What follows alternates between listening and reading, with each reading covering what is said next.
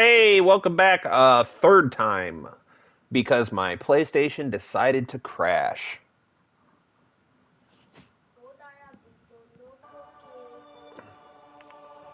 So where is the Tazjax? Okay, the Tazjax is on its way out, so we're good. Yes, this is one of the things that hurts my algorithm so bad is that if I was on a PC and the game crashed, I wouldn't have to end the stream to reconnect the game. For some stupid reason, the PlayStation 5 does not have that ability. I have to restart the stream if the game crashes. Alright, so let's do something like this. And then we can just modify this real quick. We don't need anything under here. Actually, we're gonna need a probe core. The schematics to you? The schematics, I'm assuming? Yeah, you can send anything you want in the, You can send anything you want. The Discord is completely open, homie.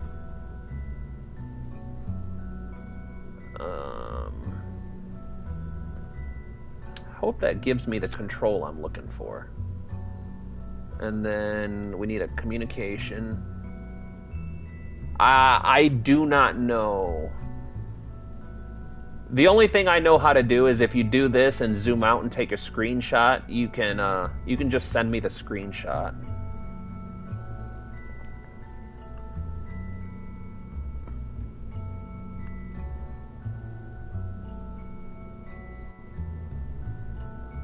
Why is this such a...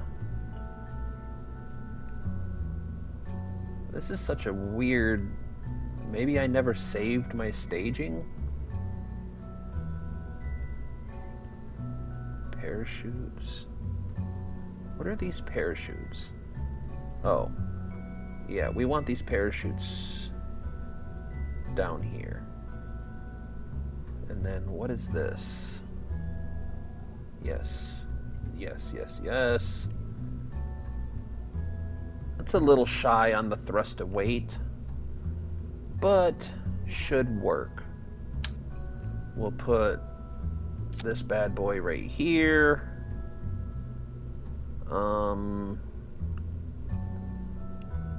We need to make sure that it has plenty of battery power, so let's throw on a much bigger battery. Not that big. That's a little bit too big.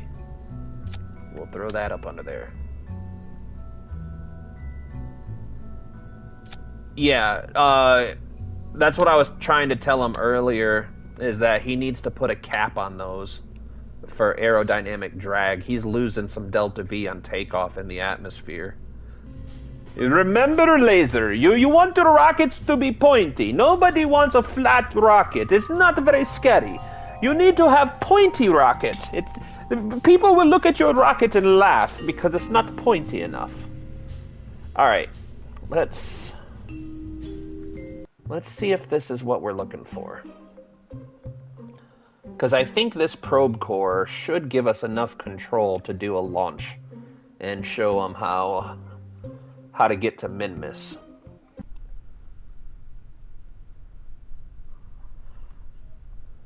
Yes, this'll do it.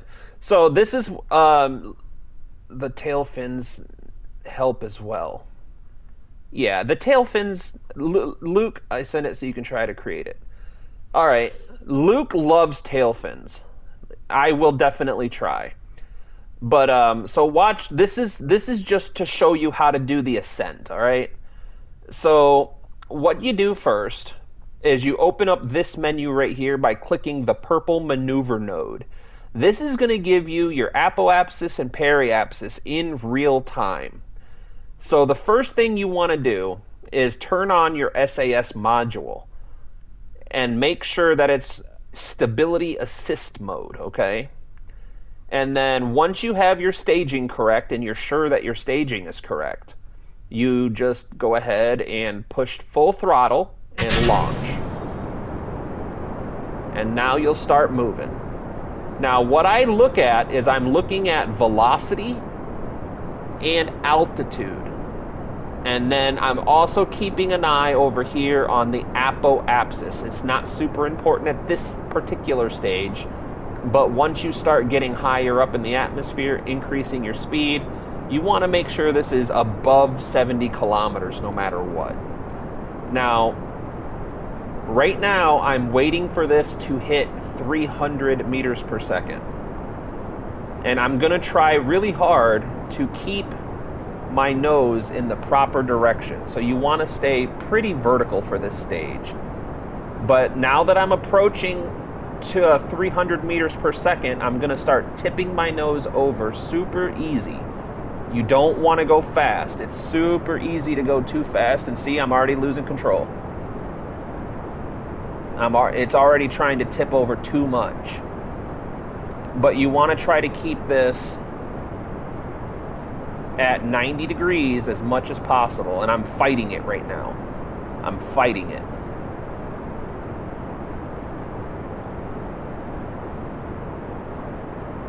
I'm gaining control back, and I'm going to try to nurse that back down to the 90 degree mark. And now I'm going too fast, but it's okay. So now, this is my first stage. I'm going to hit X.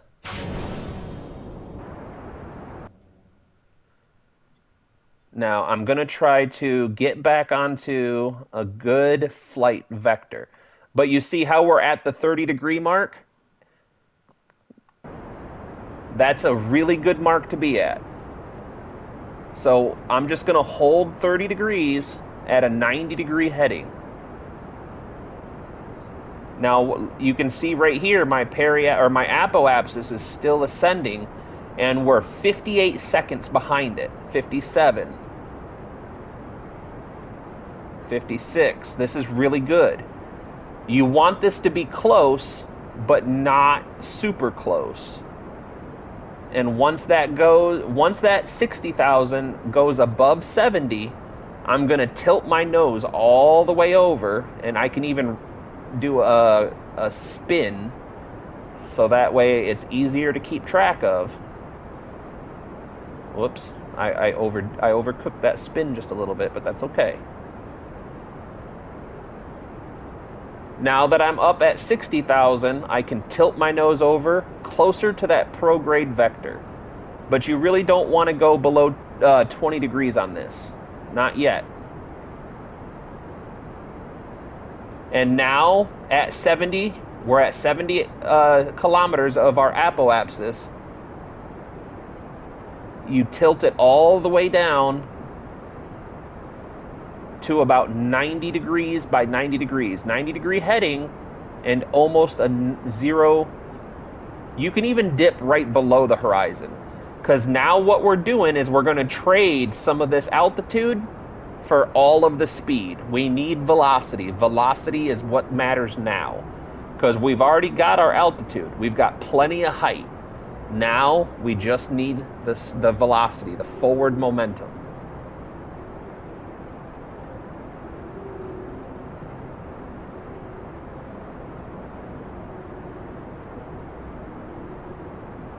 And then at this stage, you can even look at this. Now, we're going to hit our apoapsis too soon, so I'm going to pull that nose back up to try to get that apoapsis to go back in front of us. You can see how it's starting to chase us a little bit.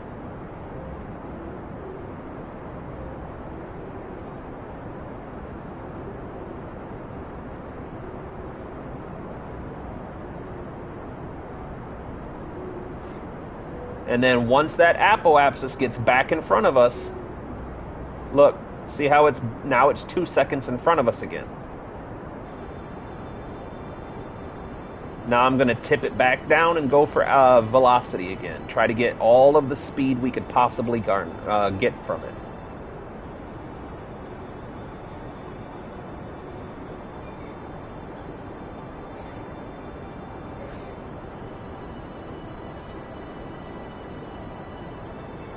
Now that that apoapsis is comfortably out front, I'm going to point back down to prograde. Now I'm watching the periapsis. This number is negative, and we need it to be positive 70 or higher. I'm sorry you don't like my fins. I never said I didn't like them.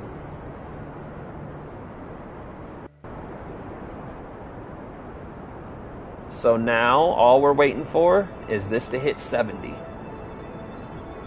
67, we're so close. 70. Engine shut down. So now, what we're going to do is target min-miss. So you'd hit over here and set as target. So now, which way is min-miss going here? This way. So now what we're going to do is add a maneuver here. Go here, because I like using these buttons more. It gives you a lot more control. And we're going to hit prograde burn. That's a little too much prograde burn, so we're going to drop it down a little bit.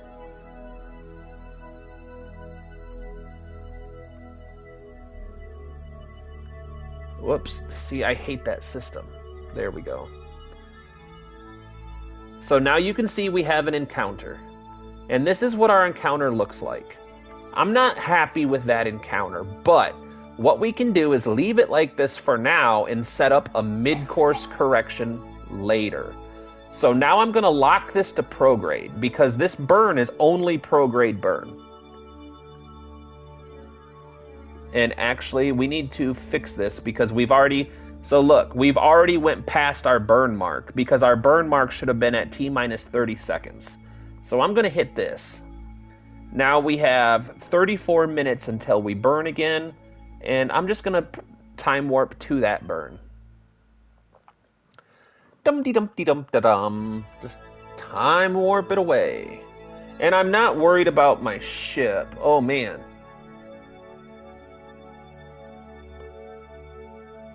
Oh, okay. Ooh, that had me concerned for a minute.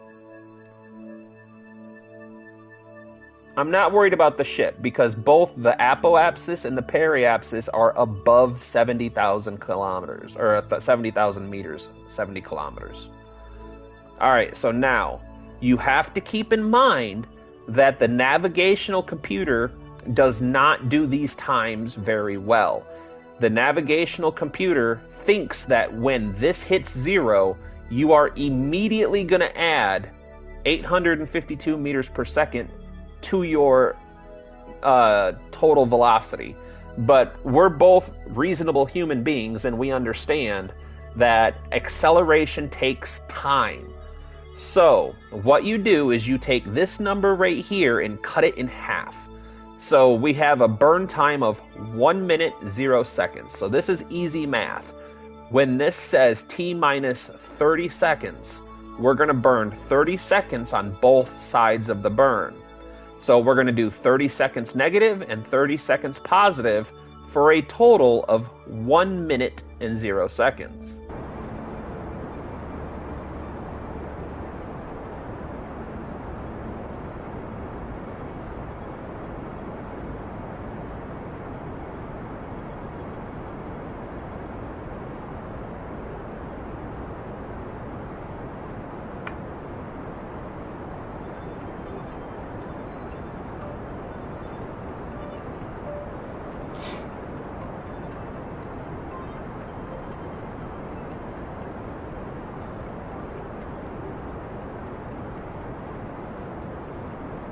And now we just have to wait. And I like staying in this view because you can watch your vector going out here, your apoapsis going towards your destination. Now, near the end of the burn, we're going to want to slow down. So I'm going to slow down. And you know what? I'm happy with that. That's perfectly acceptable to me. But now, you can see we're at a weird approach, really weird approach. So what you do is you go somewhere halfway between your current position and your destination. It doesn't have to be perfect. It doesn't have to be exact. It doesn't even have to really matter. But somewhere around about the halfway point. Come on, give me halfway point. Give me. Come on, there we go. And we're going to add a maneuver here. Now, what we're going to do with this is called a mid-course correction. And now, we're going to lower this now, that's fine. We don't want to do a lot, because, well, yeah, we do got to lower it. And we're going to try to pull this approach to something a little bit more respectable. And then you can play with these. See, retrograde pulls it away, and I don't want to pull it away. I want to push it closer. But now look, as I push it closer, it goes to the South Pole. I don't want to go to the South Pole. I want to try, whoops, that's right. We need prograde. Well, let's dial the sensitivity down just a tiny bit. Now for Minmus doesn't have an atmosphere. So click right here. This is your approach information. This will tell you what your apoapsis will be when you approach Minmus. 13,000, that's not a bad one. That's actually really good for a first timer. That's really good for a first timer. For Minmus, I think you can go as low as 6,000 meters, but you're gonna worry about terrain. So we're gonna leave this exactly how it is right now. So what we're gonna do is click out of the maneuver maker, and we're just gonna go ahead, and actually another good thing to do, a good habit to get into, is keep this window open. Come on. Because you want to keep an eye on your consumables. Because it's really easy to forget your consumables. So what we're going to do is pull this all the way over. And sometimes this takes a while. Because we're running completely on our inline stabilizers. Our reaction wheels. That's the word I couldn't think of.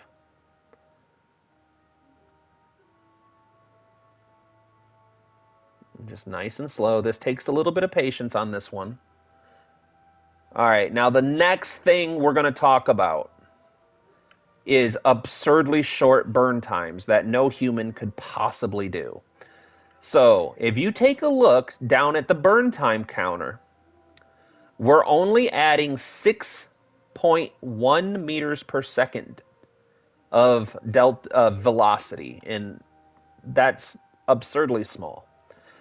Our burn time is less than half a second, which, unless you're using a computer program like McJeb, it's almost impossible to get a burn time of less than a second. So I'm going to teach you a trick to this that you can use to help save yourself a lot of headache later.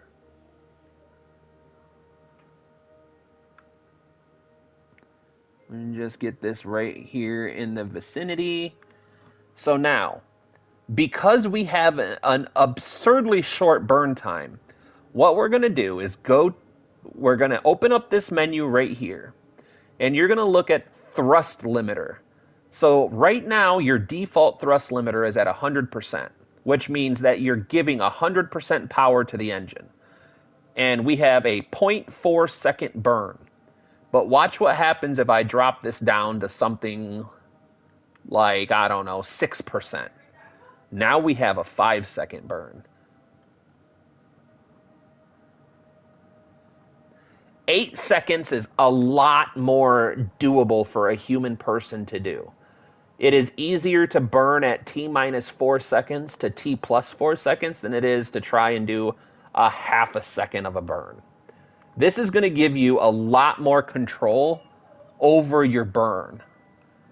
So that way you're not trying to constantly fix smaller and smaller increments inside of a maneuver. So now let's go back to the map and let's just fast travel to our mid-course correction. And I say fast travel, can't tell I'm an RPG veteran, can you? We're going to time warp is what we're going to do. And I'm even going to do this time warp a little bit more because I'm not waiting a whole minute for this. All right. So, keep in mind, 8 seconds is our burn time, so we're going to burn at T minus 4 seconds. And we're going to keep an eye. We're not going to pay attention to this or this. We're going to watch our yellow line. And I'm not worried so much about the maneuver. I'm really not. I'm just trying to nurse that yellow line. Well, I like that. That's just fine for me. Now that we have this, this would be a good normal spot to quick save. So we're going to quick save. Next thing we're going to do is we're going to add a maneuver here at the apoapsis, or the periapsis, whatever. It's an apoapsis. It really is. It's our approach apsis. And we're going to turn this back up. And we're going to burn retrograde, because we're going to need to slow ourselves down to get into a min-miss orbit to get ready for our landing. So we're going to burn retrograde until we get an orbit. Well, that's too much. See how we're running into the terrain right here? So we'll dial this sensitivity down and do a little bit of prograde. So now we have an apoapsis of 15K and a periapsis of 6K. That's relatively safe, and it's a really good approach vector to do a landing on.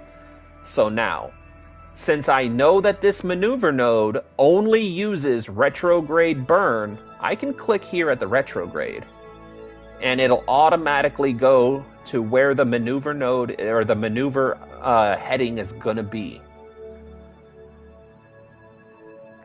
But again, it's going to take a little bit, because she's kind of a heavy girl.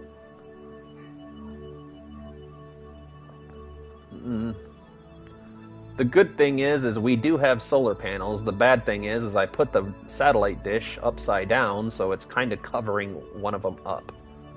So once it's done maneuvering, it might be wise to turn this to where the non-occluded solar panels are actually in the sun. Just might be. Now, the next thing I want to bring your attention to is look at our burn time. It's 3 minutes and 35 seconds. That's kind of a ridiculously long burn time. But if you remember, we turned the engine power all the way to 4%. So now watch what happens if I turn it up.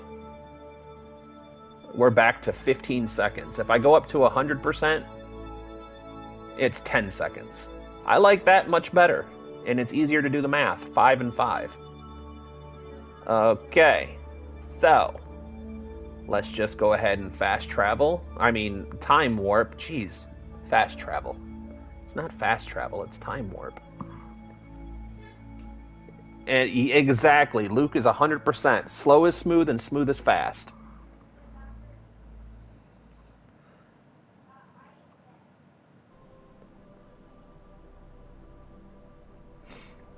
So now, because we selected our retrograde icon, our heading is going to automatically lock to the retrograde, and you can see, because the maneuver is purely a retrograde maneuver with no variables in between, our retrograde icon is going to be our target as well. Now, this trick won't work if you do normal, abnormal, radial in, radial out. If you do any other direction other than prograde or retrograde, this trick won't necessarily work the same way. But now we're in perfect position for this burn, and we have 5 more seconds to spare. But now we're going to burn.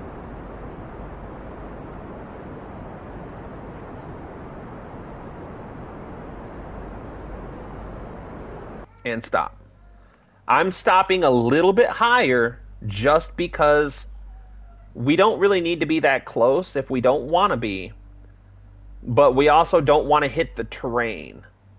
So the next thing you need to do is pick your landing pick your landing site. Now on Minmus, the easiest possible landing sites are the ice lakes because they're smooth. You can land in other places, but you have to be aware that if you land right here, your ship is very likely going to try and slide all the way down this hill. And that can create problems, especially if it tips over. So what I'm going to do is I'm going to aim for this lake right here. And so I'm already on retrograde, and my engine is already at full power, but you can see we only have 197 meters per second. So that means we're going to have to do a staging event, which is fine. We just have to be aware of that. So now I'm going to burn retrograde. Up. I went a little too far retrograde. So what we're going to do is, in order to give ourselves a little bit more maneuverability, I'm not worried about 178 meters per second, considering the next stage has nearly 5,000. So what I'm going to do is I'm just going to stage it here. And then I'm going to do... Let's see. We could do a prograde burn, but I'm not convinced that'll do what I want it to do. Let's see what a normal burn looks like. Nope. A normal burn is only going to push us to the north, which is fine because we could just shift ourselves to the north and land up here. But what I'm going to do is a radial out burn. Now, a radial out burn is going to push us outwards, which theoretically should push this outwards. So let's see what happens when we do.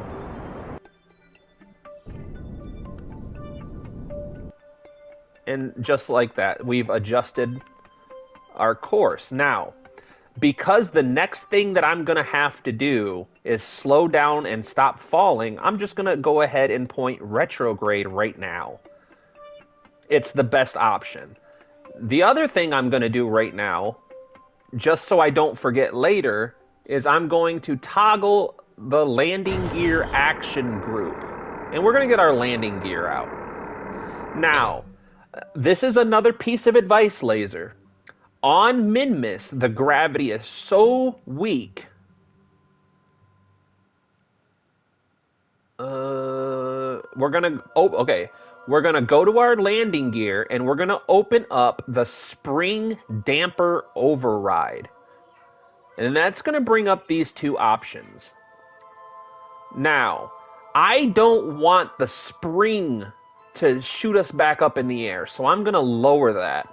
And I want the dampeners to be higher to absorb more of the impact. So I'm switching those two.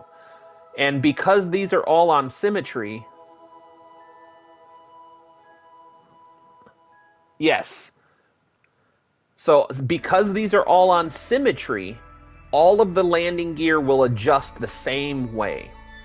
So now that we've done that, we can do one more thing. Okay, yep. And if you have any questions, feel free to ask. Now, the next thing that is always helpful when landing on a foreign body or even Kerbin is this indicator up here next to your altimeter. This is a sea level measurement. So, if you look straight down and you see that we're at 15 kilometers and I change it, we're still at 15 kilometers, but that's because we're over a relatively low place. If you're going to try to navigate something that has a lot of mountains and hills, like Minmus, it is much safer to have terrain, not sea level. The terrain can be considerably higher or lower than the sea level. The next thing is because I'm coming in for an approach on landing, I am going to toggle this here from orbit to surface. And now we're pretty much ready to just coast in and prepare for a landing. Now, a personal habit that I like for me, you don't necessarily have to, is I like approaching everything up and down.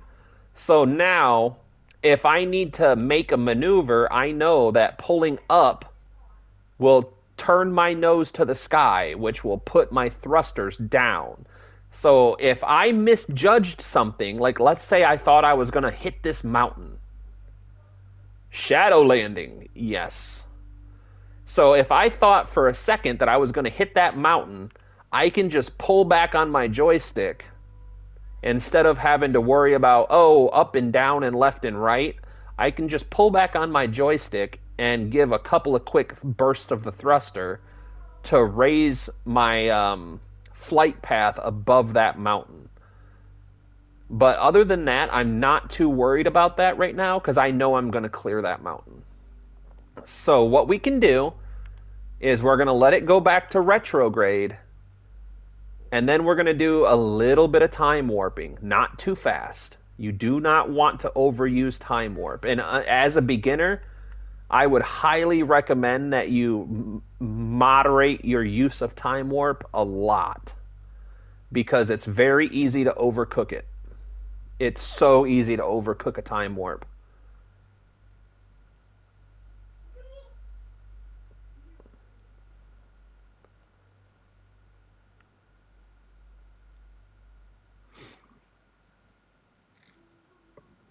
Now, a couple of things that I really want you to take note of on my landing here is, for one, I'm using the Wolfhound engine, which is significantly overpowered for what we're doing here.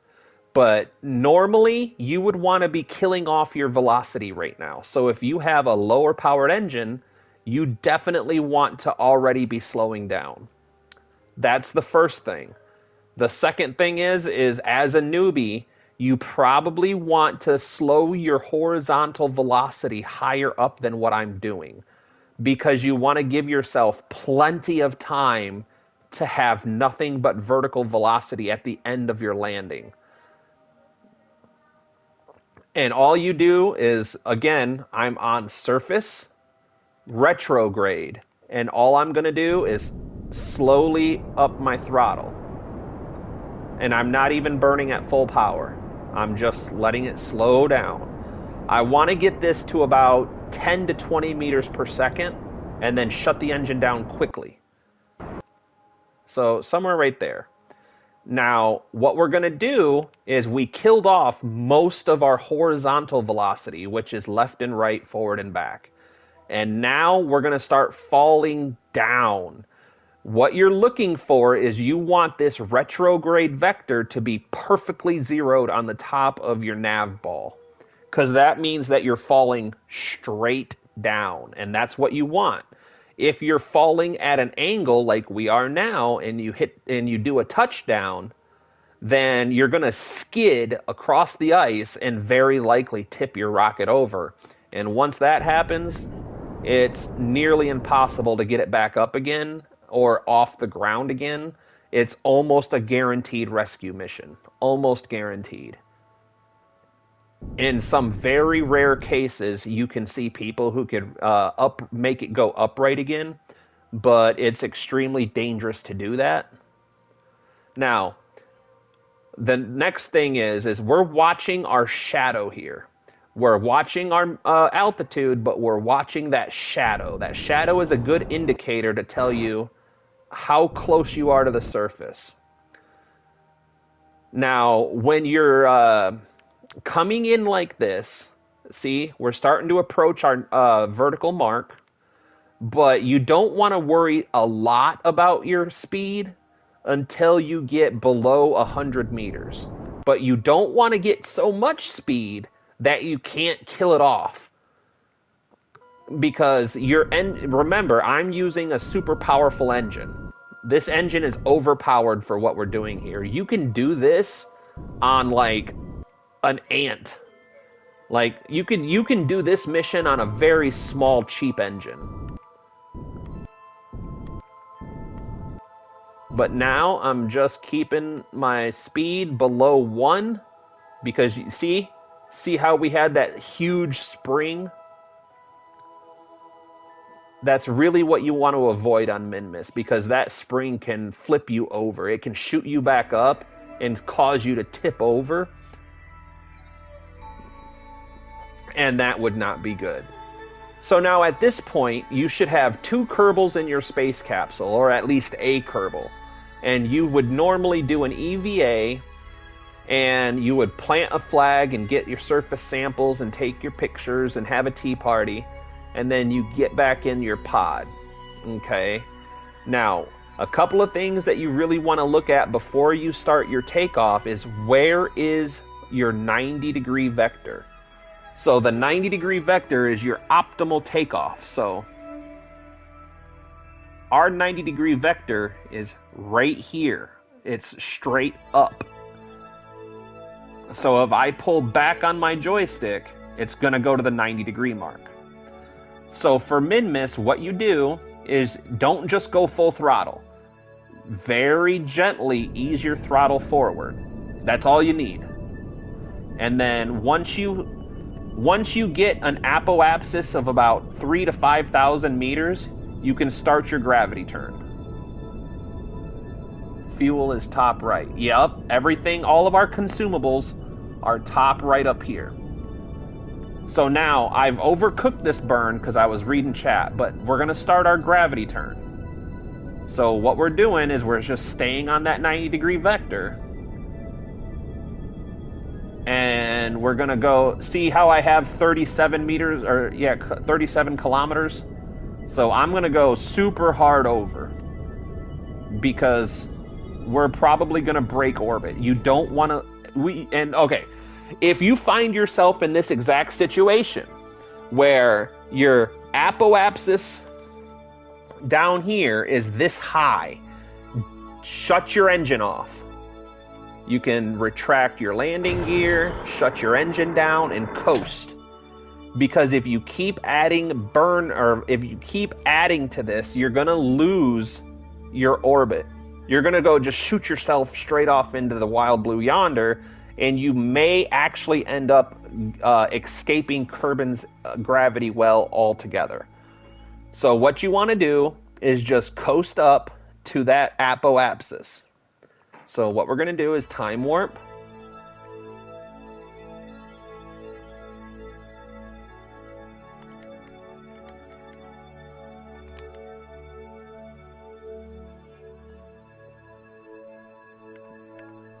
And then we'll nose down just a little ways. Yep, we're going to do a gravity slingshot, which means that we're not going to burn. We're going to nose down below the horizon. So we're 20 degrees below horizon, or 20 degrees down bubble if you watched Down Periscope recently. Hey, bub! Welcome in, dude! We're just teaching Laser a little bit how to land and take off from min-miss. So we're still 7 minutes away, so I'm going to time warp some more.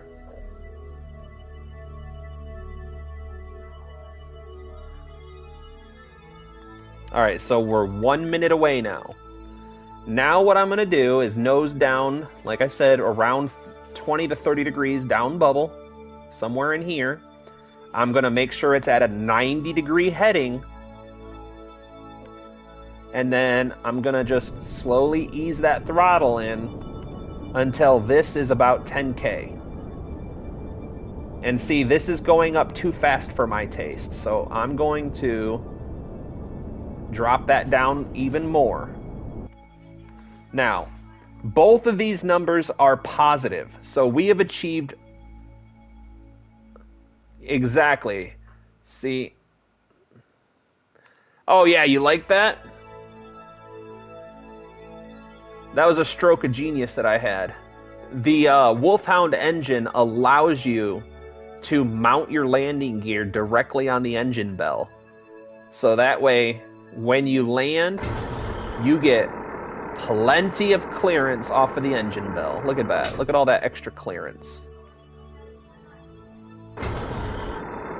So, we have a stable orbit. Mind you, it's a sloppy orbit. It's a little sloppy. But it is an orbit and it works perfectly. So now, in order to get back to Kerbin, you're going to draw a line from Kerbin to Minmus. And right where that line connects, somewhere in about here. Yes, a highly elliptical orbit is the proper scientific term for it. So, what we did is we added a maneuver node, and then we made it almost 90 degrees to Kerbin. And what we're going to do with it is we're going to burn prograde. Now watch. Well, we're going to do a little bit more like that. That's too much. Too much. All right. A little bit less. And we're going to burn prograde. Now watch. As it expands, it's going to eventually burst. Like that. So now, this is going to be, if we stopped right this second, this is going to be our new flight path. But we don't want this flight path. We want to go back to Kerbin. So we're going to lower this down tiny bit, and we're going to keep adding prograde velocity. And this is going to create a highly elliptical orbit.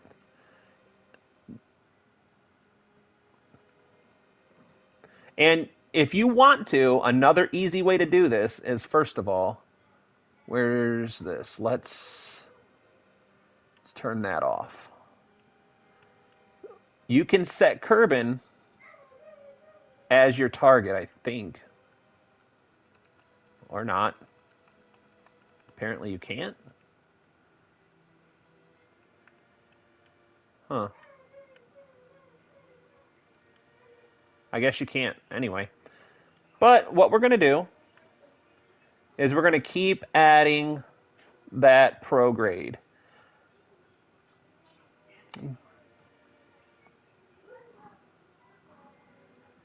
And we're going to check right here. So our Kerbin periapsis is going to be, what is that? I can't quite see it. 705. That's way too high still. So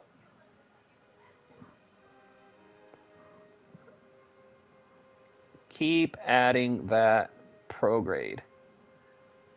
Oh, I can't really quite see it. 257, still way too high.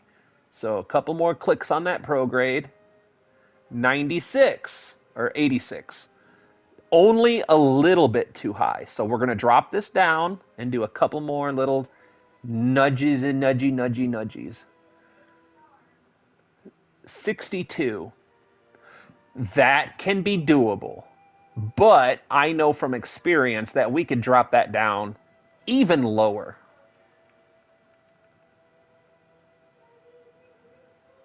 36. That's a little too steep. So we're going to back that back off just a tiny bit. We will survive that. But I'm trying to teach you the right way as opposed to the way that just works because it works. We're at 48. 52. That's a comfortable number. Now remember, since we only created this maneuver node using prograde burn, that means we can lock to the prograde vector. And again, double check. That's 79 now. I hate the way that the PlayStation does this.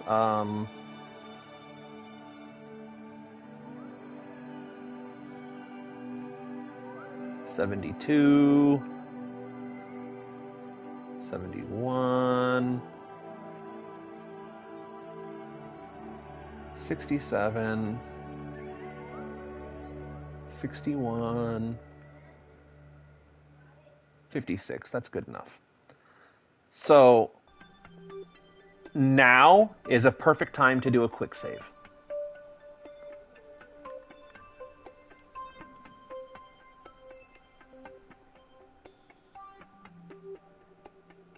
And then, yeah, I come in like a missile. The reason that I do that is because I know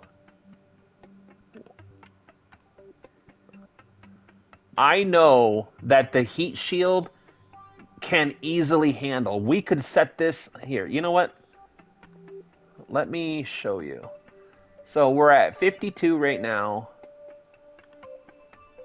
I'll do 21. I'll do 21. That works just fine for me. I'll show you because I know this can work. I've got enough hours to know that you can come in super hot on these heat shields and you're likely not going to have a problem. The heat shields in Kerbal are extraordinarily overpowered. The ablative material is like 50 million times better than what you would find in real life. So we have a 10-second burn coming up in 40 seconds.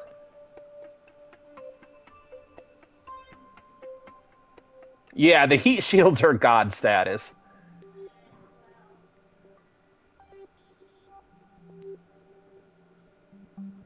Yeah, 67 is pretty shallow. You for what we're doing here, you could safely shoot. Like I said, you can safely shoot for almost anything as long as it's not below 30. But you got to give yourself enough time to bleed off that excess, the excess speed, if you will.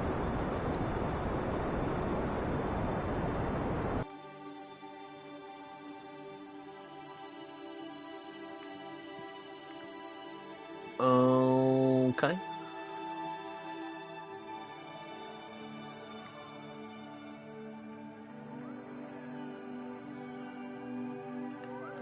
Yeah, so now what we're going to do is, just for the sake of showboating, I'm going to... I love you, my father.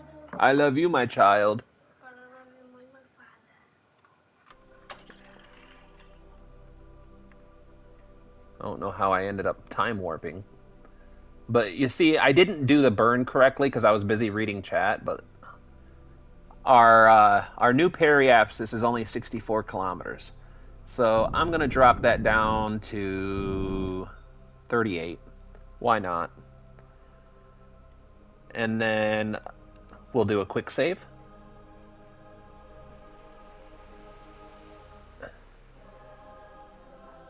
And, oh. Uh-oh. Did I put a heat shield on this? Uh-oh. This might be a fun ride. Because I don't think I actually put a heat shield. Actually, let's find out. I certainly did not. I did not put a heat shield. Daddy, I'm gonna play on yours. Alright, Boogaba. In about 5-10 minutes, as soon as I get done with this, we'll get lunch started, okay? Okay, 'cause I'm hungry. You're always hungry. I'm hungry. You're not hangry. Insert 6-7 meme here. 6-7. Oh, come on. Yeah, alright. We should still be able to make this work, believe it or not. Now, if you're asking me how I can make this work without a heat shield, it's because I have 4,000 meters per second of delta V. So, instead of using the atmosphere to slow me down, I'm going to use our fuel to slow me down.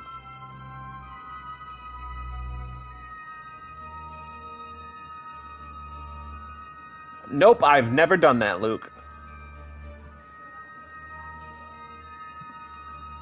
So now, I'm going to show you how to re-enter Kerbin without a heat shield. This only works if you have the delta V to do it too. So we're gonna aim retrograde, and we're gonna use our engine as a heat shield, and we're gonna use our ton of fuel that we have, our metric shit ton of delta V, to go ahead and slow ourselves down.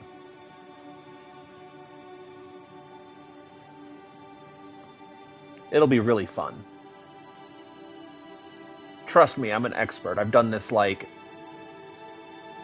a whole bunch of times, like at least twice.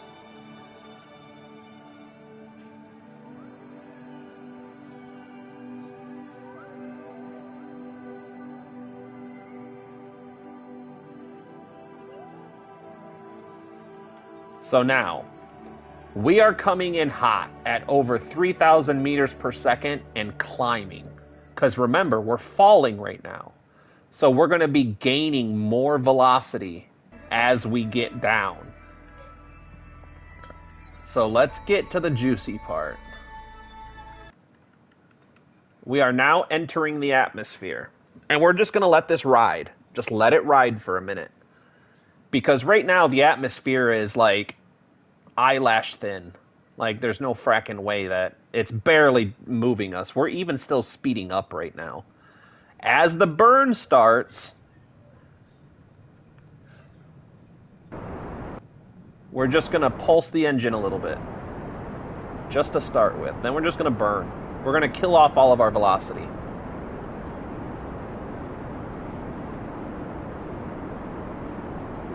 Now, we might end up losing our communications and our landing gear, but we don't need to worry about that.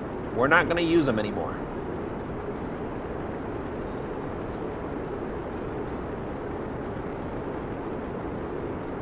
So what we're doing is we're using our engine as a heat shield, and we're using our fuel to slow us down so that the engine doesn't overheat and explode and kill us all.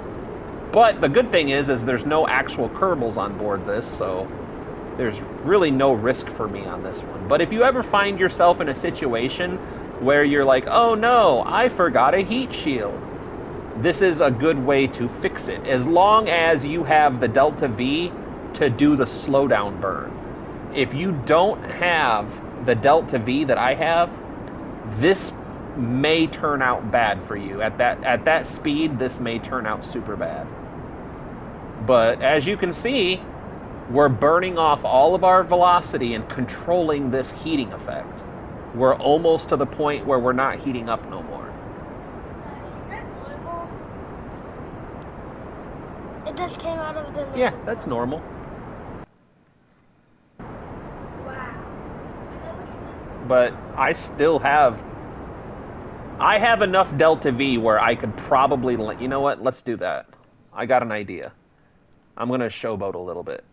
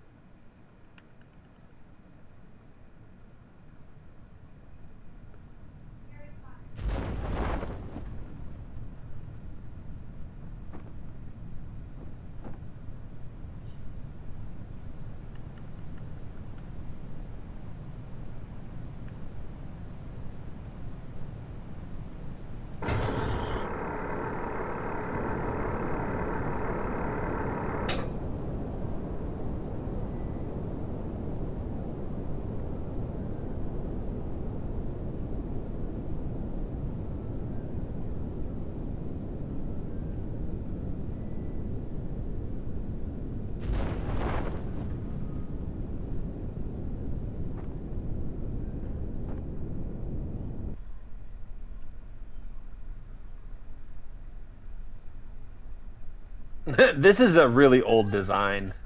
I just did this so I could show Laser the launch procedures and the basics of gravity roll and how to get to and from Minmus pretty easily. It was really overpowered for what we just did.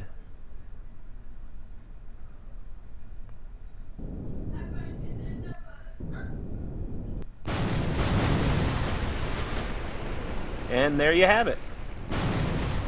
We lost our engine on that, but that's just because I burned too late. We had fuel left over that we could have, if I would have burned a split second earlier, we could have slowed that down. But this would have been a survivable. All of our Kerbins would have survived all that completely.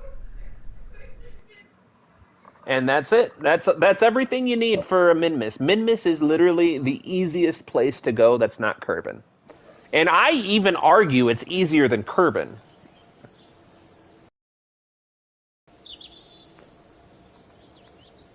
All right, so now we need to go check on our Kerbals that are on their way. Yep, we literally only lost the engine.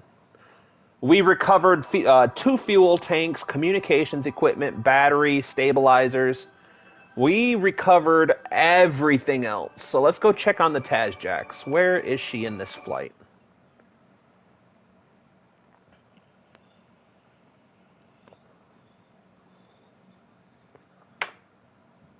And actually, once we get here and we see what numbers we're looking at, I'm going to take a quick break to make the boys their lunch.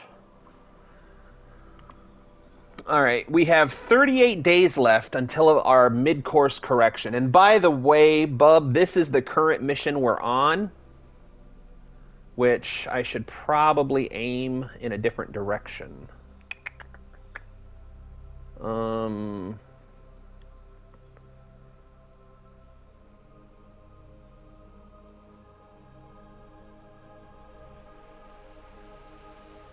Which direction is she trying to go? Actually, let's just do this, because that's going to be the most pain in the ass ever. I was trying to see if we couldn't get a better angle on the sun. What if we just... Oh, and don't forget when you're doing stuff like this to watch your consumables. For me, electricity is the most important. I'm not... You could do a launch now. Everyone makes nibbles. Yeah. I'm going to take a quick break and get the kids their ramens. We still have 38 days left on this, so there's no way it'll mess up before I come back. But we have our A-team on our way to Gilly. That's the mission right now. Our mission parameters are to... we're going to go land on Gilly, collect all the science, and then I have a plan. We're going to take all the Kerbals out of the lander, and before we leave, we're going to try and see if we have enough Delta V to sink the lander into Eve's atmosphere and collect some quick science on the way down. So we're going to turn this into a kamikaze science bomb. I'm pretty sure I'm 99.99% sure I added all the science to this. So we should be able to steal all of our Gilly science. Yeah, we have tons of science stuff. And we might even be able to get some atmospheric science flying over Eve, entering her atmosphere. So this mission should be quite profitable. Yeah, I'm going. They just had snacks, so I'm not super worried about them wasting away and starving. They got to have some bananas and some crackers with Nutella. And now they're about to have some spicy... No, I will make you regular ramen, sir. But Riley Bug wants spicy ramen. So we're going to make him spicy ramen and you regular ramen. Does that sound pretty good?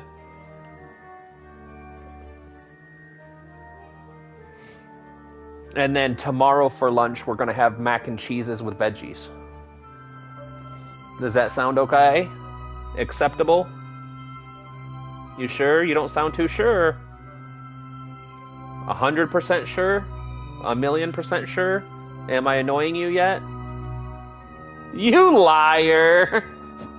Alright, guys, I will be right back. We're gonna go ahead and...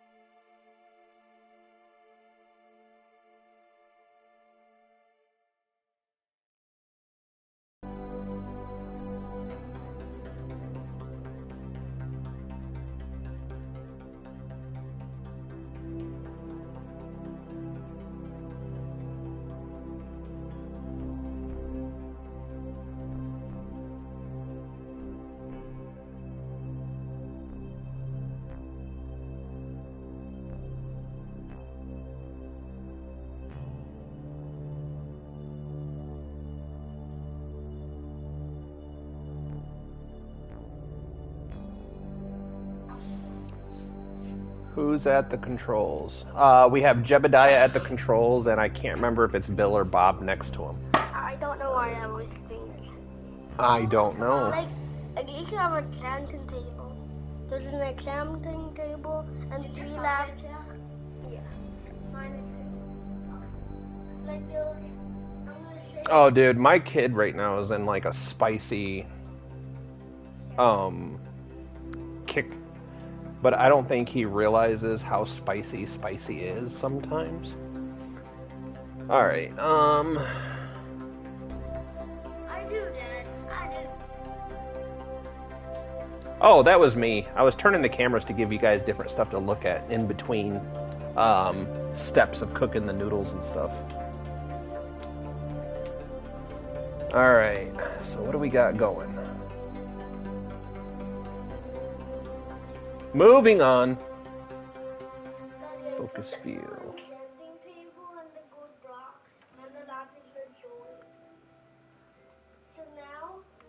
All right. Well, thank you, sir.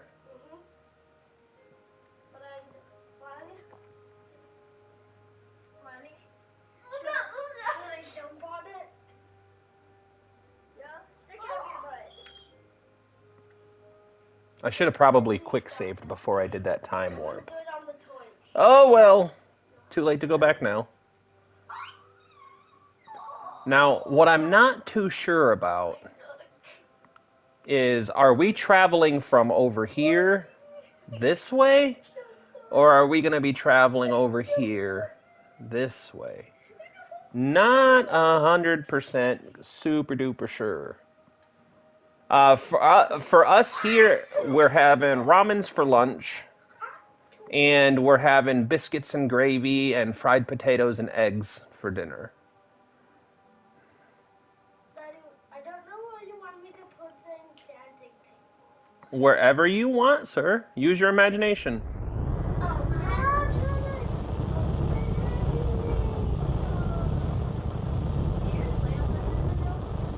I haven't played on the Nintendo in quite a while, buddies. I left it for you guys. Remember, we don't have a memory card for it?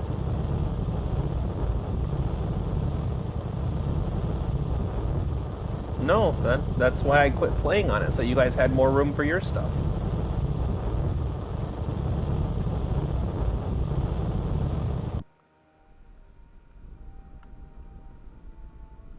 Alright. Where is our approach vector? It always worries me when it doesn't pop up. I remember this place.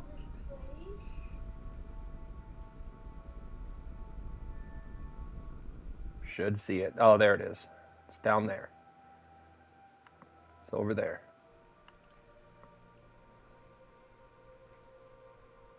And bring it in for a nice little snug fit. Now. Okay. All right. Next order of business is a quick save. Cheeky bastard. And then Dobby Doop. I do normally boil a box of eggs if I want snacking. Yeah. I used to do that more often.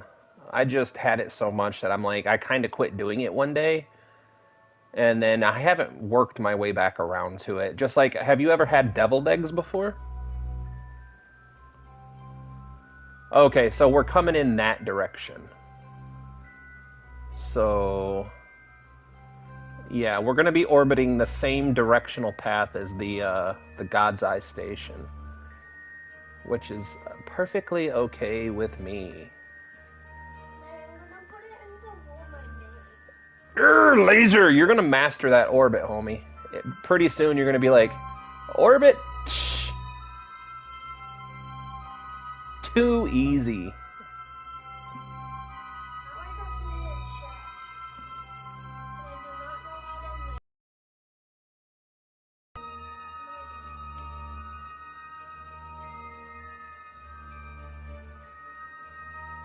Maybe I shouldn't worry about all the extra stuff just yet.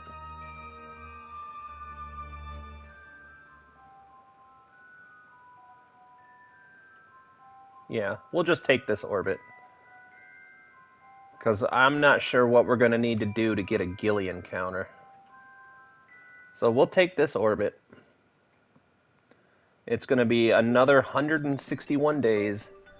I have 1600 Delta V. Is that enough to get there and back? If you're super efficient, yeah, that's more than enough. Manchester beat us on the deep battering everything, though. I'm from Birmingham, sir. We invented deviled eggs. Or deviled stuff. Well, I don't know, because I learned a long time ago. I used to have an English friend that we played Tarkov with back in my Facebook streaming days. And I've learned very quickly that some of the stuff that we have is different names. Like, crisps. Crisps. You guys have crisps or litter. Crisps? Yep. Fries. Crisps are fries. Very good, sir. And they don't call it trash. They call it rubbish or litter, I think. Or a bin. I'm going to go take the bin out. I love language differences. I grabbed the bin. I'm taking it out. Hey, Dad. But yeah, deviled eggs are awesome sauceum. What, sir? I'm basically, you know how I knew that? How? Because Because you watch English soap operas on the BBC? I have no idea what that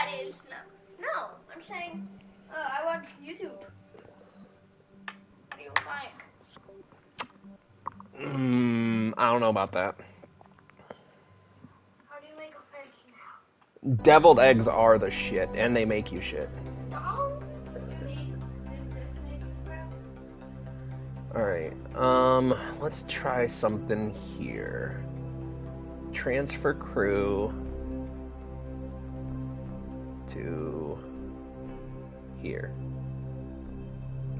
So, Bill and Bob are going to be our descent crew, which I'm hoping isn't a mistake. Maybe I should put Jebediah in charge of that. That's alright. We'll do a quick save before we do it, and we'll revert if we have to. Alright. So let's fast travel. I mean, why am I stuck on this fast travel? Time warp is the proper term. I know 5 times, so 4 times 4. What is 4 times 4? That sounds about right. I know how I do that. 4 times 4? Because you learned it in school? No. Oh, wait. Yeah. I'm not the biggest fan of seafood, although I love some fish and chips, some fried cod, or some fried pollock. Fried walleye is the greatest. Alright, so what you do is you first set Minmus as your target.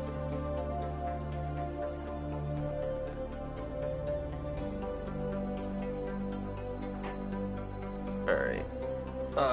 3 minutes, so almost 2 minutes, so about a minute and 45 seconds. Everything's deep fried, man. Everything. Deep fried anything. Deep fried Oreos.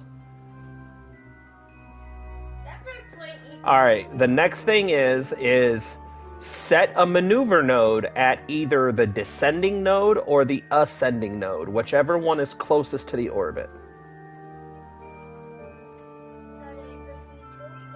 Give me 1 second and I'll show you how to do it like the same way I'm doing it here. We're almost ready.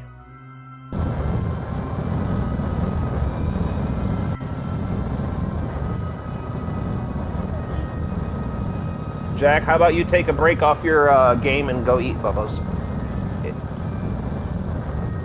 Do it quickly, but it's time to eat. You can always save it and start playing again when you're done.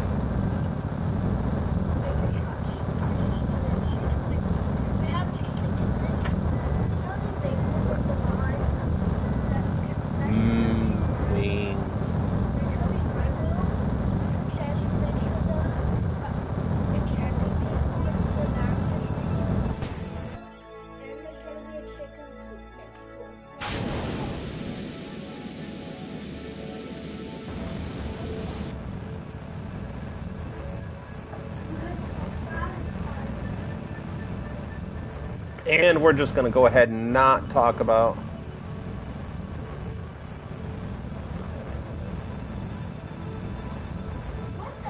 Oh man, alright, you lost me on that one, Luke. I'm a country folk, but I ain't that country, man.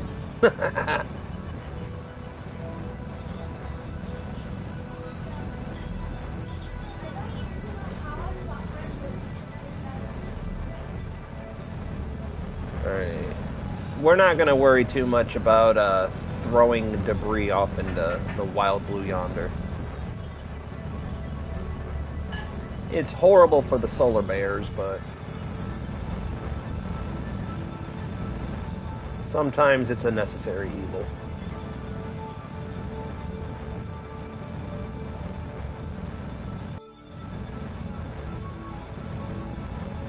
Look at that. I hear Eve is lovely this time of year, and I'm not going to talk about how this looks like a nipple.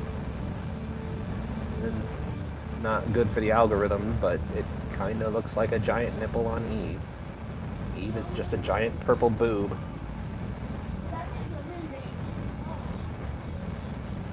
Yep, give me 1 second, Laser. I'll show you how to do it here. I just got to get this capture orbit before I can show you.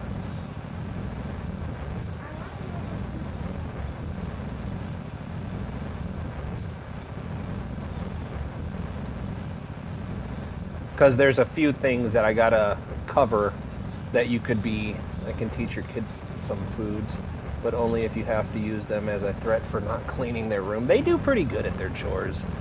We're pretty lenient with them on chores. Like, I don't expect them to do a whole bunch.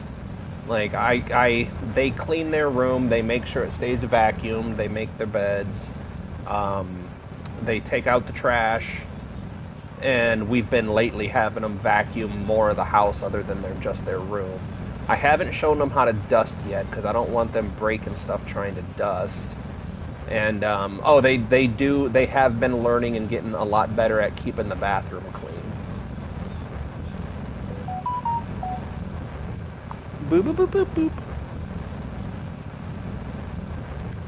Who is messaging me? Oh, wife's sharing reels. She doesn't do that very often. It must be Halloween related.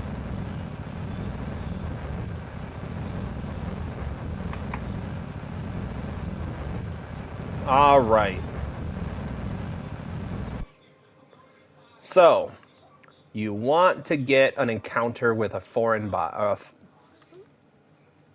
Quick save. All right, first step is quick save. Second step, we already covered. Set as target. So, this is your ascending node and this is your descending node. It's a really good indicator of where to put your maneuver. So if we put a maneuver here and we add a tiny bit of prograde, now you can see that the reason we're not getting any encounter markers is orbit is far below our target orbit. So the first thing I want you to check is to look around and see if maybe your orbital path goes under the orbital path of your target. And if it does, you're going to have to correct that a little bit. So you play with the purple dots. Now look, we have our approach markers. So I'm going to do it again.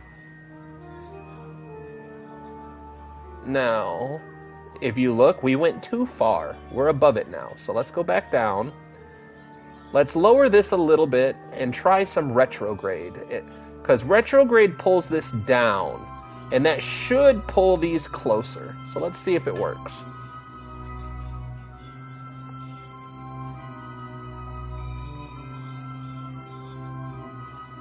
And another thing you can do, Laser, is don't forget your tabs down here. This will show you how far away from your target you are once you do get close enough to get those little blue tabs.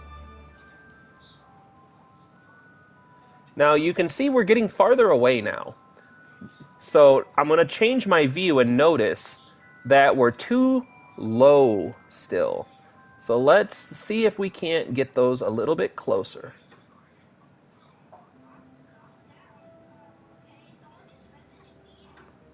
And we're just going to keep doing that until it stops being effective. Now, come on.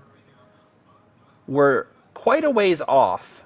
So by the time we get here, Gilly's going to be past us. So let's see what happens if we do a little bit of retrograde. Nope. Retrograde is making this number climb. And we don't want that. So instead of adding prograde immediately, I'm going to see what happens if I play with these directions. Nope, that's making the number get bigger. So let's go the other direction and see if it helps. Nope, it's not going to help. So let's go back here.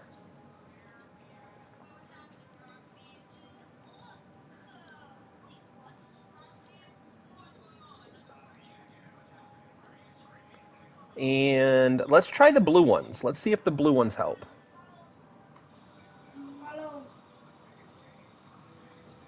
Follow the big shape. Nope, that number's getting bigger the more we do that one. So let's try this one. There we go. Now we're getting that number to lower. As long as that number lowers, I feel pretty safe utilizing this maneuver node. I don't want to go that close. And we're just going to keep playing with these options until we get an encounter. And you'll know you get an encounter when it turns purple. But always, always, always remember to change your view, because we might have to do a little bit of attitude adjust. See? Now we're getting an encounter. So let's go see what this encounter looks like. We're going to focus our view over here and zoom in to see what that encounter looks like. So that this purple line means we're going to be missing it by a little bitty bit. So let's see if we can't fix that.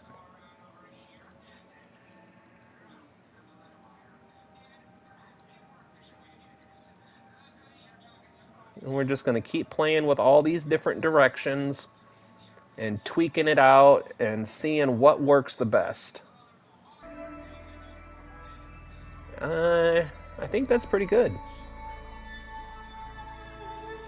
I think that's exactly where we want to be.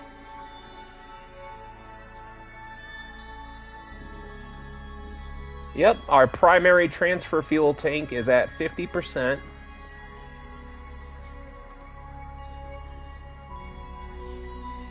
And if we wanted to be proper, we could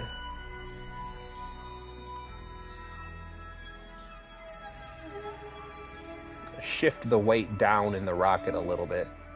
It's not going to do nothing right now, but I like transferring fuel sometimes.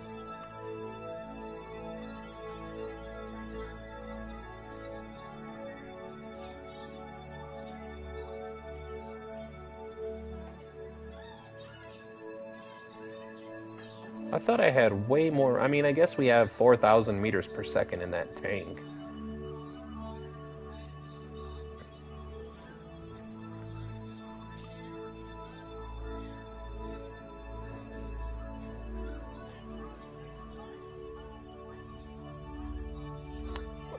Were you able to get it? Understand that, Laser? Is that gonna help you out? It's a finicky thing. This is one of the learning curves that that happens in Kerbal. Is once you start getting used to just getting into orbit, then how do I switch views from the rocket to Minmus? So you take your cursor and just double click on Minmus, or oh my goodness.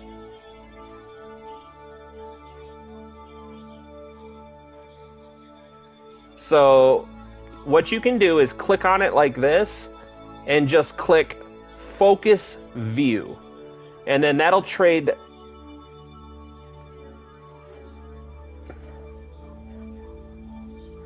Yeah, it's stuff that I've spent 300 hours learning, homie. But all you got to do is click on it and then click on the option that says focus view. And there and then on mouse and keyboard, I don't know the hotkeys because there is a way to just immediately shift back and forth, but I don't know the hotkeys. For me, it's L1 and R3. So I can just go back and, back to the rocket whenever I want by hitting L1 and R3.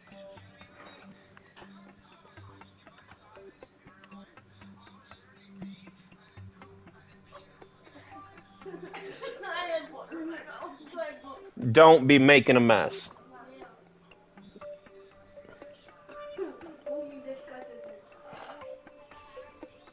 Oh, I went past my burn. Whoops. I didn't realize that I had already blown way past my burn time. I probably could still have made it work, but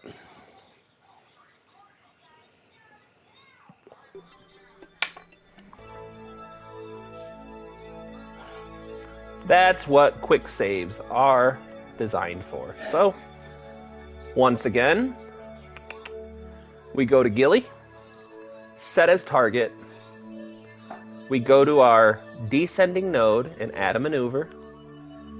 We're going to go to our Find Maneuver tab.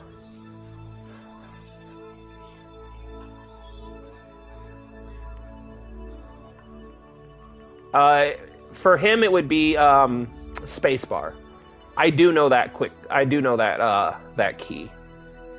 Because if you watch Matt Lown, he says it a few times. And Mike Aben says it a lot. Because he'll say, oh, I accidentally pushed spacebar and disengaged hot staging in McJed.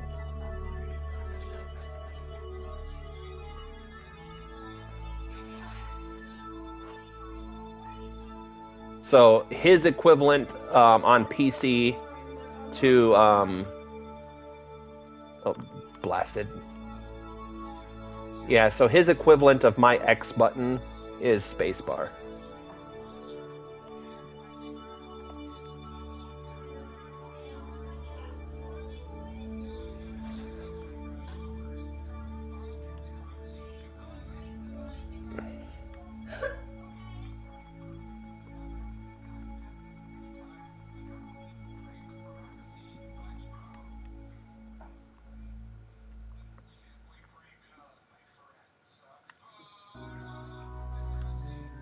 I don't think it matters too much. Hold on. It's orbiting this way. My approach is this way. So yeah. That's the key that I don't know for you. So you can click on the rocket and click focus view back to the rocket. There is a hold on, I know how to help. Hold on a second, Laser. In Kerbal Space Program on PC, what is the hotkey to switch the view back to your craft? Try backspace. No, wait, that's flight and map mode. Reduces the camera. Oh. So the primary hotkey to switch the camera view back to your active craft.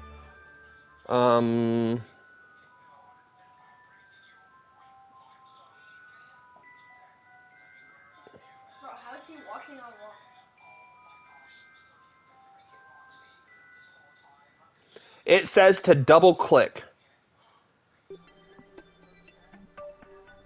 It says to double click on your craft in the map view to help refocus. So in Kerbal Space Program on PC, what is the hotkey to refocus the camera on the ship?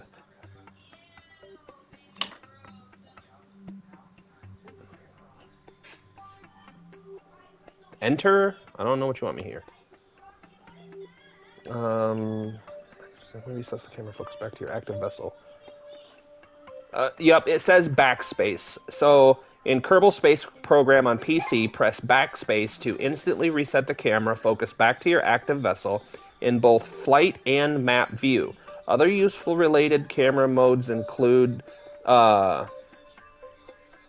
V to cycle through camera modes, which can reset. Yeah, you don't need none of that.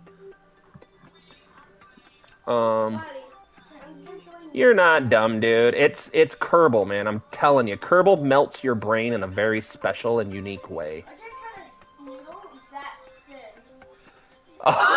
You staged. Yup.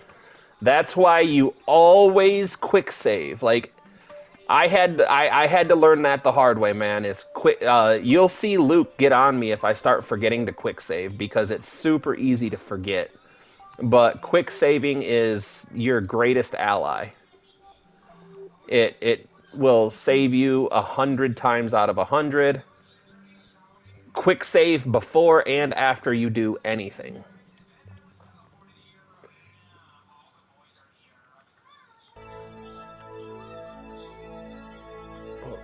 Come on. Oh, you rat bastard. Map.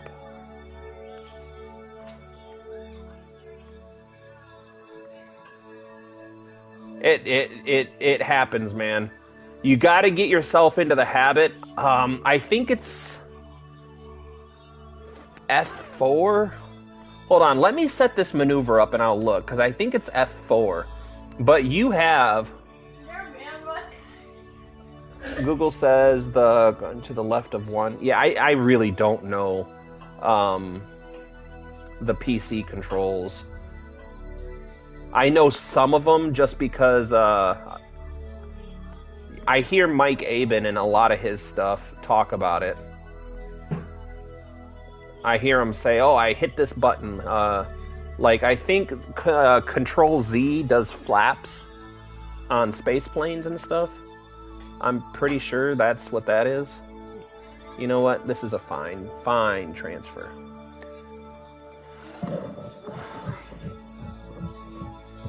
So let's do another Google search. In Kerbal Space Program on PC, what is the hotkey for quick save?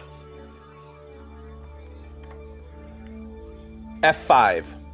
So, Laser, get into the habit of hitting F5 every time you do something. So, when you launch your craft, as soon as you get into a stable orbit, hit F5. Set your maneuver up, hit F5. Execute your maneuver, hit F5. Get to your next maneuver, hit F5. Execute that maneuver, hit F5. Yep, F5. That's your quick save.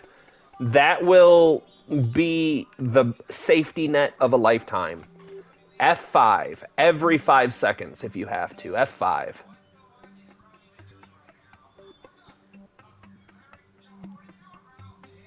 Hey. I gotta help Laser out. I never had anyone when I first started playing Kerbal. And the couple people that I did have in the stream when I very first started, they were all PC players. So I'm sitting there like, well, how do you do this? And they're like, well, F5. And I'm like, I don't have an F5 on my freaking controller, Deborah. I'm sorry.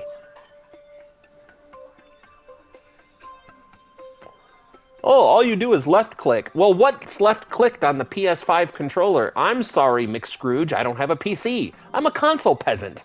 Can you dumb it down for me?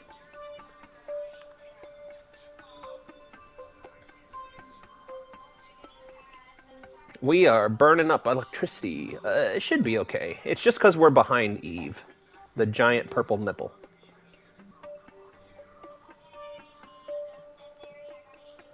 Alright.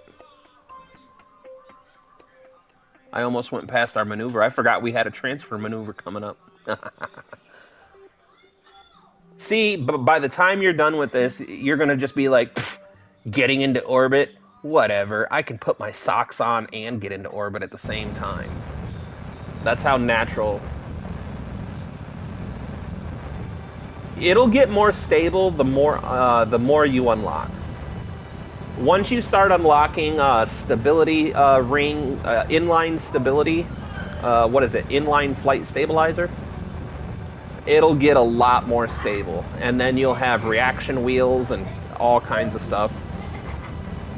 Now, one of the things that I have been struggling with, and I still don't understand it. Hold on, let me touch this maneuver in.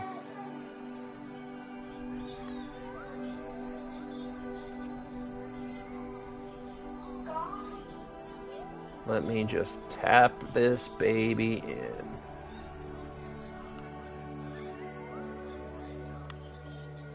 There, I like that better than the one that we plotted. So, watch this. This is something that I have not figured out.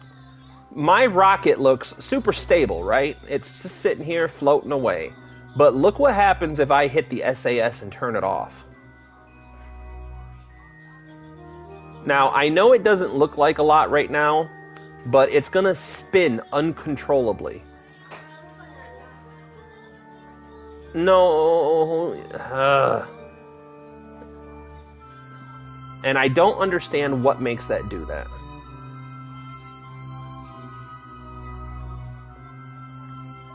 So something in my rocket's not stable, but I'm not 100% sure what or why. And I've not figured out how to fix it yet.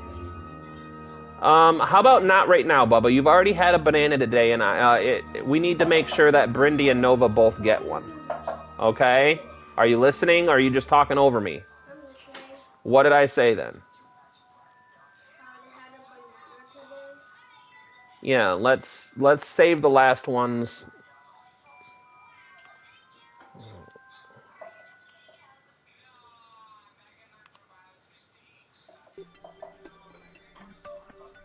There's no reason why it's probably for. Ow! That's why you can't watch.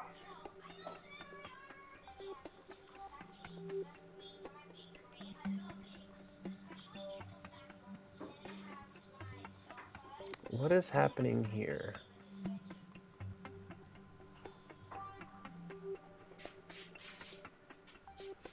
It should not take this much delta V to get a capture at Minmus.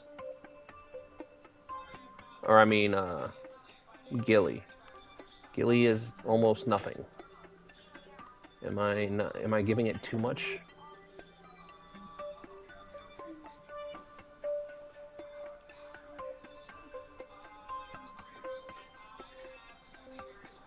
I'm now stuck looking at Minmus. It should be that same button, backspace, I think it said. Try backspace and see what happens.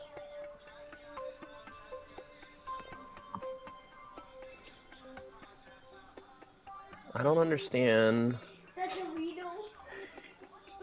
what is happening here. The dinosaur, but I thought it was what is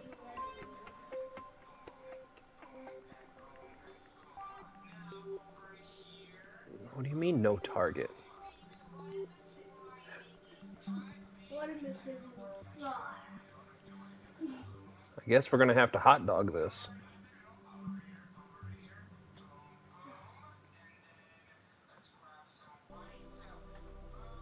I really wish I knew more about the PC controls, man.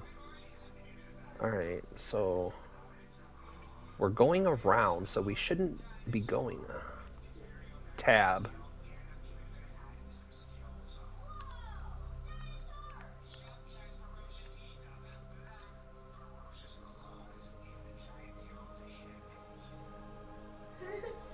And Fortnite player dead. And what if I do this? And then take that and then no. Funny, I sure.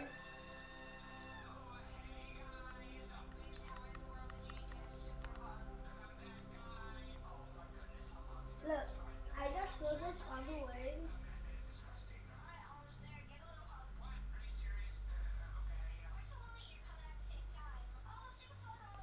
But now the question becomes,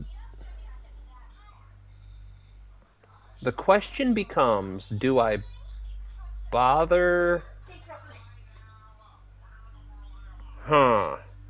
Should we bother getting the mothership into a Gilly orbit? Or should we just detach the lander and send the lander by itself to Gilly? That's a good question.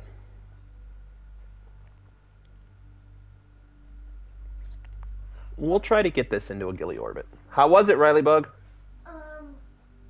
Press V to... Yeah, see, I wish I could help you, man. The best thing I can say is try to use your Google search if you have an Android. I don't know what the equivalent is. Or you could probably open another tab on the PC and Google, but just be specific about it. Like, in Kerbal Space Program, what's the hotkey to do this? Because I've never, ever played on a keyboard before, so I'm not sure. I'm not even sure what the difference between left click and right click is for you.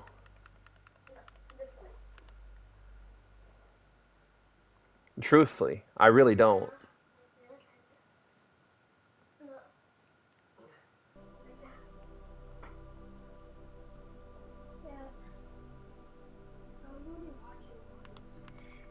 Now, the only thing I'm super concerned about is hitting some of Gilly's mountains.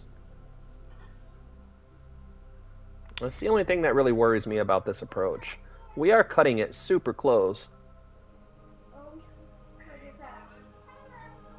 Oh, yeah. That's what I was doing. I was just Googling I was just Googling it on my voice assistant for him.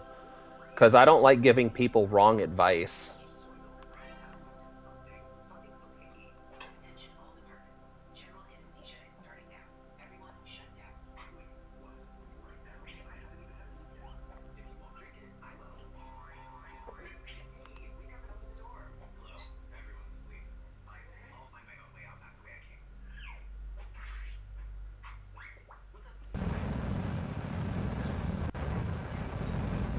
Look at that.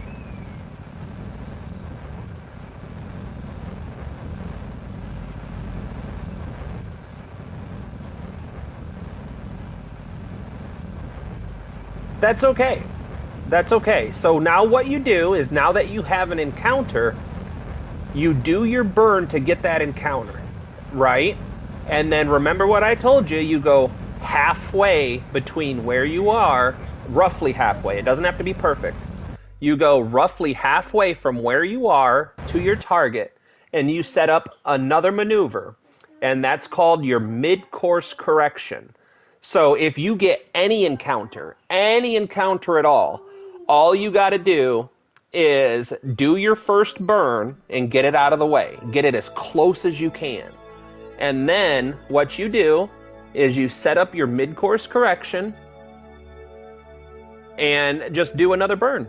Because your mid-course correction is going to be super cheap. It's going to be super duper cheap. A mid-course correction, when done properly, you can do 100% of your mid-course correction for pennies on the dollar. And remember, if your burn time is too short for you to get on, easily, do not be afraid to turn your thrust limiter down. So you can turn a 1-second burn into a 10-second burn, which is much more manageable. It's much easier. When do I burn? I have a 25-second burn. When do I burn? It should tell you. It should tell you. But again, if you've already gone past it, so if it says T minus, that's how much time you have until the burn comes up. If it says T plus, that's how much time has passed since you already passed your burn. And if you're in a stable orbit, do not be afraid. Do not be afraid to just, so look, on my screen right now, hold on. Let's say you set up a burn. So we're going to set up a random maneuver right here. And we're just going to say, I want you to go prograde. So now you have 6 minutes until this burn happens. So let's say you accidentally go past the burn. So let's accidentally go past our burn. Now let's say this burn is perfect and you're really happy with it, but you accidentally go past it. So I want to go just a little bit past it. So, okay, you're like, oh no, I've gone past the most perfect burn that I spent so long trying to create. So now what you do is look down here, these yellow buttons. These yellow buttons are pretty cool because what they do is they move your maneuver forward exactly one orbit. So look over here. It says 45 seconds past my burn, my perfect burn that I worked really hard to get. If I push forward one orbit, now it took that maneuver, it took that maneuver and moved it all the way around to the other side. So, yes, you guys can have a yogurt. Man, you guys are going to eat us out of house and home. I'm just picking on you, dude. I don't mind you guys eating. Eat until... Oh, is the spicy ramen burning your mouth? No, burning my throat. That's part of your mouth. Oh, no.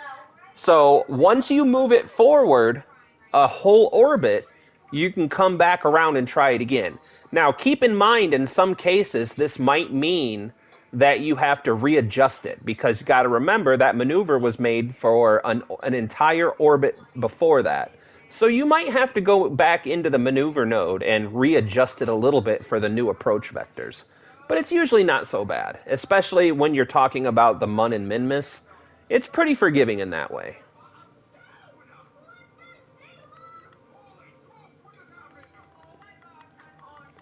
All right. I gotta figure this out. Why is this acting so weird? Is 11K altitude good? For min-miss, yeah, that's perfect, dude. It's not too shallow, because if you can safely go to about 5 to 6K. You can. But the problem you run into is that if you get super low, you have to worry about the mountains. And you don't want to collide with the mountains. It's something that I've done before. Everybody's done it at least once. You miscalculate. You try to go in on a nice low pass over, and you end up smashing into a high mountain or some kind of other terrain feature. It happens. But that's why don't forget to save, by the way. 500, come and go. Ugh. 500 is doable, but that's going to be cutting it really close. That's going to be, you're going to have to be super efficient on your movements and how you do it. It's possible, but you're going to have a bad time with it. Whoops. Finally.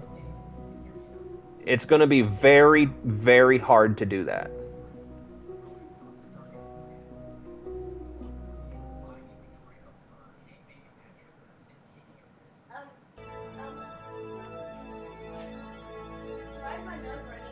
Because you just ate spicy ramen.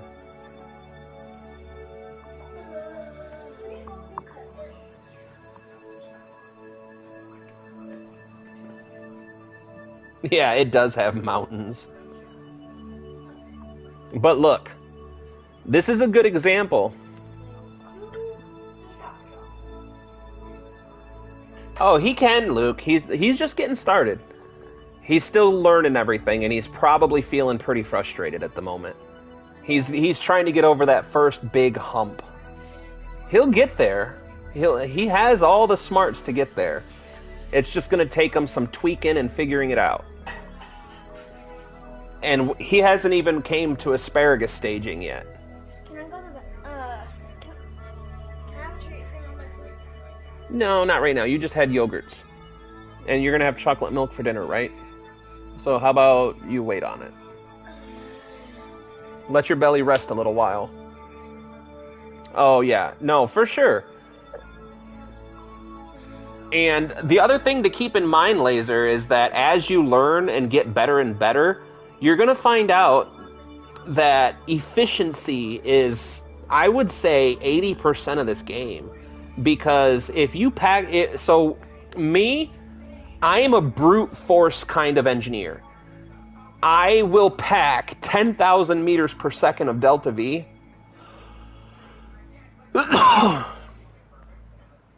Yeah, see, I was frustrated as hell because everything I imagined, I'm like, oh, this is definitely going to work. Not a thing worked.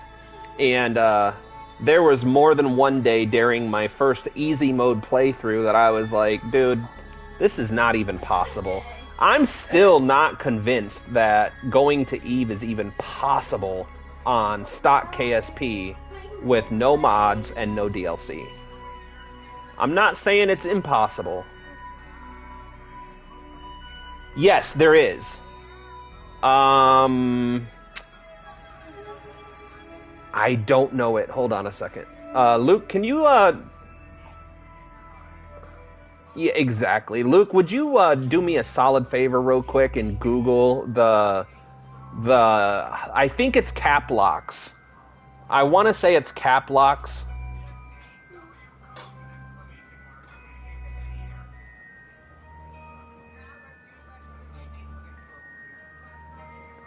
Try cap locks, laser. I'm like 60%, 40, 30, 12.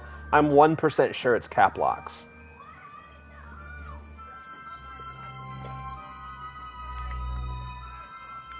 What is the hotkey to go instant full throttle or no throttle in Kerbal Space Program?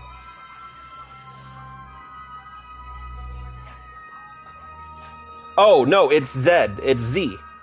It's X and Z. So pressing Z will give you 100% instant throttle, and X will give you 0% throttle. Using the left shift will increase, and the left control will decrease. So, yep, it's Z. Z. I say Z because I've been watching way too much Mike Abbin.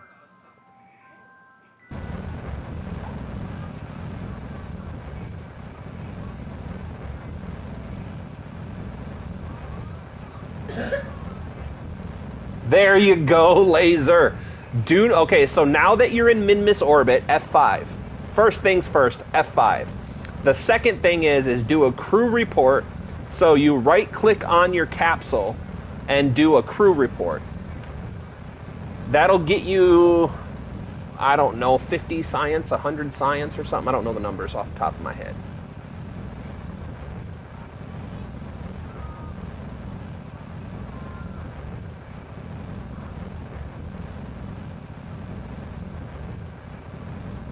$20 science! Hey, 20 science is 20 science, man. Oh, man. I love you more. Look at how close we're getting to this. We could reach out and touch that.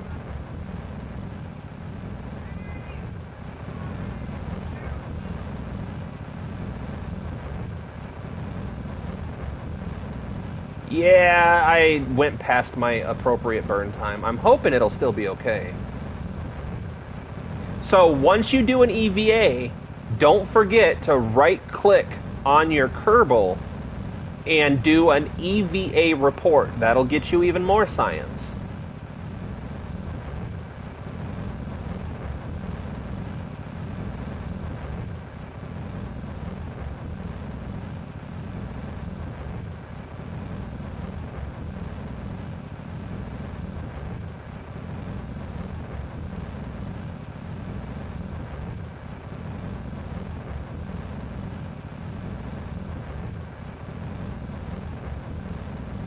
So to go back inside, first activate SAS, and then activate your RCS.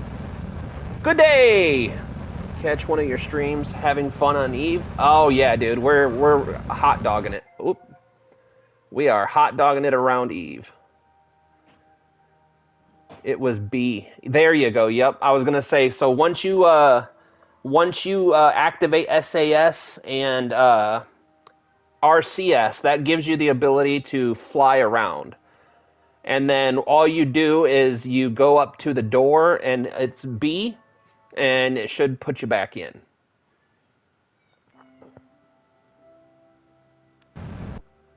I like that better.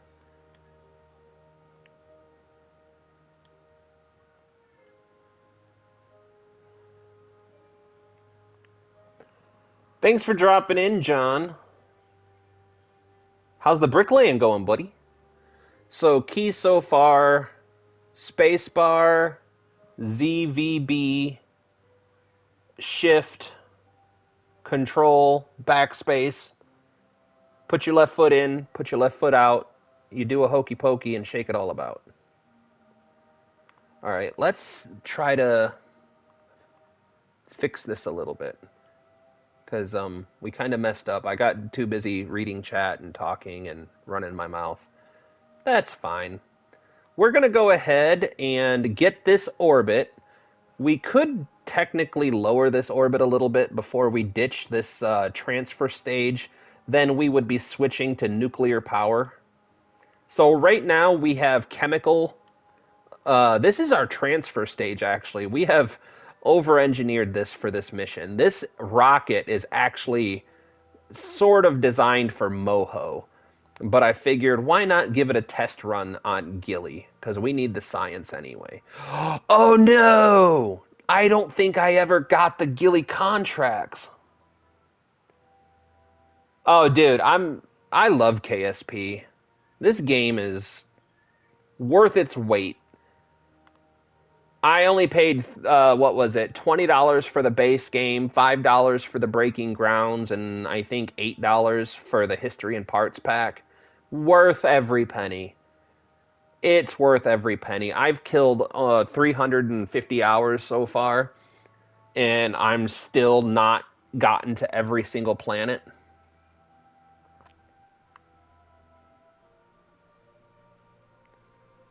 I adore this game.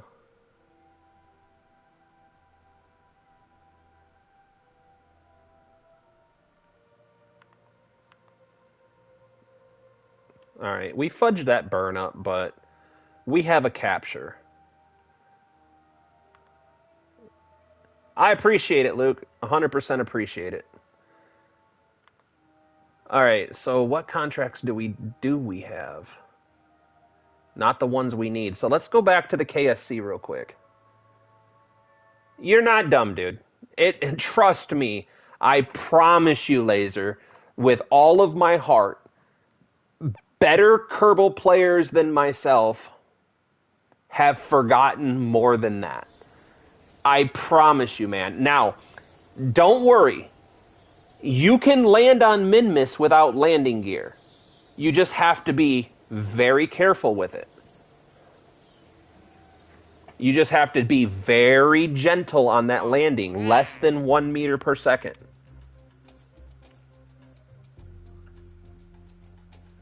Alright, plant a flag on Duna, explore Ike, rendezvous 2 vessels in the orbit of Ike, and dock. We're going to need to do that anyway.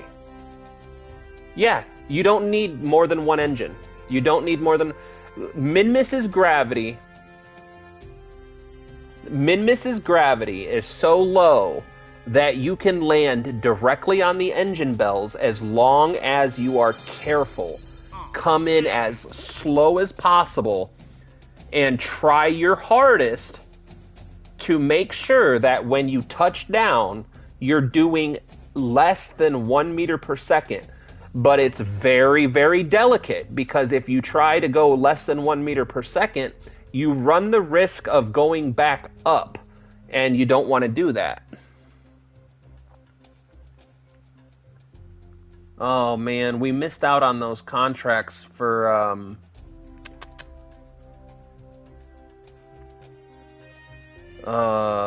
we missed out on the Gilly contracts. That's depressing.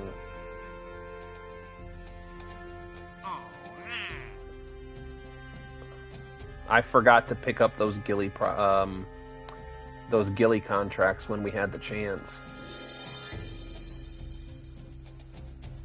And then I just accepted this one, which is an Ike mission instead of a Gilly mission. Nah, I'm so stupid.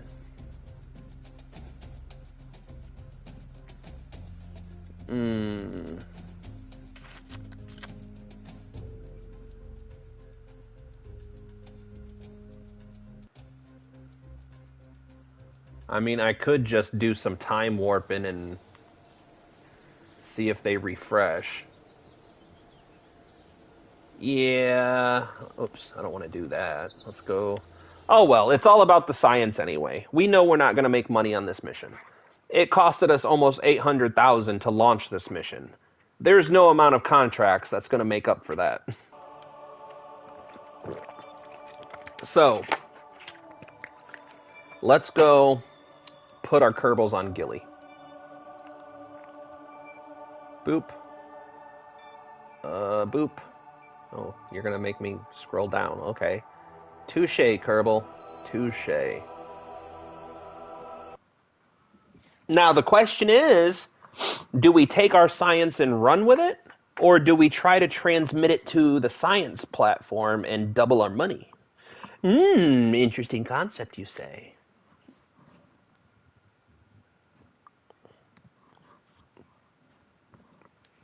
All right. Before we get into that, we should definitely... Oops, wrong button. We should definitely... Where is the God's Eye station? It's over here. So let's go and see what these losers are doing. Are they doing science or are they kicked back? Oh no, he got stranded on Minmus. No fuel. Oh my lord. So now it's time for your first rescue mission. So now what you do is you take all the lessons that you've learned, you take it back to the VAB and see if you can't improve a vessel.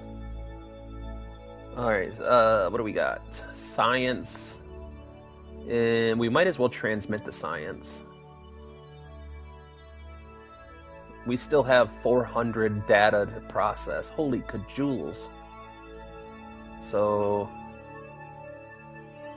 Oh, this game is cinematic as hell, especially when you learn how to do something like this. When you take off the HUD and overlays.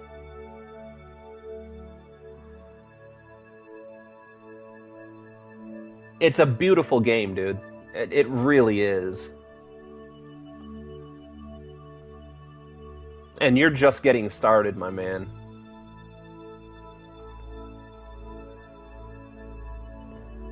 So our Kerbals are actually processing this at a pretty fast rate. Hold on, let's see what this looks like in Discord. Actually, before that, I really should check my wife's message. Oh, she sent a recipe. What is that? Ham and cheese? Ham and mac and cheese? What is this? Ham, chicken, cheese. Oh, it's a chicken cordon bleu. Well, that didn't look appetizing. What was that? Sour cream? It's a chicken cordon bleu pasta bake. I'm down for it. What up? I'm looking. Oh, it was just a dinner idea that Brindy sent. What are we having? Biscuits and gravy with taters and eggies. And I'll even put a little bit of cheese on it if you'd like.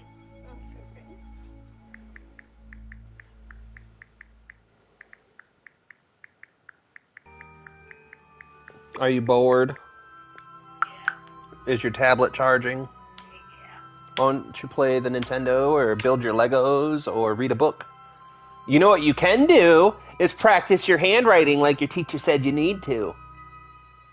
That's exactly what I do in school. I write. I know, and you need more practice according to your teacher. Then how will you add writing to the beginning and end of the day? And maybe you need to practice at home too. Because your teacher said that that's the only thing you really need to work on as far as your skills. Oh, yeah. From last time? I don't know what the hot... Hold on, let's try. Let's look. On Kerbal Space Program on PC, what is the hotkey to shut the HUD off? Try F2. Try F2, Laser, and see if that does.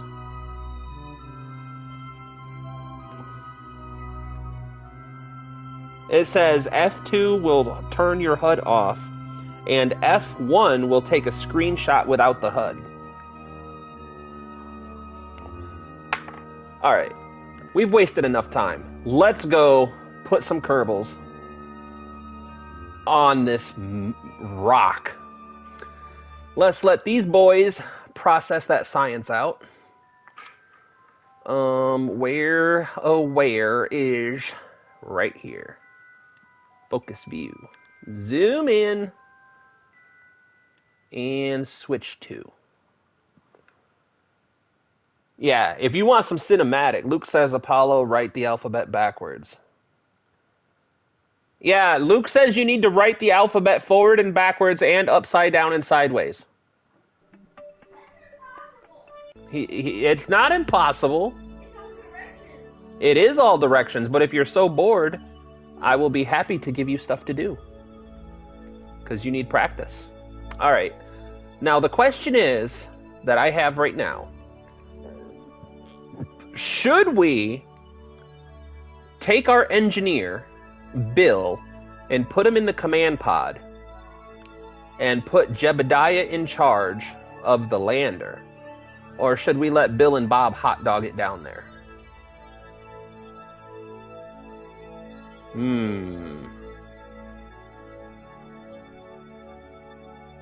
I do not know. I don't think I put a probe core. So what you're going to do, Laser, is you're going to go back to the VAB, and you're going to pull up the same exact rocket that you just launched. And you're going to tweak around with it. You're going to add a fuel tank. And see if you can squeeze any more Delta V's. So you want to look at your orange number and see if any of the changes that you make increase that number. Once you do that, but again, you have to keep an eye on your thrust to weight ratio. You do not want that dropping below 1.3, 1.25 at the absolute lowest. 1.25 is a little low, but you could still get an effective launch. You really want to shoot for a 1.3. He won't get that science until he recovers it or transmits it. I think I'm going to put Jebediah in charge of the drop. We're going to take... I think it'd be best to take Bill out. We don't need an engineer. Yeah, he's not going to have any more science until he either transmits it or recovers it. And I'm not sure that he has an antenna on his build. I didn't see one. So I don't think he can even effectively transmit it.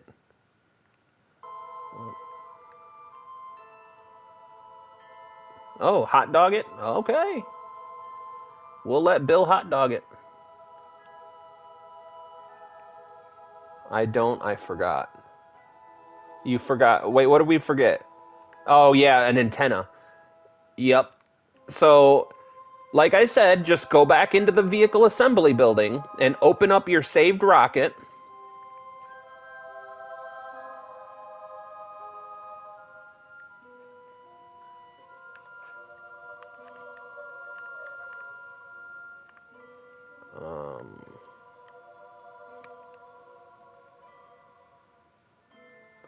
Uh-oh. Yeah, we have to have Jeb.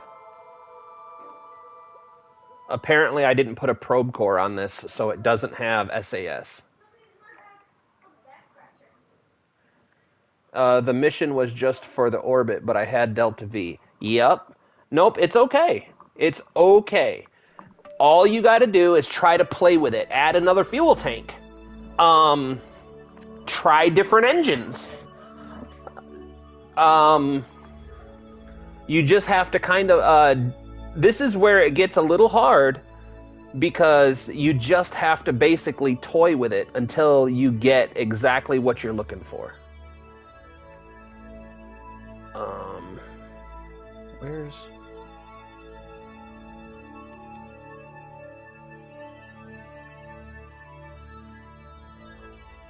Yep, fins, little stuff like that can absolutely add Delta V to your launch. Do I just revert to before I launched it? You can absolutely do that. You can absolutely do that. There is zero shame in that. You can revert to the launch and fix a bunch of stuff. You can load a save and fix a bunch of stuff. Alright.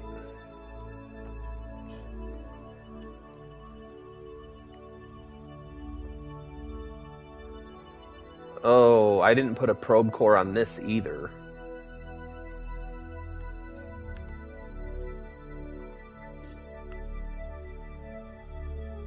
Well, hopefully it doesn't go too far out of control.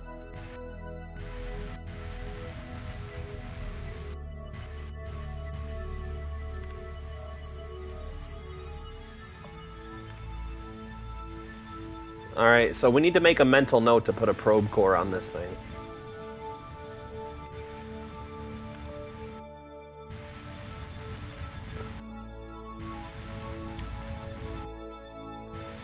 it probably would have been wise to bring another pilot along. Or have a probe core. Because now this is going to get super tricky doing this. I thought I had put a probe core on this one, but I did not.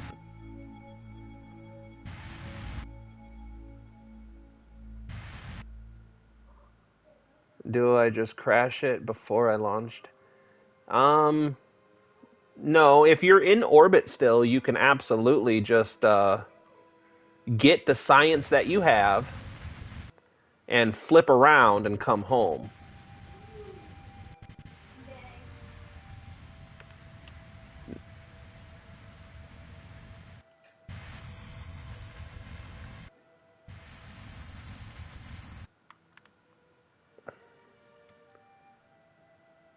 Yeah, because I'm pretty sure docking to that's going to be pretty dangerous, but this is the problem that I have is I don't know why these ships are so spinny.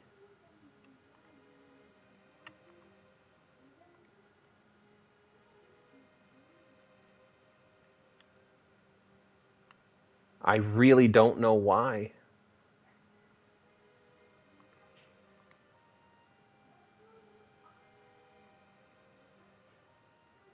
I don't have any tools in the editor to find out where the balance problem is.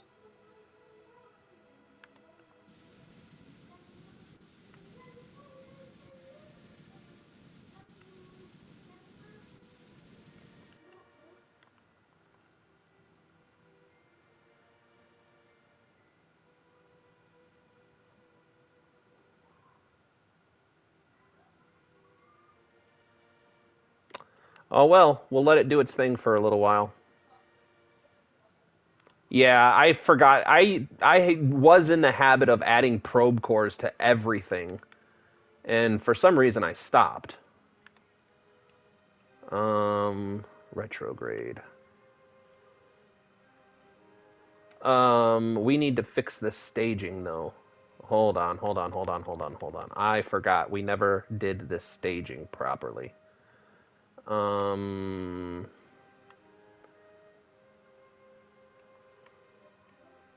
all right, let's do that. Remove from symmetry. Remove from symmetry.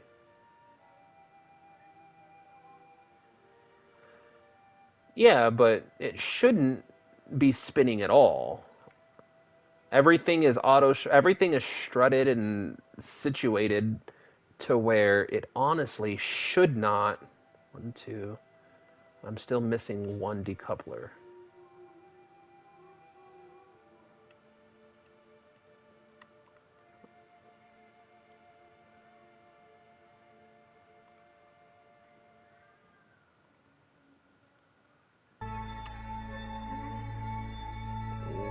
Okay. Where's that decoupler at? One, two, three. Where's this one at?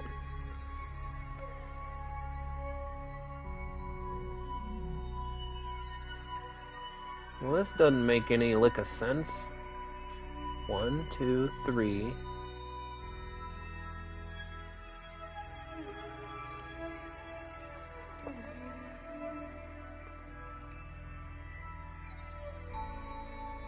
Why is this not showing up? Oh.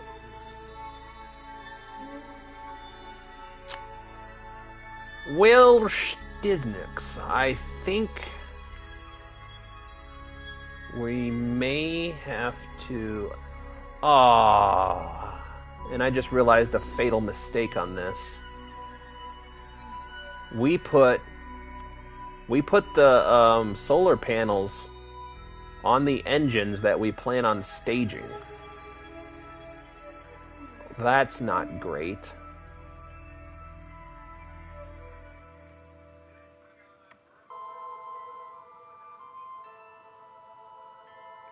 That's not great at all. Oh, come on. Get off of the crew hatch. Thank you.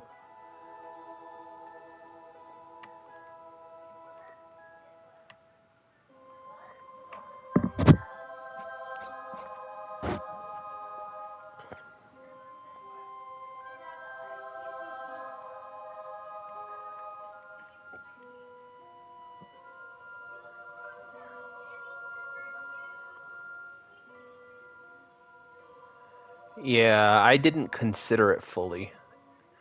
I mean, it's got the largest battery, so theoretically, it should have plenty of battery time to make it all the way down and all the way back without a problem.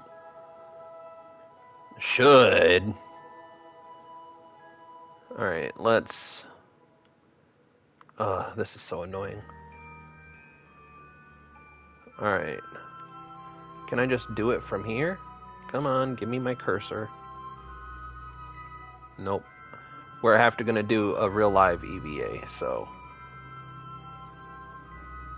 let go.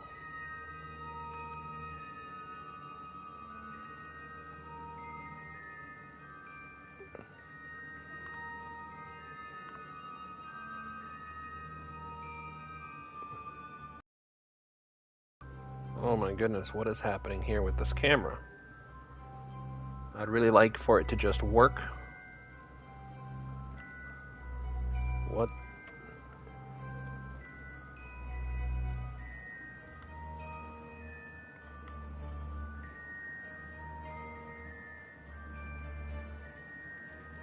Alright.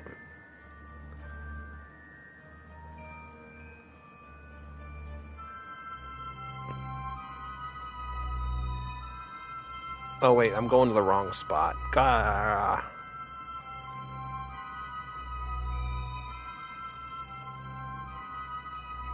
Okay.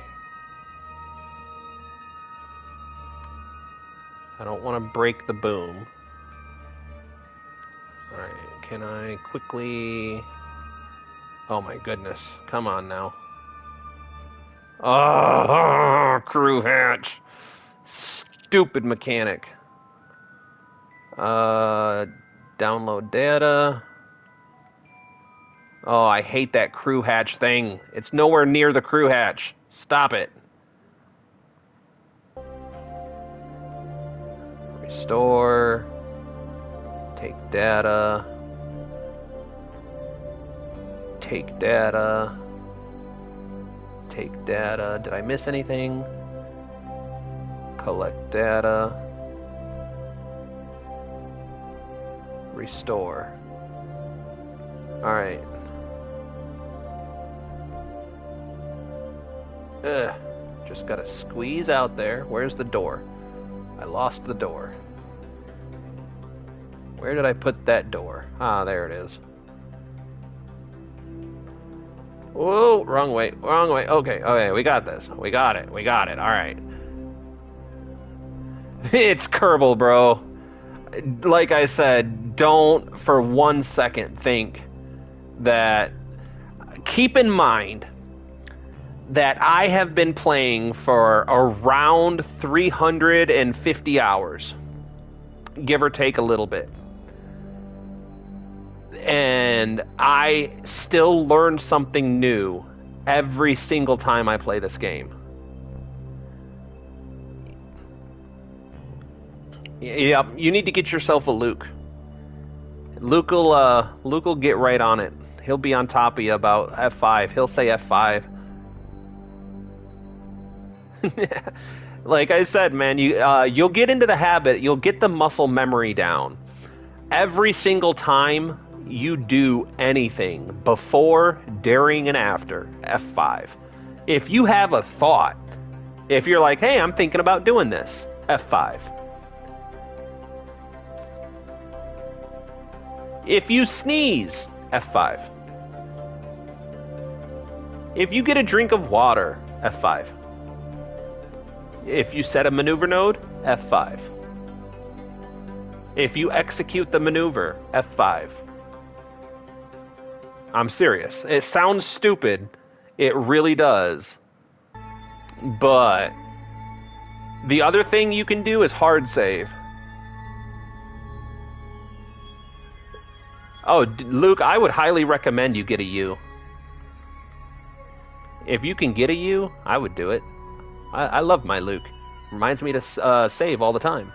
Now, another thing you can start doing, Laser, is if you think you're going to do something sketchy, but it might work, and you don't want to do an F5, which is a quick save, you can go and do a hard save. I think you hit escape, and you can hit hard save, and then you can rename it.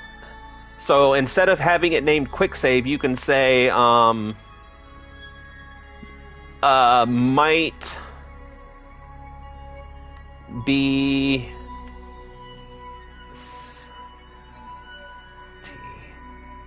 might be sketch. So now if I do that and I name it might be sketch, I can save it right here. Now even if I quick save 100 more times, I can always say, okay, I made a mistake by doing this first thing, so I can go back and load to before I did all those quick saves. Like you can see, I have a whole bunch of hard saves here that I can go back to. All the way back to day 42, day 27, day 23, day 21, year. I can go all the way back to year 4.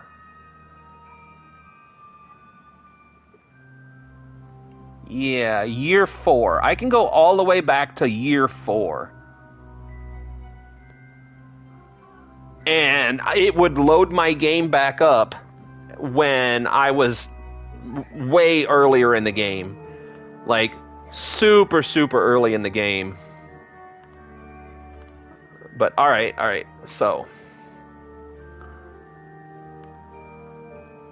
Let's actually do a quick save.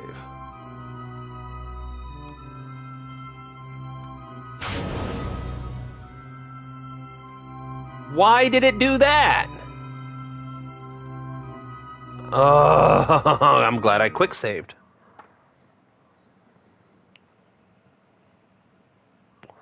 Oh yeah, I keep notes. I have my notes right here on my desk. Little stuff that I need to remember.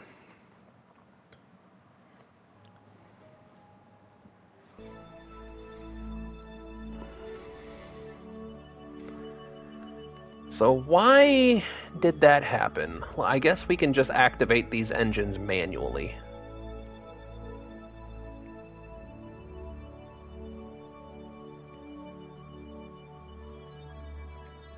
In truth be told, I don't think we need to use the Wolfhound engine for this. But we can do this. Oh!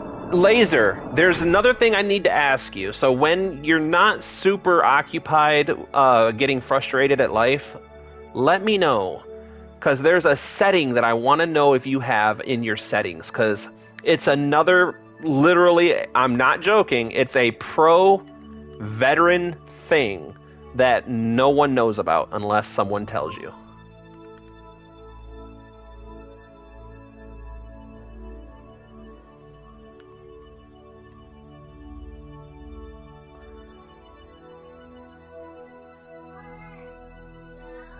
When you turn on a booster, I get a heart attack.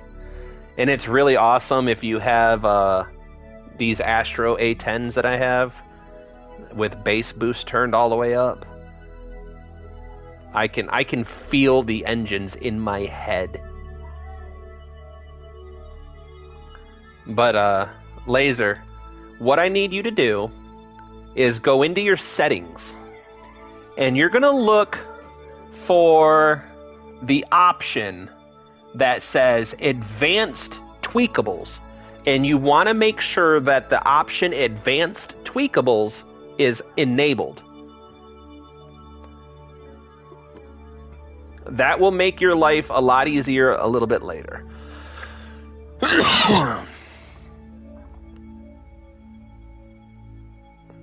You're afraid that you turned on an engine? What did you do? Oh, that reminds me. I don't think I did an EVA report, did I? Board. That was a mistake. I'm sorry. Board. Retrograde. I'm sorry. Bob. Jeez. I literally just made a note that all ships need to have probe cores from now on.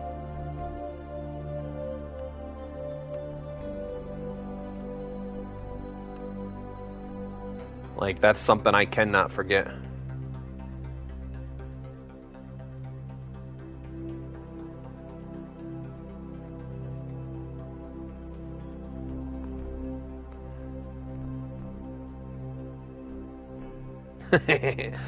The game is intense. I'm telling you. All right, now that advanced tweakable setting will allow you to do more. Treff, you're just in time, dude. I can't time warp right now. We are stuck in Gilly until I'm trying to get to the sunlight, but I cannot time warp at all. In fact, I want to... Whoops, wrong one. Come on now. Let's... Whoops.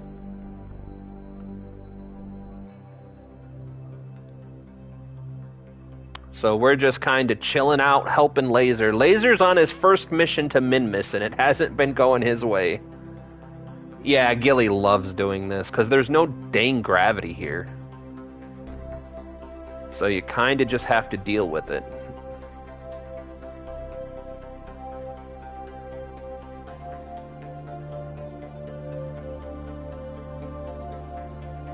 The Bug Space program. No more solar panels, more fins. Or more solar panels and more fins. Yes. I think what I'm going to do is put solar panels directly on top, because if they're folded down, it shouldn't interfere with the docking port at all. And I think it would look cool having solar panels sticking straight up out of it. Or straight down. Well, I think the engine bell would kind of mess with it. Well, this doesn't need fins. There's no atmosphere for fins to work.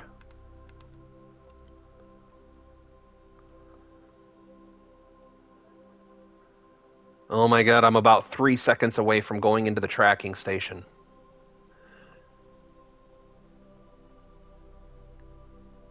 Yeah.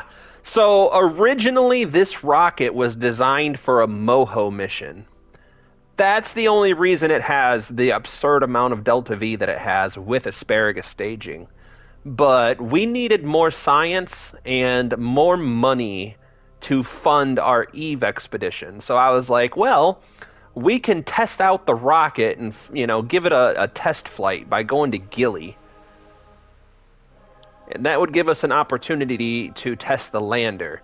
Now, the lessons that we've learned during this test flight is we need to add probe cores to both vehicles. Both vehicles definitely need probe cores. We need to readjust and change the positioning of our solar panels, because it didn't occur to me when I placed them that the solar panels are on the stages that we're going to get rid of. Yeah, 350 hours and I'm almost halfway through. Almost. Not even really, because in 350 hours, Treff, I have mastered all places on Kerbin. I can go anywhere on Kerbin, no problem. I've mastered going to Minmus, no problem. I've mastered going to the Mun, no problem. I've mastered Duna and Ike, no problem. I've even mastered Gilly, no problem. That's it. I have never set foot on Moho. I've never set foot on any other planet. The only other thing that I've done beyond this right here and what's listed is I have, in fact, done a flyby of Jewel one time. And I almost didn't have enough Delta V to make it back. And that was just a flyby. But the Project Black Star, I think what we're going to do when we decide to set our sights on Jewel is attach the Black Star to the Tazjax, which is this rocket in front of us right here.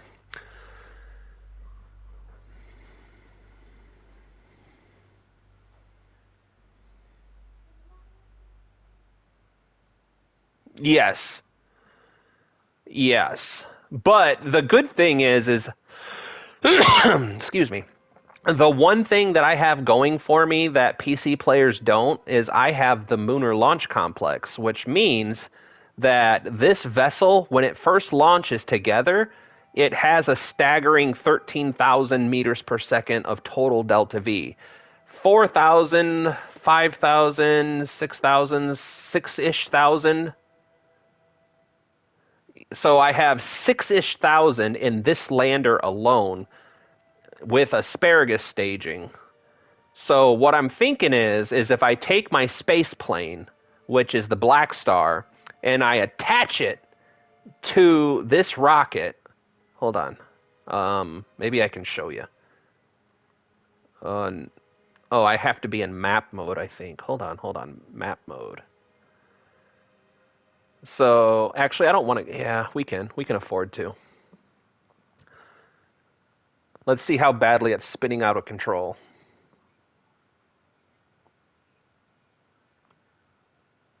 Nope, no fuel priority, just asparagus staging.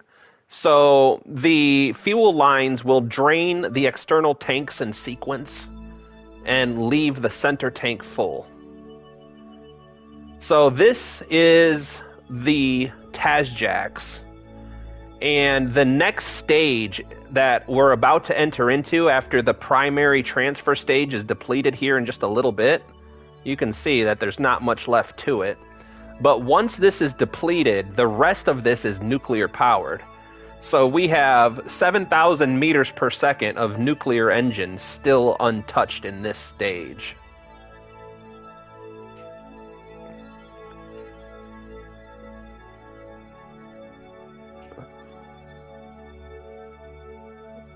What happened to my lander?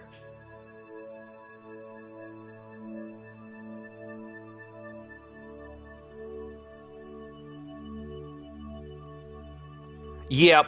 I've used that technique a lot for, Come on, where's... What the hello kitty is going on here? Is it because I don't have a pilot on board? Is that what's happening here? Hold on. Something's not right. Alright. Tracking station. You want to play dirty games, Kerbal? I'll play dirty games. So I used fuel priority. No, it has battery. It has ton of battery, and it has solar power too.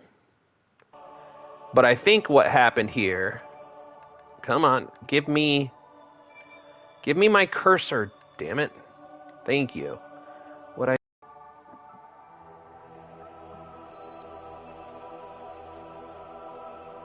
And the landers were turned off.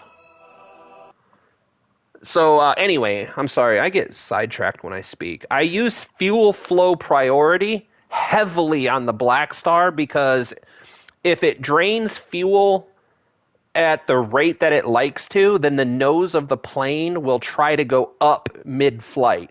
So we tend to drain the rear tanks at a slower pace than the front tanks, or the front tanks at a slower pace, so that the weight stays in the nose of the ship more, and helps keep a level flight. You know, while we were in the tracking station, we really should have time warped.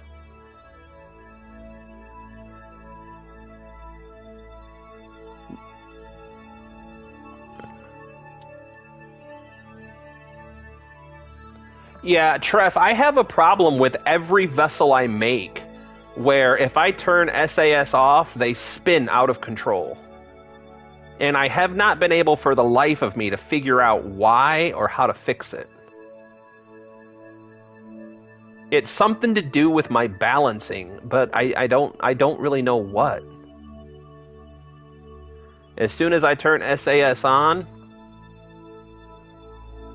No, it's not stick drift. It's something to do with the balancing of the craft.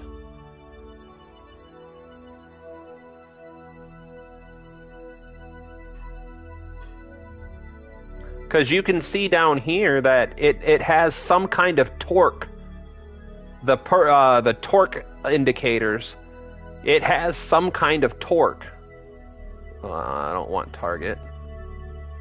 I don't even want that as a target right now.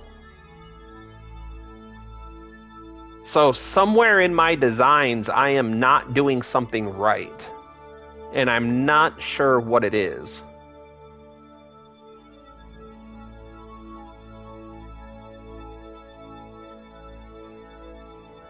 So, what do I do to fix that? Do I turn the wheel authority down? Does that help?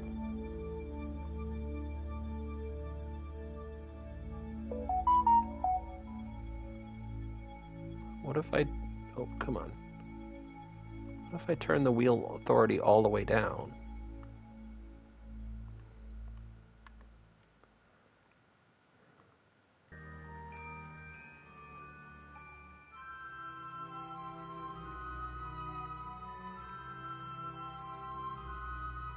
Huh.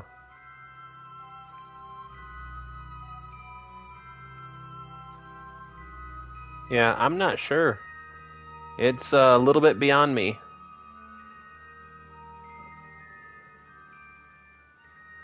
I don't know what trim means. What does that mean? How do I fix that?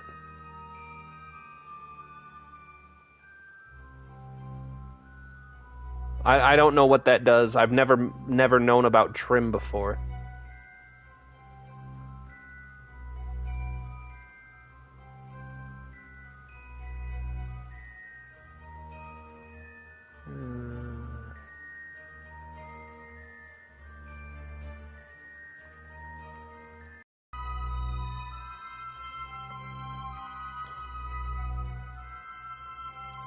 Trim are you what? Trim are you fins, Apollo?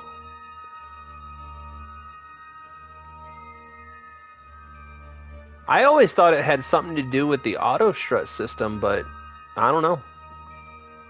Why is this so hard? Oh, it's so basically in planes, the pilot can't keep pulling the yoke to keep the plane level, so he sets a trim to automatically level the aircraft. But how did I do that? It's on every, just look trim up. No, I know what trim is. In Kerbal, I don't know. I've never messed with any trim or anything before. Is there an option somewhere that I've messed up?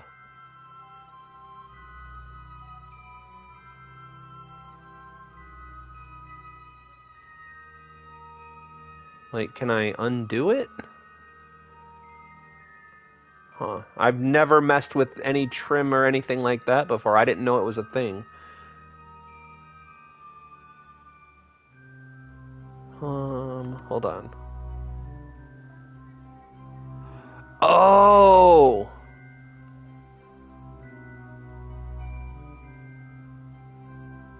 So, hold on.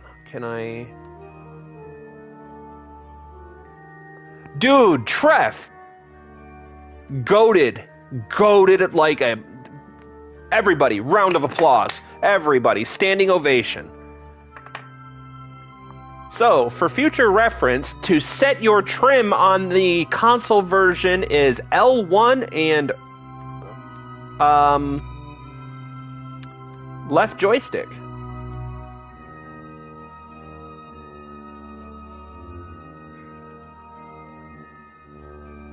Dude, I've been playing for 350 effing hours in Kerbal Space Program, and that question has bugged me the entire time. It has haunted my dreams. I have had nightmares about this. Yeah. See, right there is a perfect lesson for you, Laser Man. That, just like that, I learned something I never knew before. All these machines that I've built that I'm like, oh, why are they spinning out of control? That's exactly why they were spinning out of control. Write what down now? I forgot already. Just kidding. Just kidding. Can I time warp, please? No, I can't time warp, you son of a beeswax. Alright, climb. climb. As soon as you climb. Yeah, the two times that I think it would be super useful is more for my space plane, the Black Star. I think on my ascent stage, so from the runway to ascent, I think it's perfectly, absolutely ideal because it can set the flaps basically to hold a specific angle. And then on the descent, same deal, like you said, on re-entry, set the trim to 10 degrees.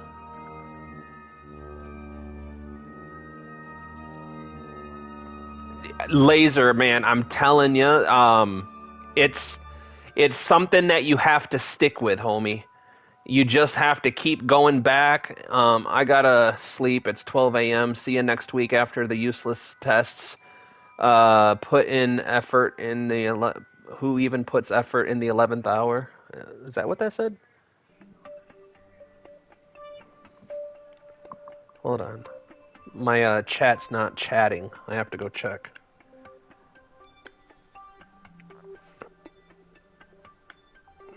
And my wife's not having a good day. It's not surprising. Her work sucks. Go here, go here. Ooh, new Neebs gaming video. Oh, the 11th grade. I thought it said the 11th hour.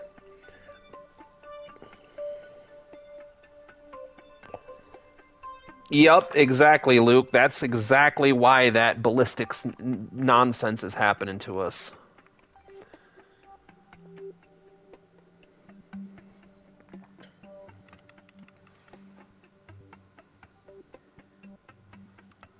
Alright, so what we're going to do is we're going to slow down.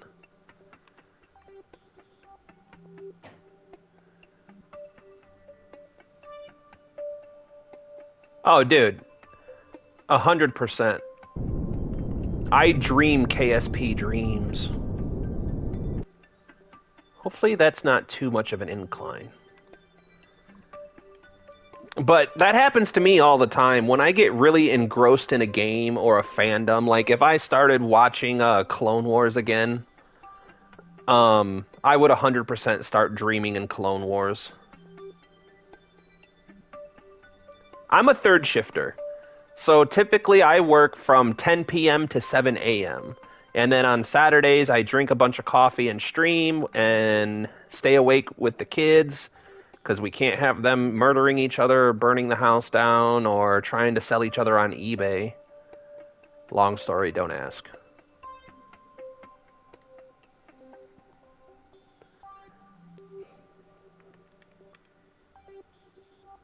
And we're back to not being able to fast travel. On a work day, so on Wednesdays, Thursdays, and Fridays, I sleep between 9:30 a.m. and 3 p.m. On Saturdays, I come home at 7, I take a 1-hour power nap. How do I return this?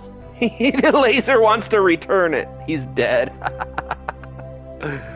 Dude, I'm telling you, man, if you stick with it and work through that learning curve, it's rewarding.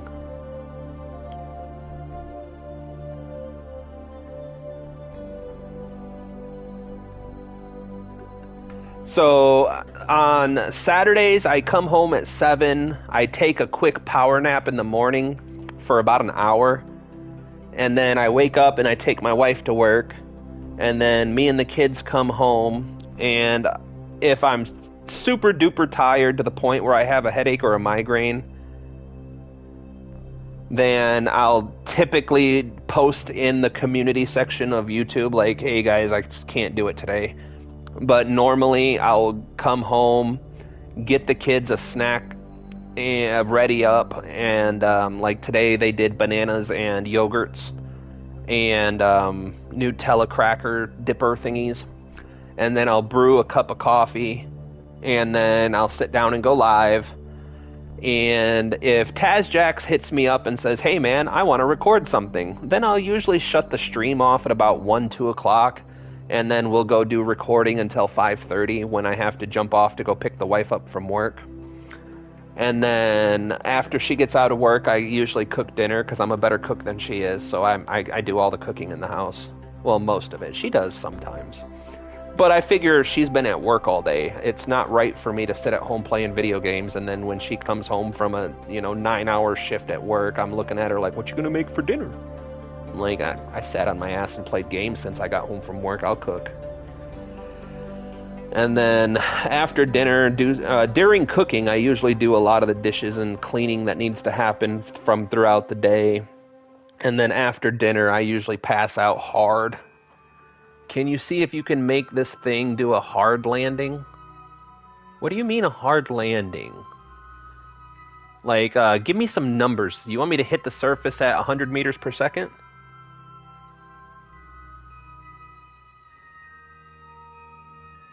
Yeah, so for me, coffee's a touchy subject because most of my life I've never been a coffee drinker. I've only recently just started drinking coffee in the last 2 years. My wife is the one that got me into it. But truth be told, I used to smoke a lot of weed, and weed keeps me awake. Like the crash out, if I stopped smoking, I'll crash out and sleep really good. But as long as I kept smoking weed, I could stay up 48 hours, 50 hours, and as long as I have something to keep me busy, I don't really need to sleep. I could stay up for a couple of days and work. I used to work 20-hour days because I had 2 jobs. So I'd go to one job high as hell all day long and work. And then I would turn around and go to the other job and keep smoking. And then about an hour before the end of my shift, 100? No, dude, even with these engines, hitting the ground at 100 meters per second is going to disintegrate my ship. But yeah, this is super overpowered for a where am I?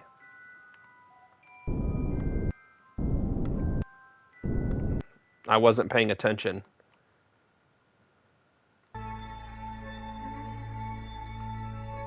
I have too much horizontal velocity. Come on, baby.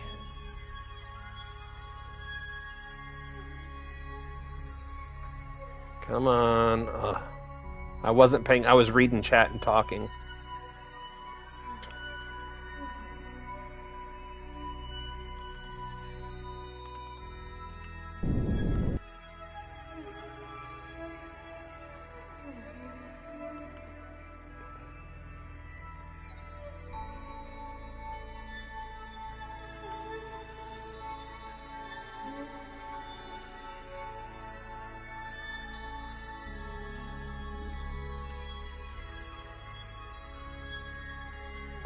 Give me a second, guys.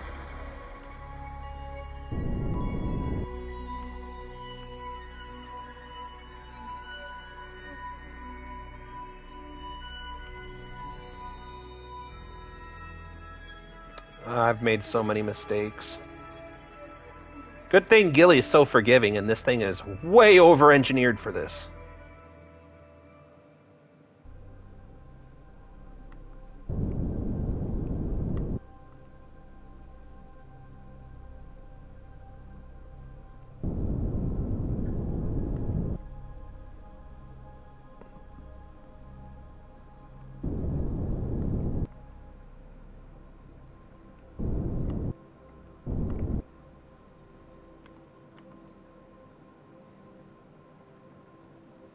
I'm really not used to having to fly manually, if you haven't noticed. But it's okay, we're gonna learn. Nope, nope, nope, come on, come on, come on, get...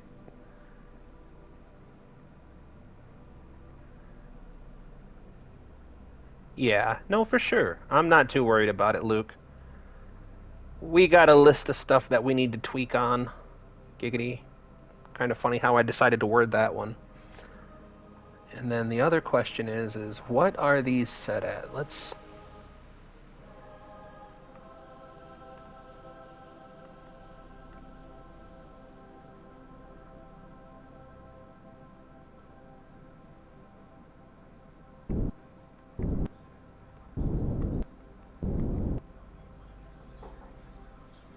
What? That spring strength was all the way down. What the shizness is going on here? Alright. Don't understand that one. We're going to call that a mulligan. This is rage bait now. Not intentional, Trev.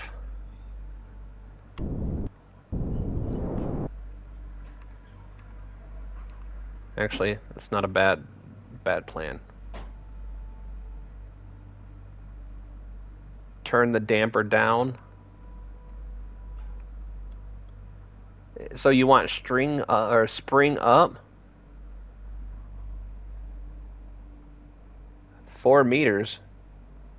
Oh, 4 million meters.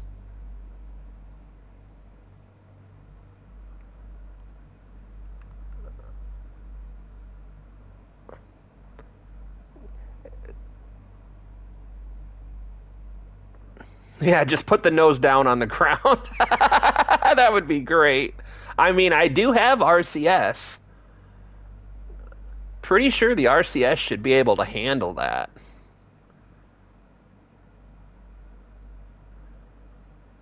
Like I said, this whole lander was actually originally designed for a Moho mission. I just wanted to come test it out. Actually, you know what we are kind of missing out on here?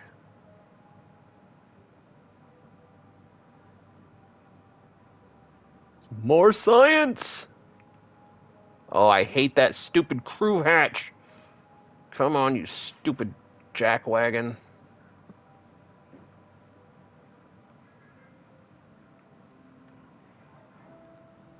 I should set this all up to an action group if I was really smart. But this is not the stream for smart people. This is a rage bait stream now.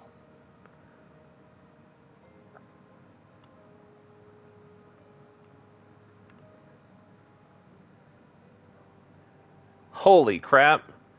I did not know it was going to be that much of a problem, dude. I've landed on Gilly dozens of times, and it was always super easy, but every one of my Gilly landing craft were significantly lighter than this.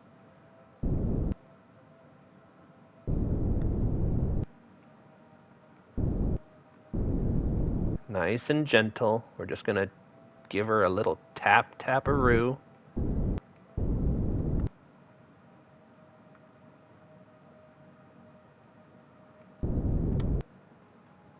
Okay. Alright. We're not doing this no more. Yes, you need an antenna. Antennas are always a good idea. Retract. We're not playing this game no more. We're gonna brute force this now. Right on the engine bell. But I have learned in all the time that I've been playing this that landing legs are the stupidest thing that in this game. You need them, but you can't use the damn things.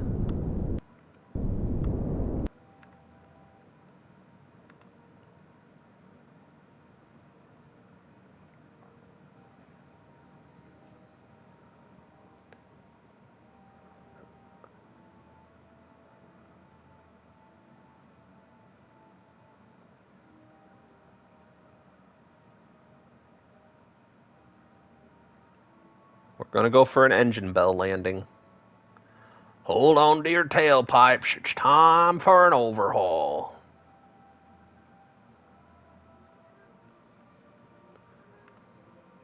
He said, please, for the love of God, you can just land so I can go to sleep. You've built the next weekend?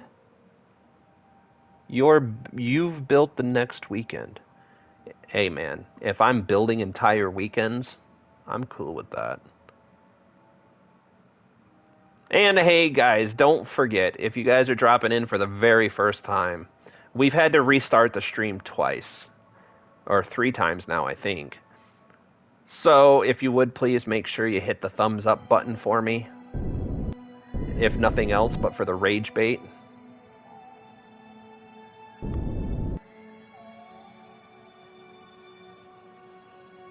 Now, I'm not sure how many meters per second the engine bell.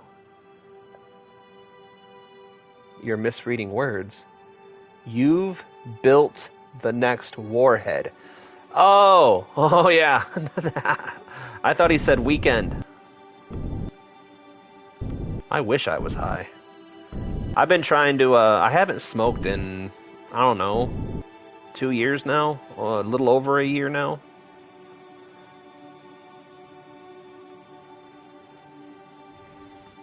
Alright.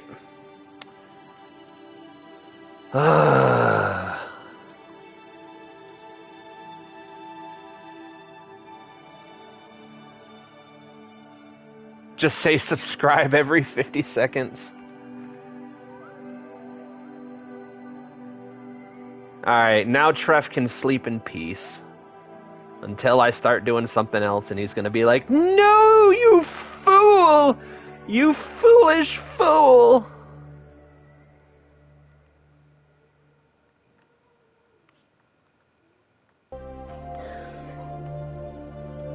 Alright. Whoops. No, we don't want to remove helmet. I'm so glad that doesn't just work. You know how upset I would have been if his head would have exploded right there?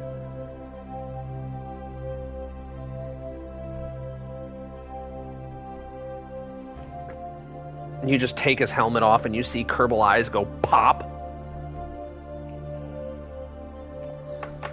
Alright.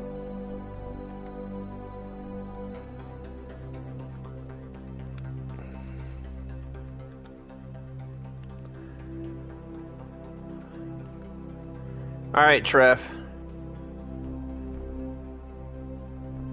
Is there a way to purse like a rocket? Yes, you can.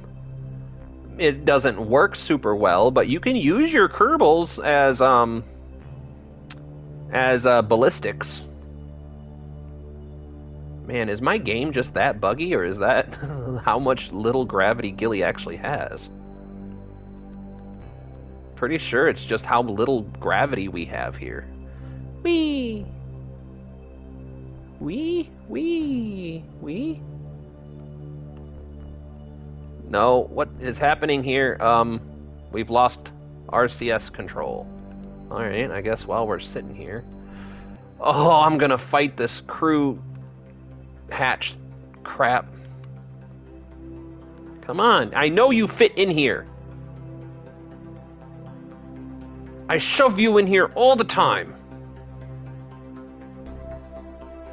What is wrong with you? Thank you. My goodness.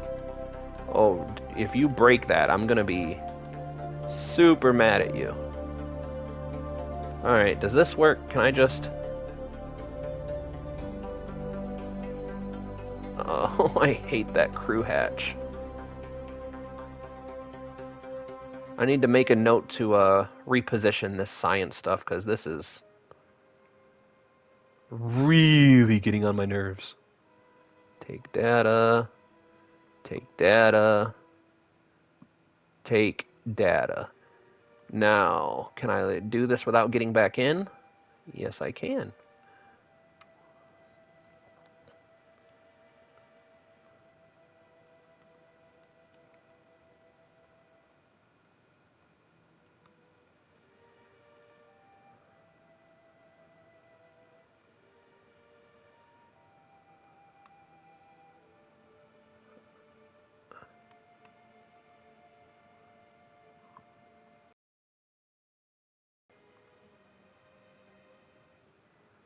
Did I already do an EVA report? I'm pretty sure I did, right?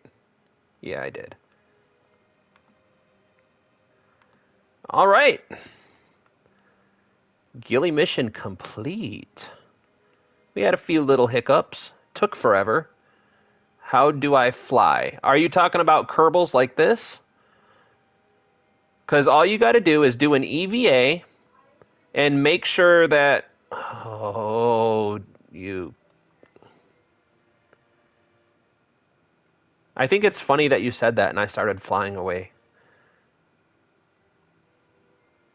Just so you have to make sure that your RCS, and again, I know I've said it and you're probably getting upset with me, but I cannot stress enough to save before and after you do anything. Like if you decide to go on an EVA, F5. If you are on an EVA and collect data, F5. F5, F5, F5, F5. Make a song out of it.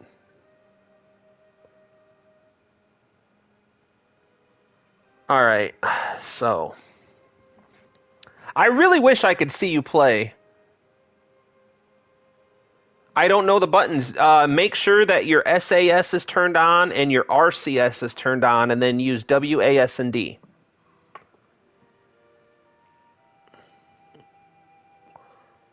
Oh wait,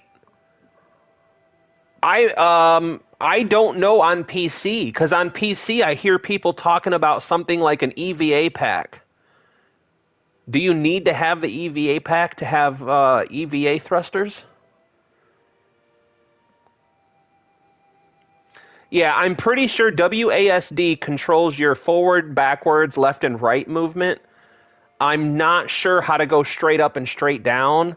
And then there's also spinny movements. So it's all going to be the WASD area keys. Like whichever keys are to the left and right of W are probably going to be your spin movements. But you'll have to tweak it and play with it because I don't know the controls.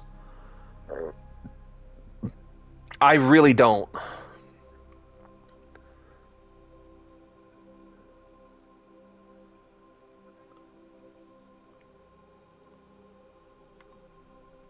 All right.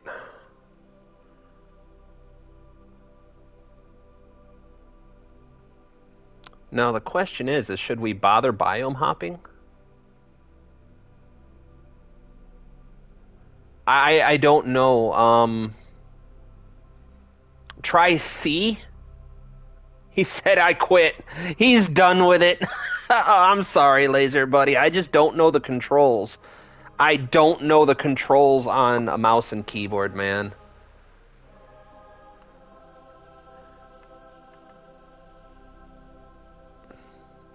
Alright. I'm not gonna bother biome hopping. Luke, you just know that docking is my weakness.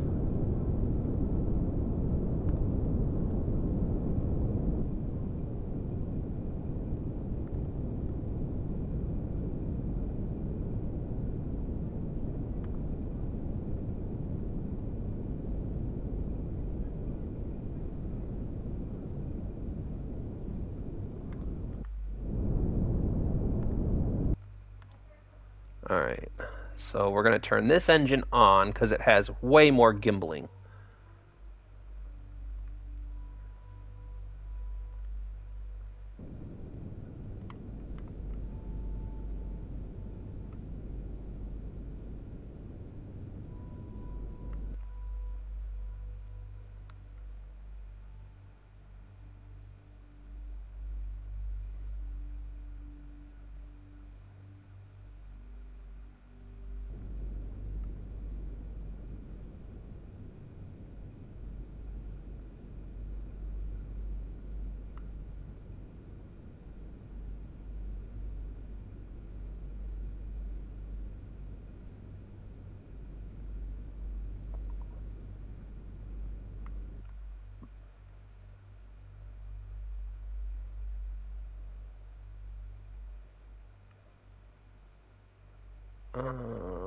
Probably like right here. Then back down here.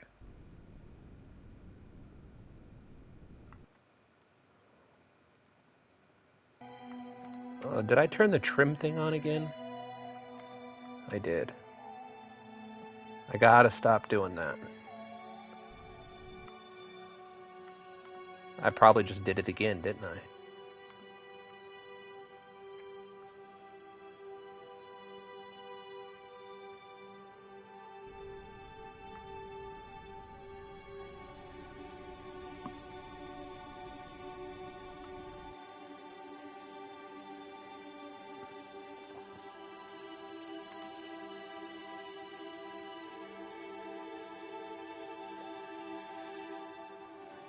I mean, we could do this landing 100 times at this point, really.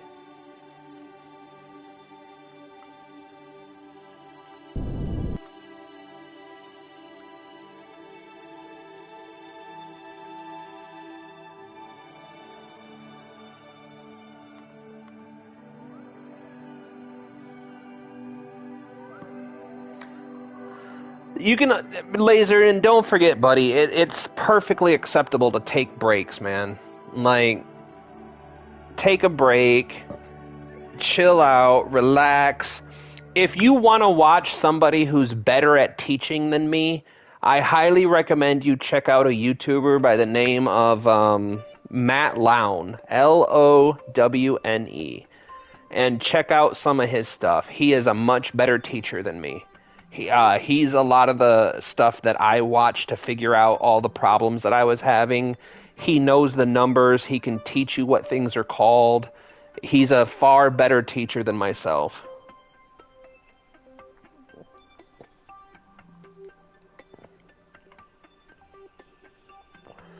And then the other thing is, man, if you want, we can get on a Discord. And if you share your screen on Discord, I can walk you through a lot more stuff, a lot easier. The only problem I have is I don't know the control buttons on mouse and keyboard. That's the biggest downfall I have with being able to help you out a lot more in depth.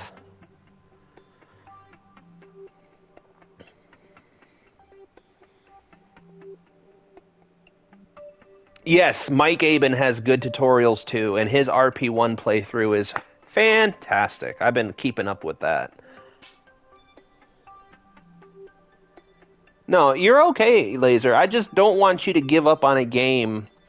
I can't stress it enough that there's 3 major learning curves in Kerbal Space Program.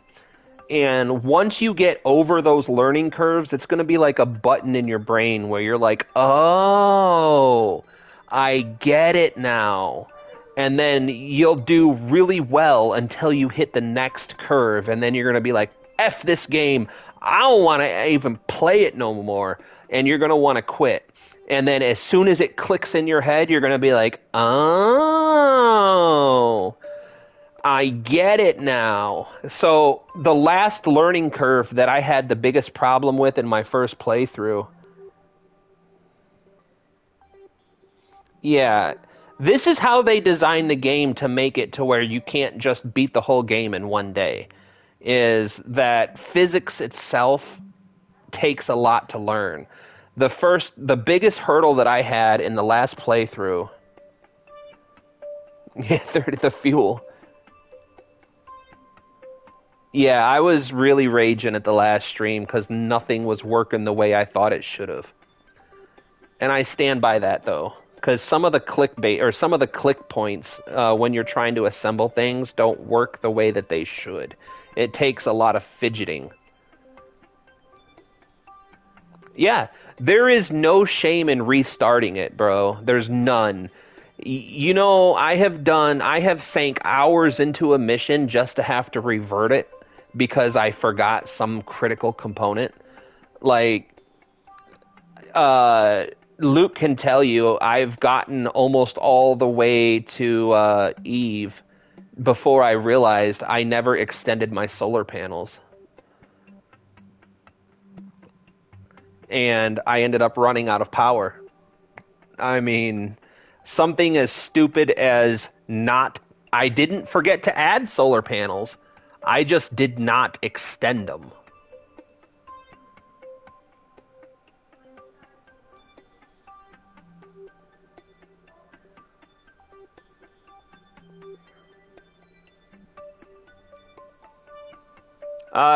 Yeah, tomorrow I'll be doing the same thing.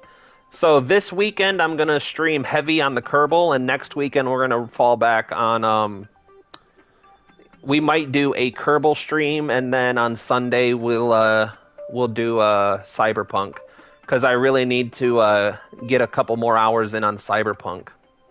Oh my God, move faster, please, for the love of all things holy. Oh yeah, Luke's a huge help. And it really does help, Laser, when you have people in the chat and pointing things out. Like, you just heard Treff teach me something that I had no idea. And that's the entire reason my ships go crazy, was because I had the trim set. I mean, I never knew that. I never would have guessed that. Yeah, absolutely. We can do it right now if you'd like, man.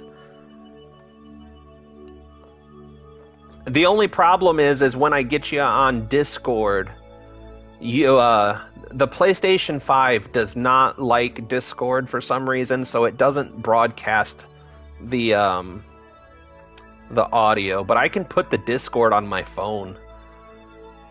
I can put Discord on my phone and talk you through everything. But the only downside is I don't know the buttons. One of the things you can do is look at your control settings. Okay, no problem. If you go into the settings, I think... no, I can't. Not on console. You might have to look it up. There might be a spreadsheet. There might be a spreadsheet. There might be a spreadsheet you can look up on Google of all the console or the keyboard commands, because that's some of your battle right now. Not all of it, but some of your battle is learning the buttons. Like, I could tell you all the button controls on console that I know, and I still don't know all of them. I just learned how to do trim today, after 350 effing hours.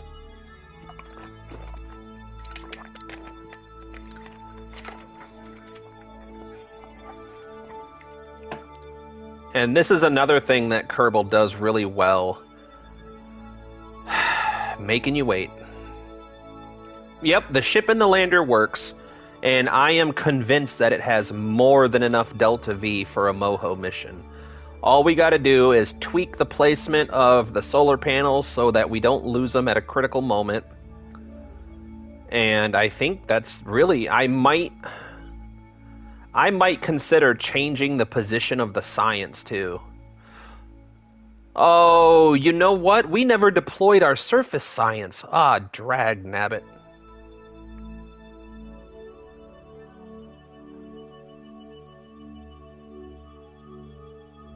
We never deployed the surface science.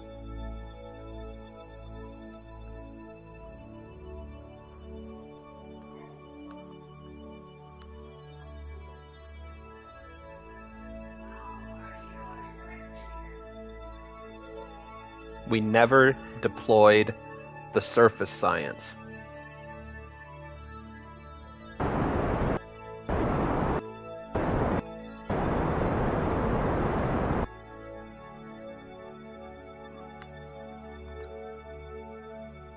We never deployed the surface science.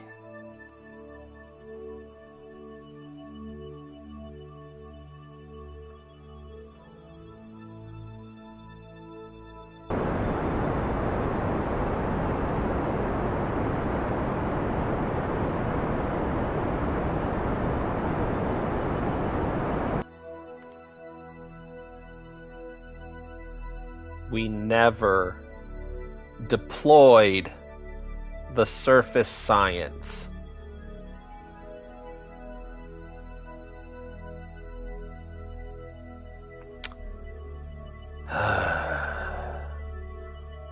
It's a good thing we have way too much Delta V for this mission.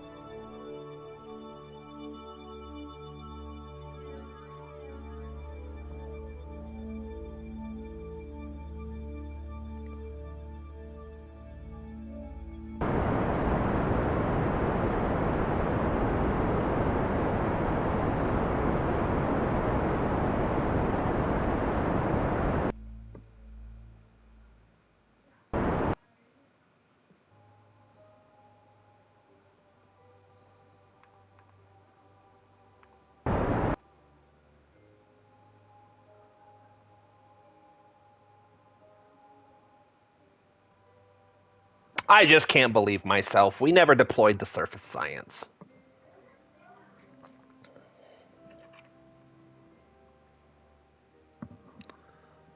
Yeah, I locked in. It's fine, Apollo. I'm working on a way to weaponize it for the Sismo scan contract. The Sismo scan contract.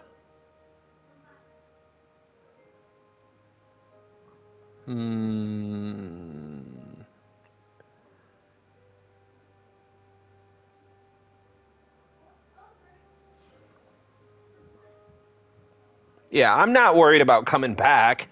Like, I was debating on biome hopping anyway. I just can't believe I did all that and I forgot the dang surface science.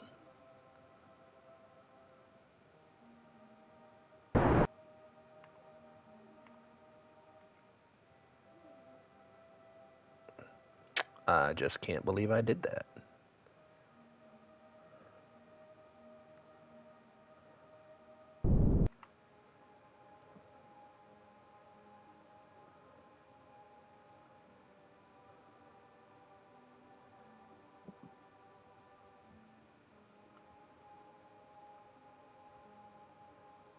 Because this mission alone should get us around 2,000, 3,000 science if we deploy the surface science. Because what we're going to do is once we dock with the Tazjacks, we're going to transfer the Tazjacks back into an Eve orbit. And then, well, that plan, I don't think that plan will work either because there's no probe core on this thing. So I don't think we can run science experiments. Should be able to. Should definitely be able to. But I don't think we're going to be able to do a whole lot with this because I forgot to put a probe core on it. So I don't think we can even run science experiments without a probe core, without someone on board. So using it as a science bomb on Eve isn't really going to work out the way I imagined. Which is fine. We still have a ton of data to work with.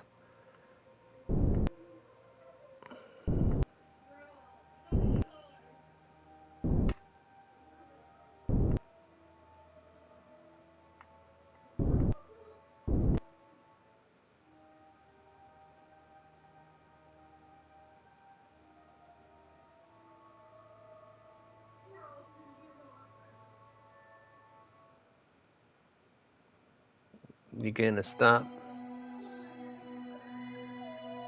Yeah, exactly. That's why I'm not mad about it. I just can't believe I forgot to do the science. And you know, we never did get to test the ladder.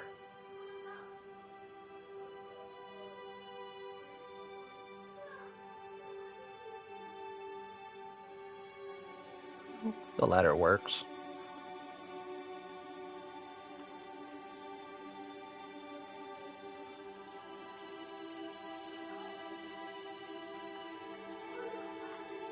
Alright. Let's get Bob back out here. Alright, Bob.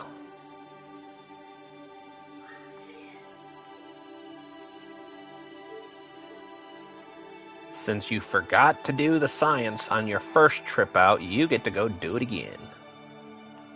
Now, can I get a new EVA report? I think I already have the Midlands, but we'll take it. There's no harm in doing it again. It'll just say, oh, you can't do it again.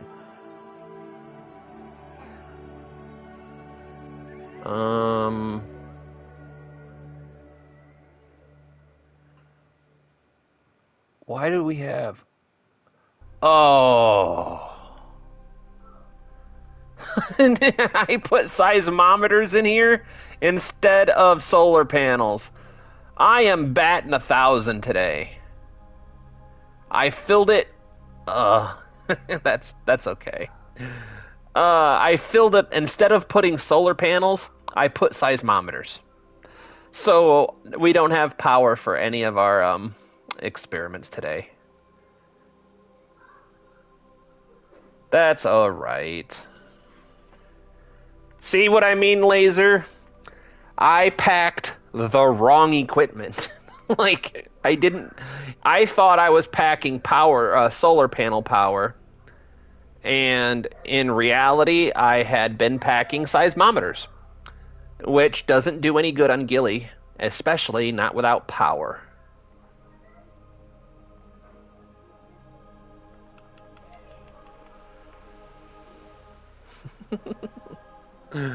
Oh, that's super awesome. I love it. I can't believe I've done that.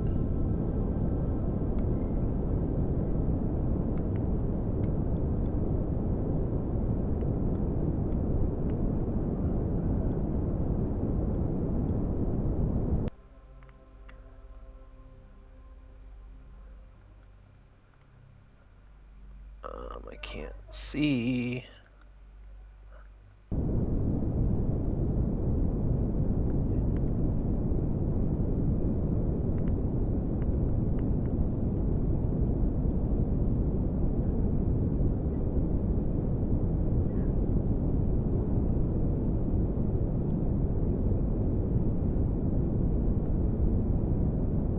I can't see a damn thing here.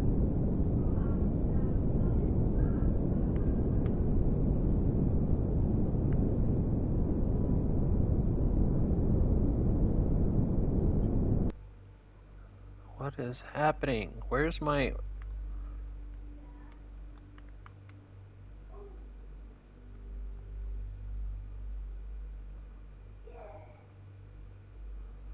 Oh my goodness.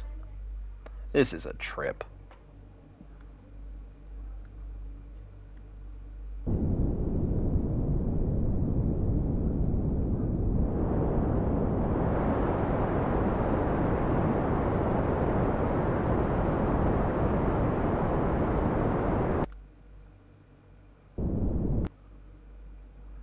Okay.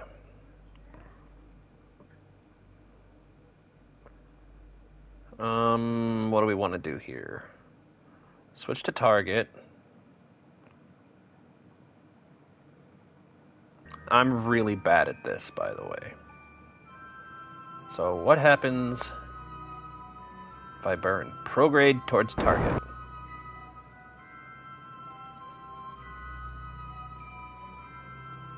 I don't think that's right. Retrograde? Away from target.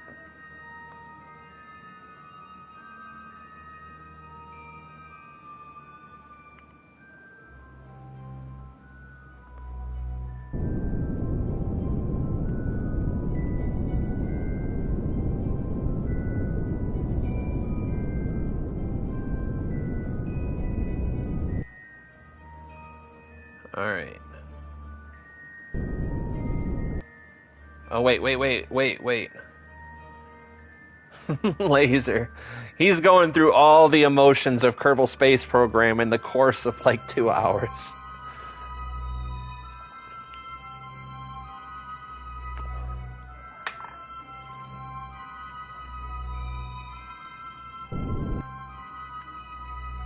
Alright. Let's try to get a proper alignment here.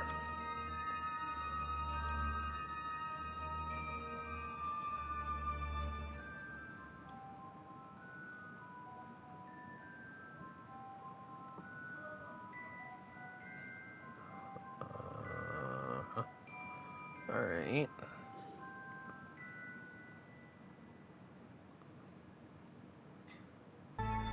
Drop that down.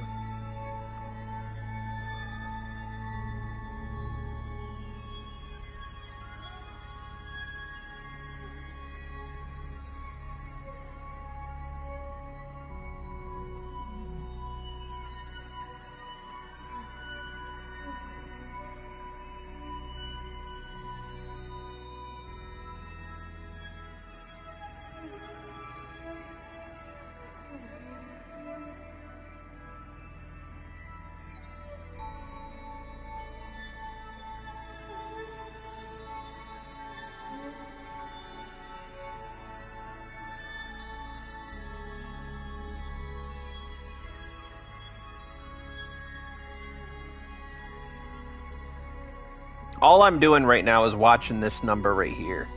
As long as we can keep that number going down, I'll keep it going down. Let's pump that up and see if we can't just do...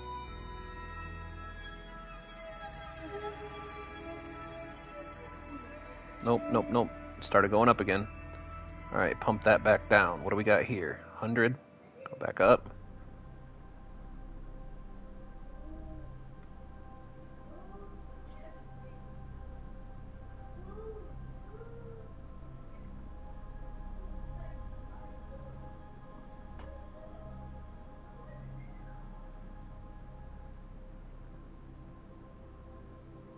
Alright, I think that's going to be good enough for now. So let's lock that in. And then what we're going to do is shut down all but the primary engine.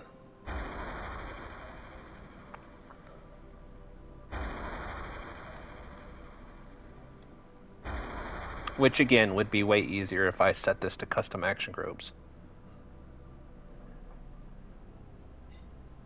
I would try interlock. What do you mean try interlock?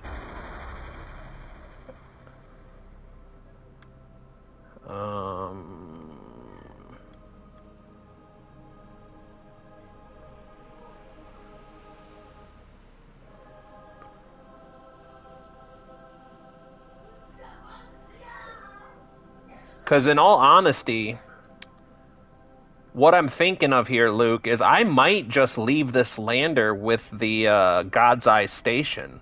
Because we could dock this at God's Eye, I think.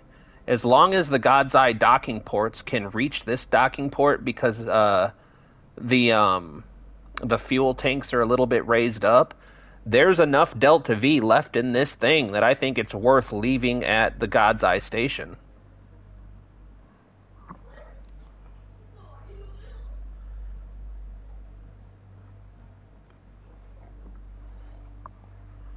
Hey man, I gotta go, but DM me if you want to chat on Discord. Absolutely, dude. 100%. I'll get you on Discord tomorrow, and we'll get a screen share going, and we'll see if I can't help you out. Yeah, because I'm thinking what we'll do, Luke, is we'll rendezvous with the Taz Jacks. We'll use the Taz Jacks to align ourselves in the weird-ass orbit that God's Eye's in. And then once we get a really close intercept, like we'll try to get it within 50 meters or so, we'll leave Jebediah. We'll have him... Alright, night-night, Laser. Try to have a good one, man. We'll leave Jebediah.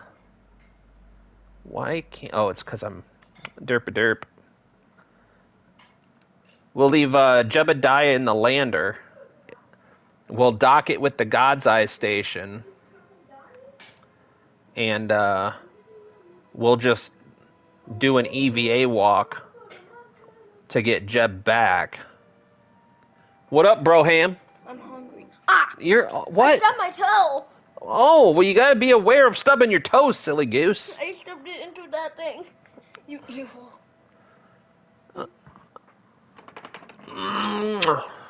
I'll be getting off here in just a little bit, and we'll see about some kind of snack, but you've already had 2 snacks and a lunch today. Mm-hmm. So let me think about what we can even do for snacks, okay? I think I know. What?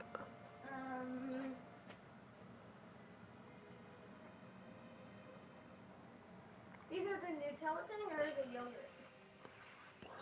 Then you're not going to have any snacks for tomorrow. Mm-hmm. If you want, I'll let you have a little bit of dry cereal, but we don't have a whole lot of snacks, dude. You're going to eat all the snackies up in one day. I can go get it? Yes, you can go get it. You can have a little bit of cereal in a bowl. Okay. Can I have some? Yes, of course you can have some.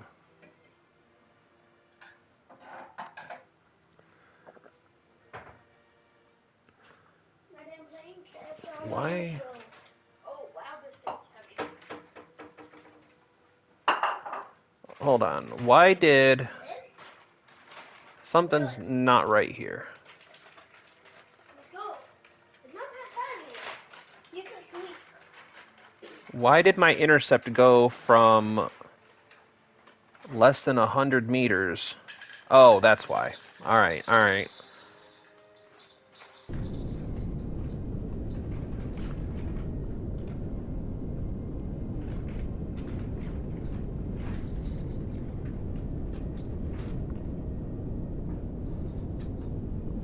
That had me freaked out a little bit. Get your bowl for your cereal. I need help pulling my cereal. You're not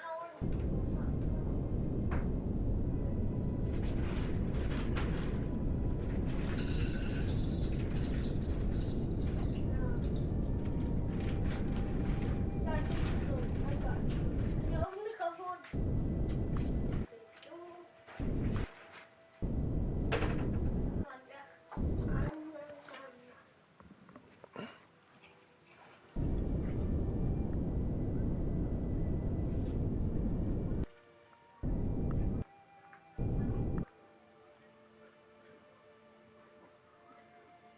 I got it. Alright. Can I do mine in the bed? Okay.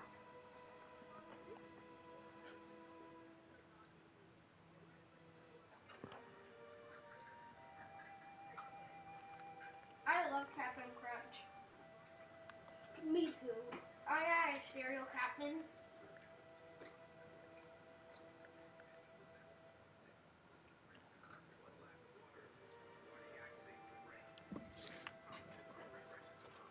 Can you make ice slushies? No, we don't have any way to make ice.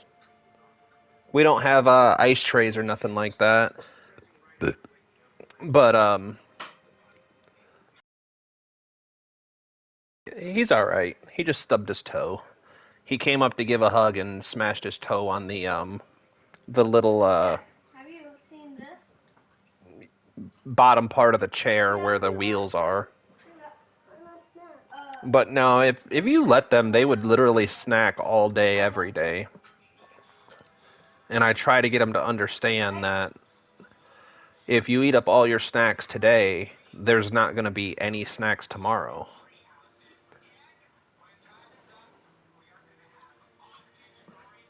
They usually do pretty good, though. Next time I go to the store, I got to restock their popcorn, because usually their snack is popcorn. Oh, yeah, they were just banging the cupboards. All the cereal and stuff is down in the bottom cupboard, so uh, they should be okay. They shouldn't hurt themselves at all. They don't have to climb up or reach up or nothing.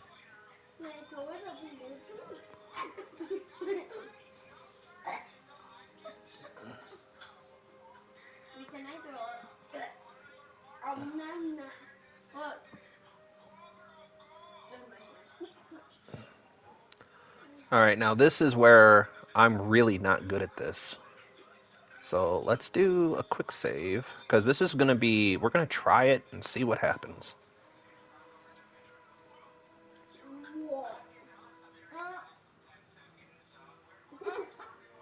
Because I'm honestly not sure which vector that we need to be accelerating on in order to match orbits. I suppose I could set a maneuver node.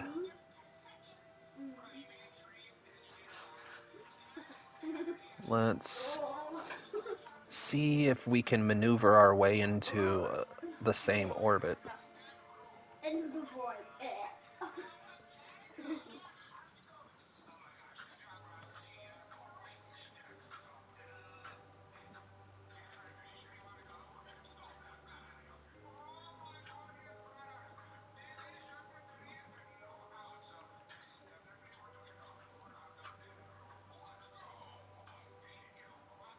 That should be about good. Let's power the engine up a little ways.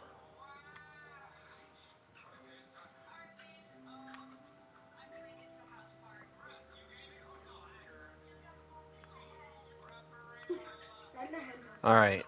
Now this is... Oh my god, we can't time warp on Gilly! Well...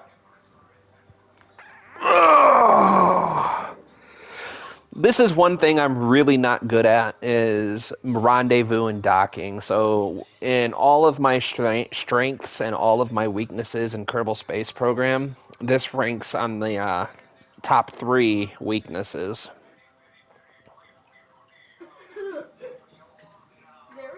But the good thing is that even though we can't time warp around Gilly for some stupid reason, even though we can't time warp, Gilly is a pretty easy place to rendezvous. So I should be able to nail this relatively okay. And then we'll transfer our orbit. I would really like to wrap this mission up today. But what we'll do is we'll transfer our orbit and try to match the God's Eye state.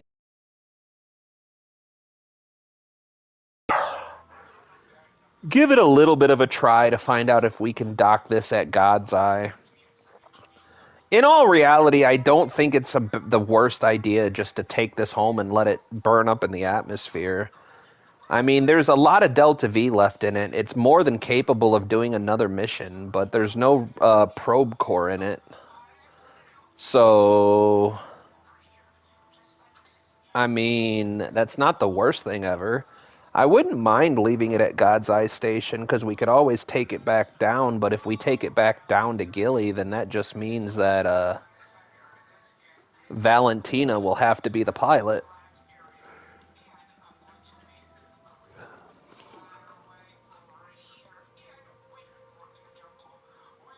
I don't know. I really wouldn't mind using this more, but at the same time, it has some pretty fatal flaws to be used over and over again. Because as soon as we ditch the outer stages, it's not going to have power, which is a pretty big flaw. It needs power. I didn't even put RTGs in it. It has the wrong science payload. As far as deployable silence, as far as deployable science, it has the way wrong payload.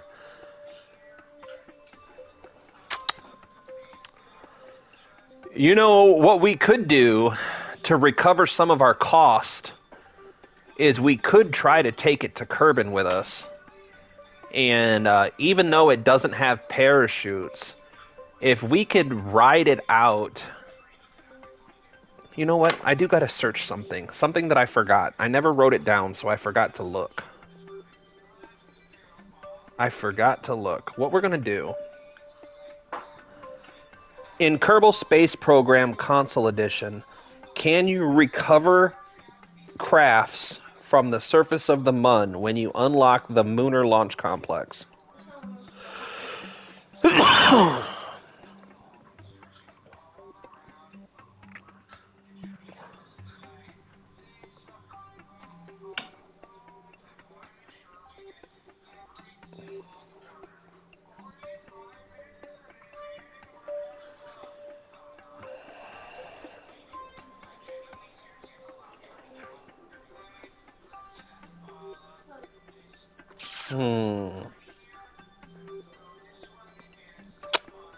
So apparently you cannot recover anything even if you have the Mun Launch Complex.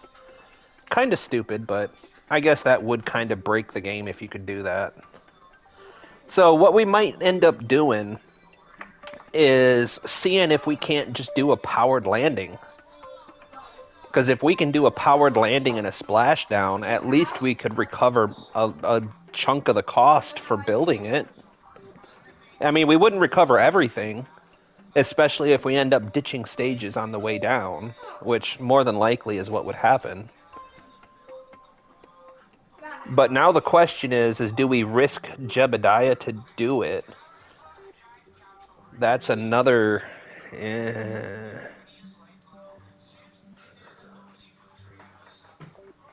Yeah.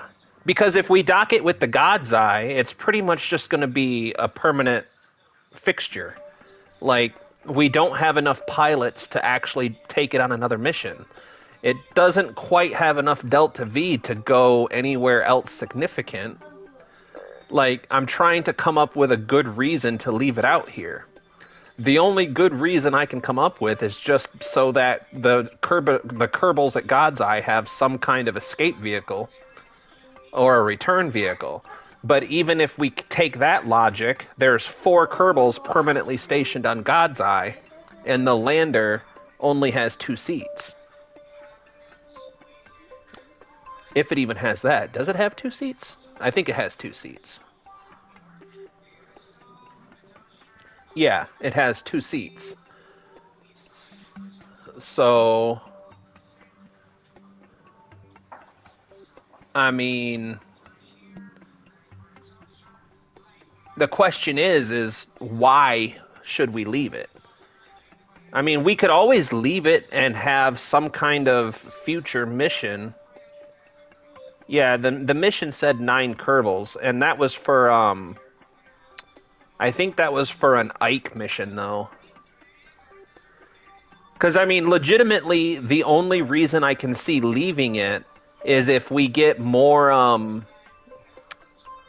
Gilly missions in the future. And then we could just use a scientist and Valentina to come down, satisfy the mission, and then go back. Which should have enough Delta V to do that, no problem.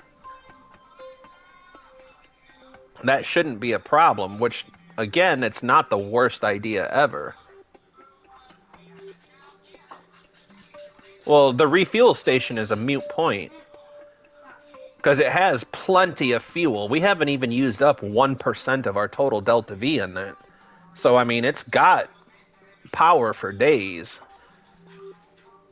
I think we'll leave it at the God's Eye station for now. We can always bring it back and recover it under its own power, because just in this stage alone, this is more than enough to get from Eve to Kerbal.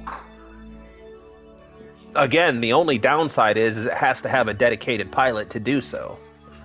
But legitimately, we could always just put Valentina in it by herself and bring her home. And then she could fly a fuel tanker out to the God's Eye station, or another mission to the God's Eye station to expand it. Which, that's not the worst idea ever.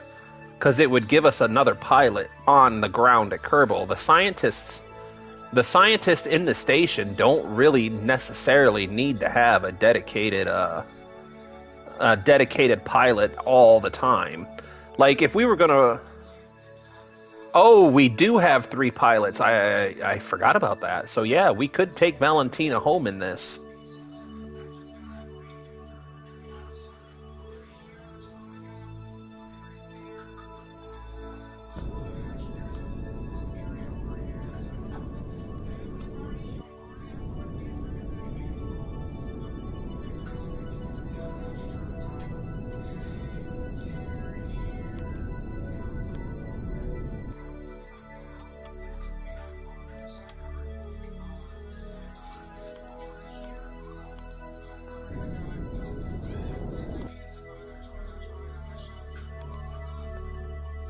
Alright.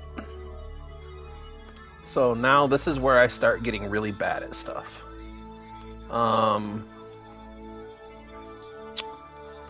Let's see if I can remember the loud, lazy way of doing this. Control from here. Point towards target. We can get rid of this now. And then go here. And then first thing we're going to do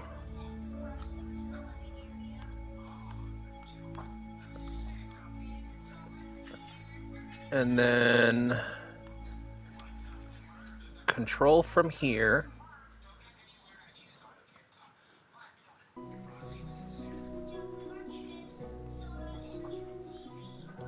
Set as target. Oh yeah, there's no pilot, so we can't do that. Alright, that's fine. We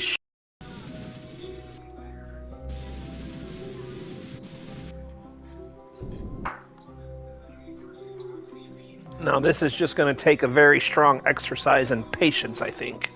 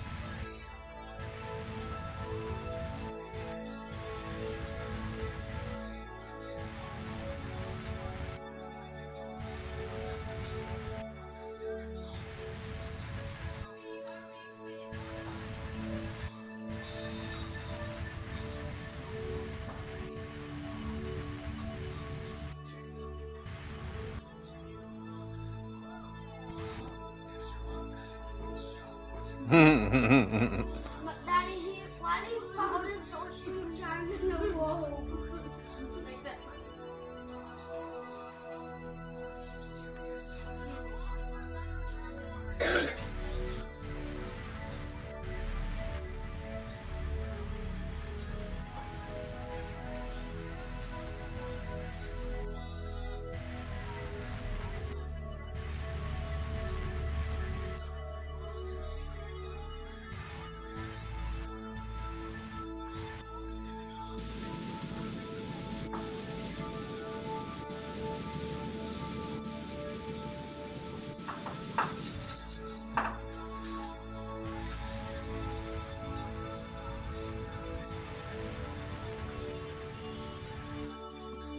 Man, I cannot ever figure out which direction to push this thing.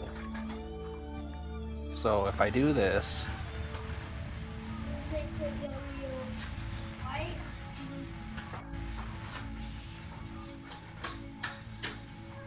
do not be crushing your cereal up and making a mess, please. Alright. So, how do I go straight down? I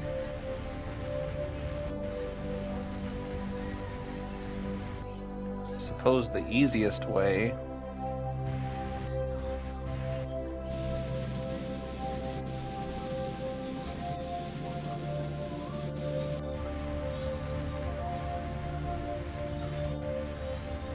Okay.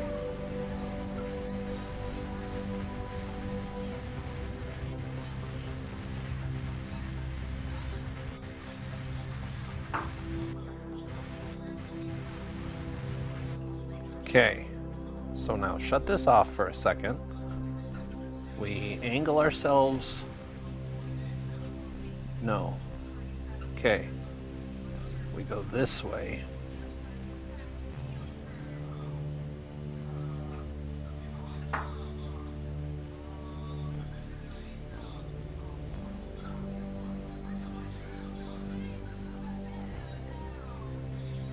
Come on. I always get so disoriented trying to do this.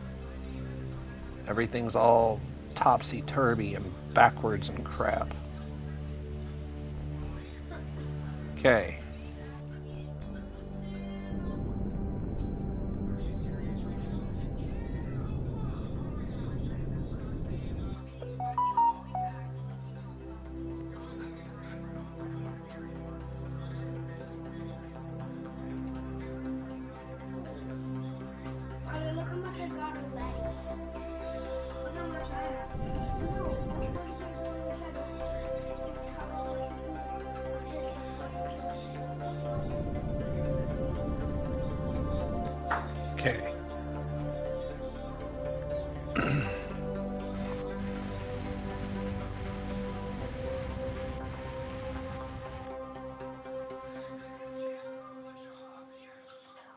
Yep, that's all I'm trying. Luke, this is one of the things that I have the least amount of practice because I avoid doing it whenever possible, which is not a good way to get good at it.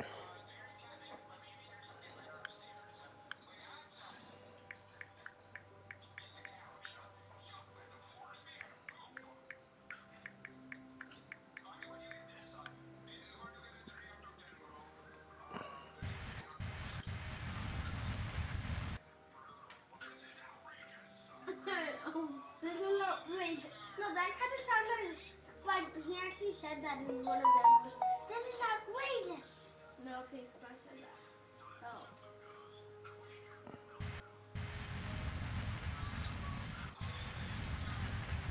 This is outrageous. I wish it was 5 seconds.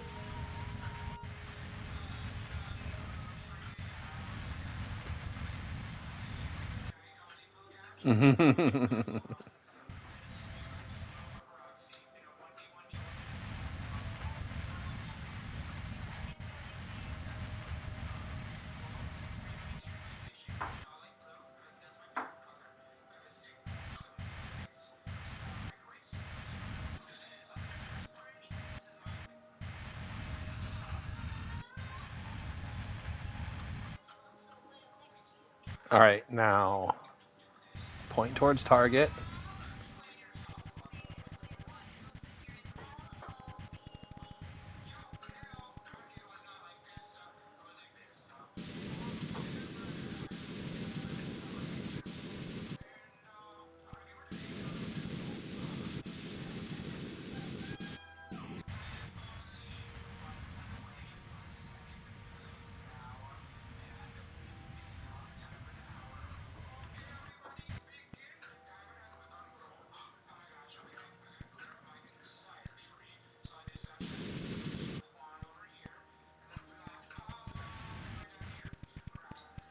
Oh, come on.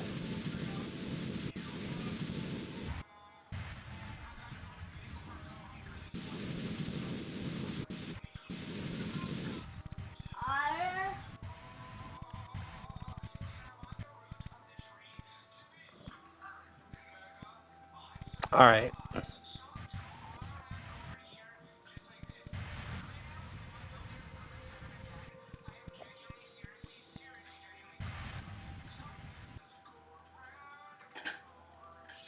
Do not crush up your cereal for the second time.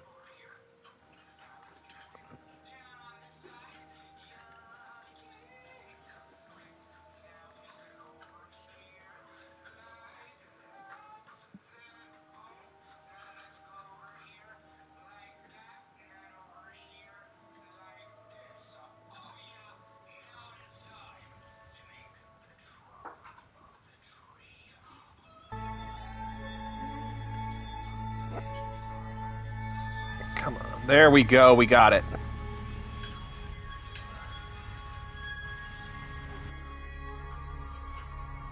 Man.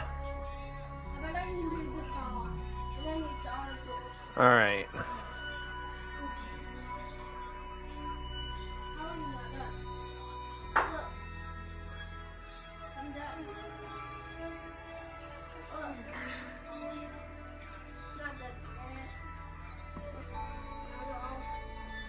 That was a little bit of an ordeal. Oh, yeah, John, dude. Yes, we are locked. I'm not really good at docking. Like, I have the least amount of practice docking. It's a horrible thing. It really is a bad habit to get into. Trying to get away from the responsibility of docking by just not doing it. All right.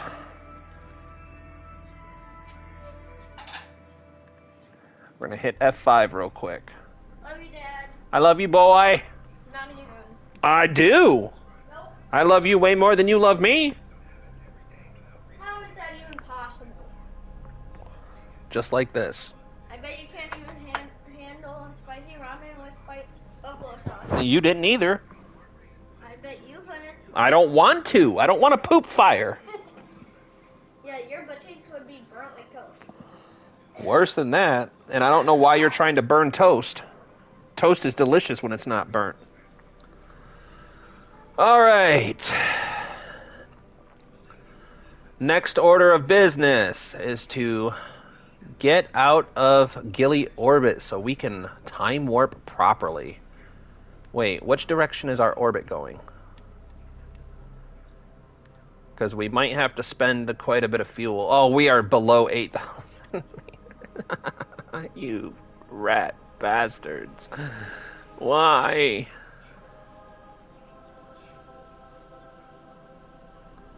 Let's angle the big solar panels to where they catch more sunlight.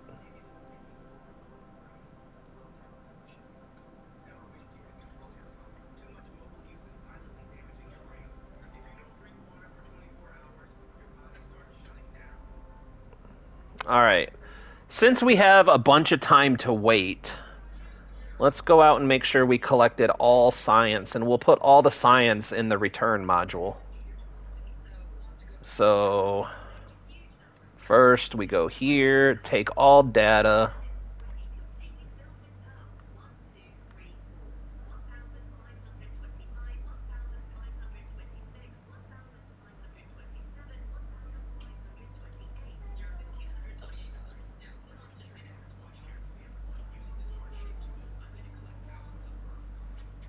Oh, we can do that pretty easily. That's not a problem. We might even be able to do a whole docking station in one launch, and that might be a good idea for our Joule mission, really.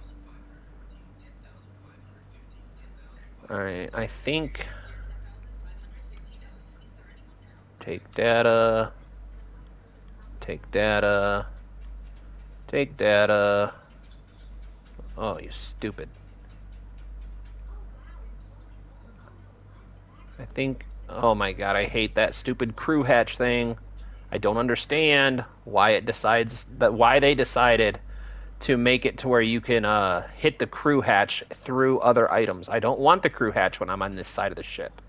If I wanted the crew hatch, I would go to the other side of the ship and select the crew hatch. All right.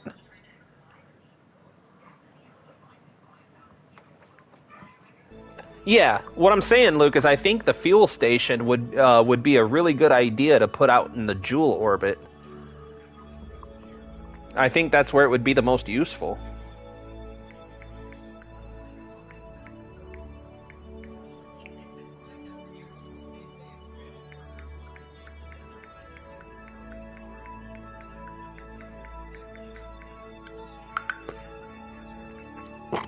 All right.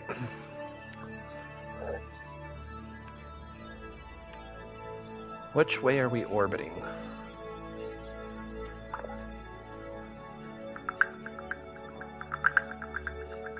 I think put a cargo bay first, then the science area. I mean, we can do anything.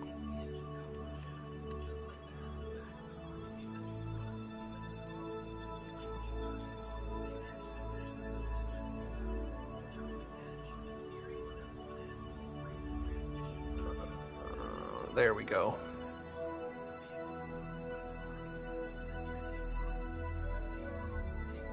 I think that might be a good first step.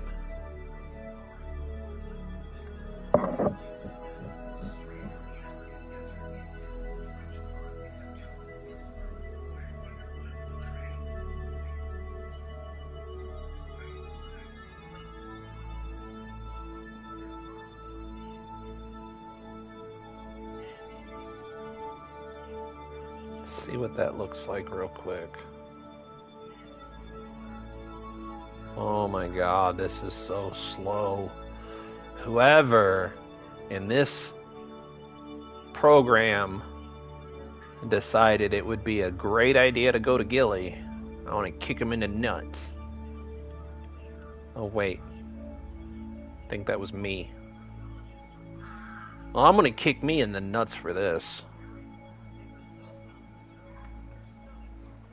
But then again, if I would have known that the lander was going to perform so well, I would never have brought the Tazjaks down into low Gilly orbit.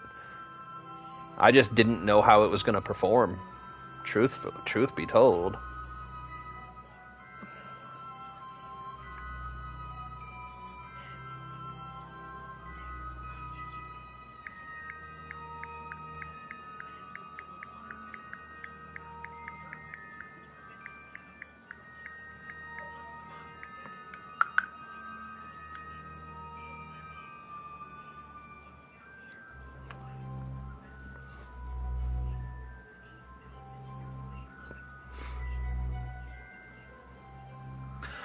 You know, I was thinking about that with this. Is leaving this portion in orbit as just a permanent transfer vehicle. Because, I mean, that is an option. We could transfer all science back to the lander. And I'm pretty confident that with the Delta V that we have left, we could safely deorbit this into Kerbin's atmosphere. We would just have to really regulate the throttle and make sure it goes nice and slow.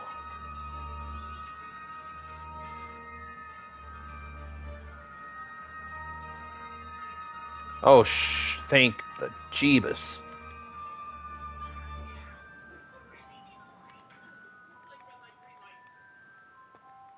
Come on, come on, let me time warp faster. For the love of all holy things in the universe, let me please time warp faster.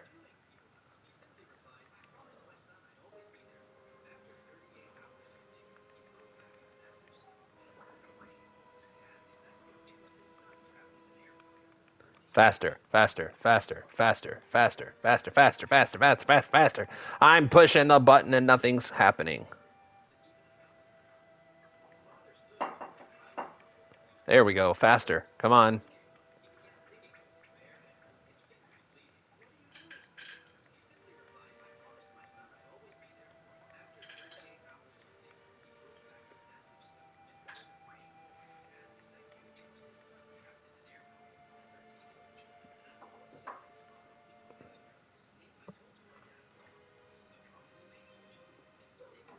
You know what I could do?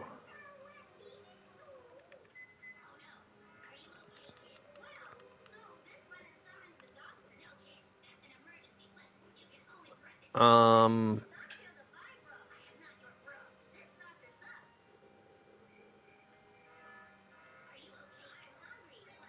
it's still such a slow vehicle. Did I ever put the authority limiter back up? I think I did. Yeah, I did. No, I didn't.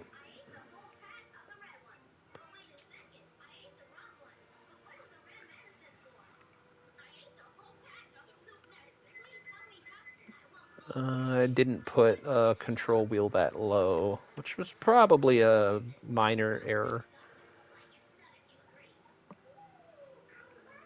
I don't remember lowering the authority limiters on this one. Oh, I did. I do remember it now.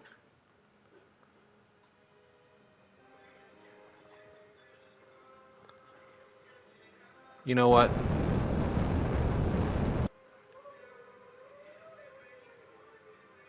I don't even care.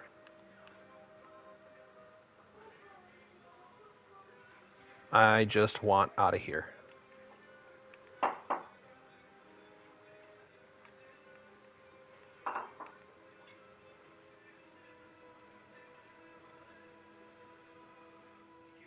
All right. Now, am I orbiting the wrong direction now? Yes, I am. So, we're going to burn some Delta V retrograde.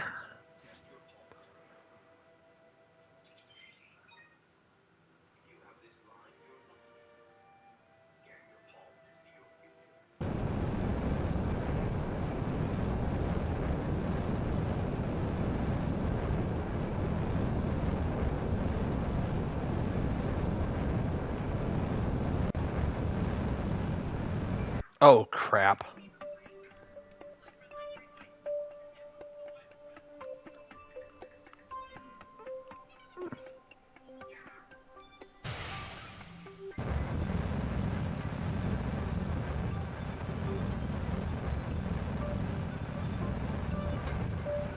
Come on. Just flip my orbit for me.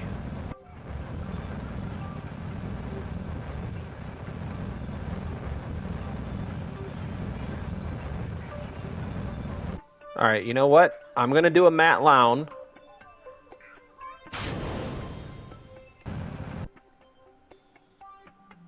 What? What just staged?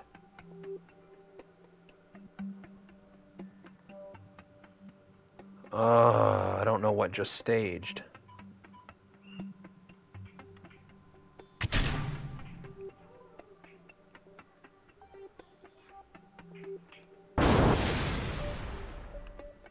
Why did these turn on now? Oh my goodness gracious. Yep, definitely pulling a Matt Lown on this one.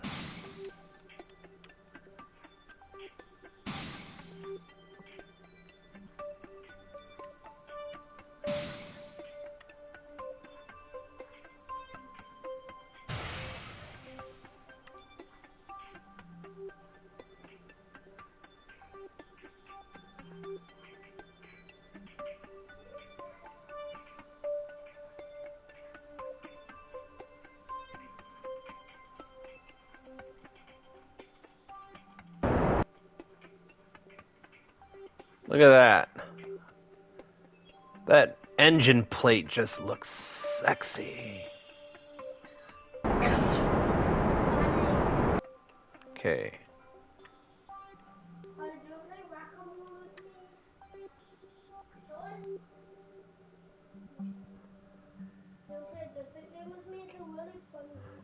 So now that booster, which was almost depleted. Oh, you know what I should have done? Drats. I should have drained what fuel was left back into the lander. I should have, would have, could have.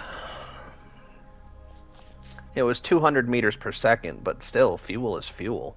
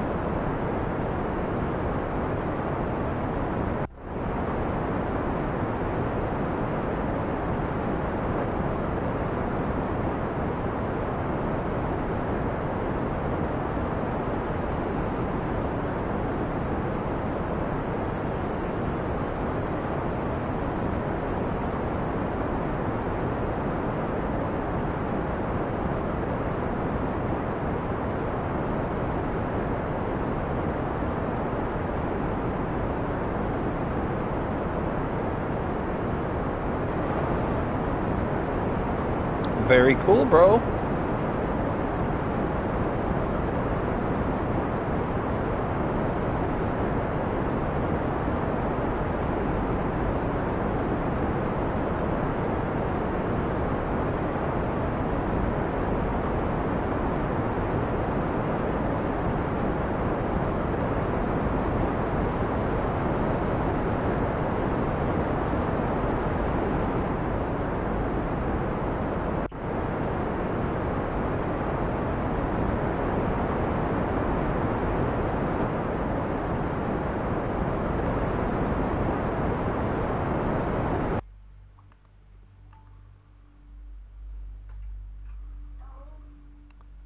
All right. Now the question is do we keep pushing it up? Or do we just come here and lower it and try to match this orbit here? All right, John, I appreciate you stopping in, man. I'm going to be getting done with this here soon anyway. How? Look, it's pretty slow, but it would do for now, look. It's my own chill call. Whoa. Is it cool? That is too cool, dude. It can even float on blocks. All right. How do we... Oh, come on. Oh my goodness.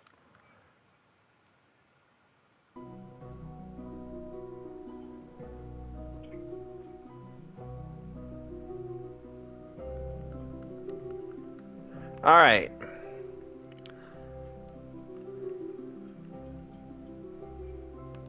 So let's... Says, can you get home? Oh, dude, we have plenty of fuel to get home, especially if we ditch the lander. If we leave the lander here, that gives us even more fuel. I can fly. Daddy, I can fly. But the question is how much fuel are we going to use on this rendezvous? It might not be worth it, you know.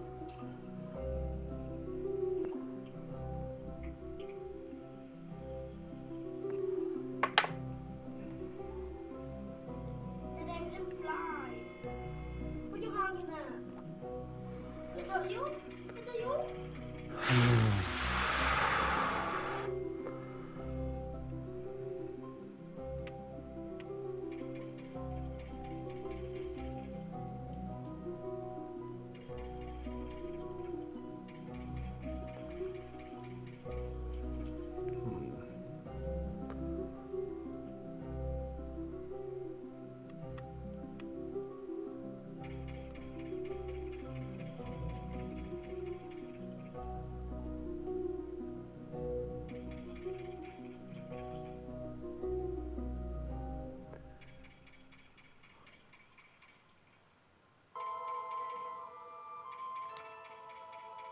Yeah, the more I really, I'm struggling with the idea of saving the lander. Because the lander has some pretty fatal long-term flaws. The only thing it's got going for it is it's got a lot of fuel left. That's where I'm like, it could still be used. It could be worth saving. But is it worth the effort? What does our orbit look like compared to this? Because we're going to have to...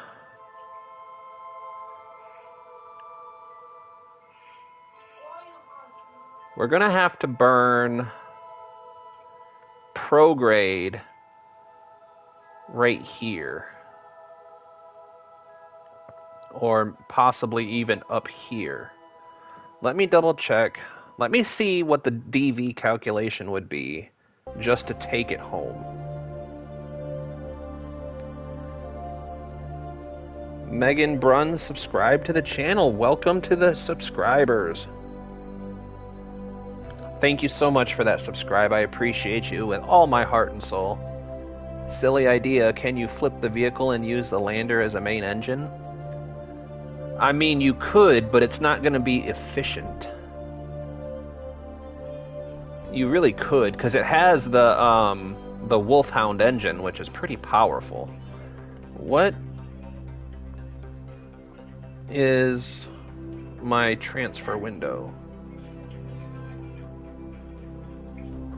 So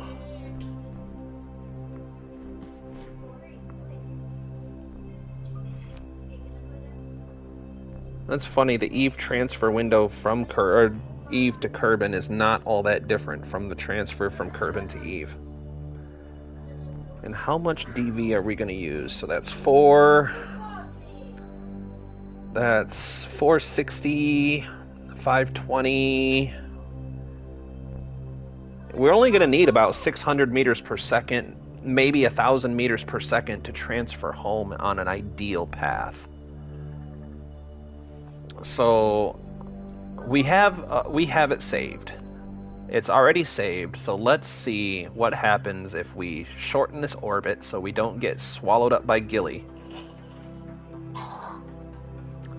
2 minutes and 26 seconds, so that's 1 minute and 13 seconds, I think.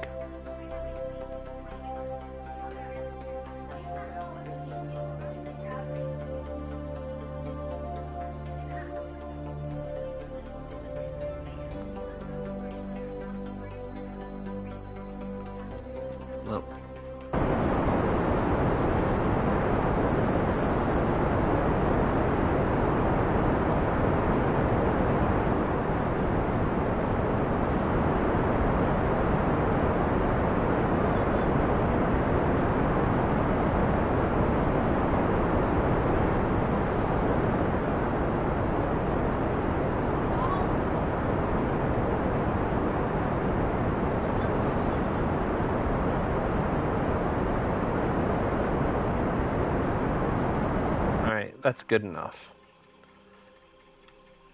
So, where's that? Right here.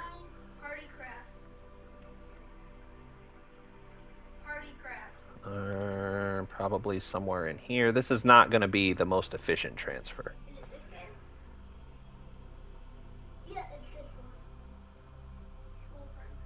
Actually, we have quite a long time for a transfer window because Eve is going to have to go. We have like a year, like 9 months to a transfer window. Write down those gremlins. Yeah, I have the list. We need to add a probe core. We need to move the solar panels. We need to fix the science payload.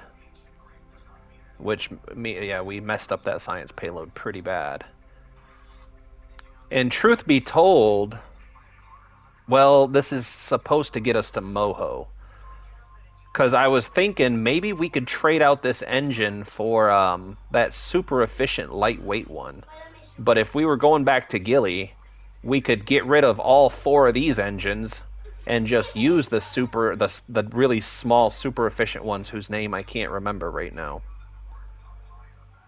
Alright, let's do this. We're going to time warp to a transfer window. I just want to see what the numbers would be if we get a transfer the way it sits, but I really am not thinking that we're going to have time to do a whole lot more. Our time is quickly coming to an end for today. All right.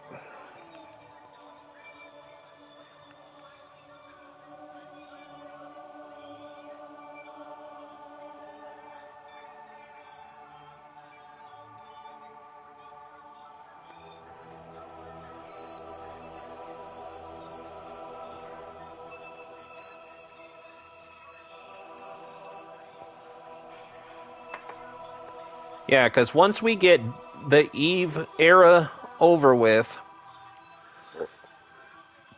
Moho is going to be our very next challenge. After Moho, I think we wrap everything up, bring everybody home, and then we're going to have to set up a relay network to function for the Drez and Jewel missions.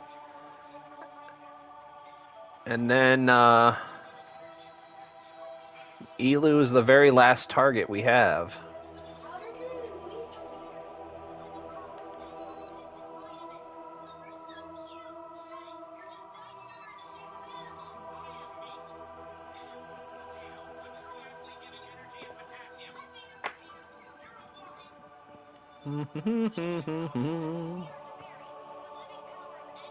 I mean, we did make it to the Eve system in less than 50 years. That's pretty impressive, and we don't have a full tech tree unlocked.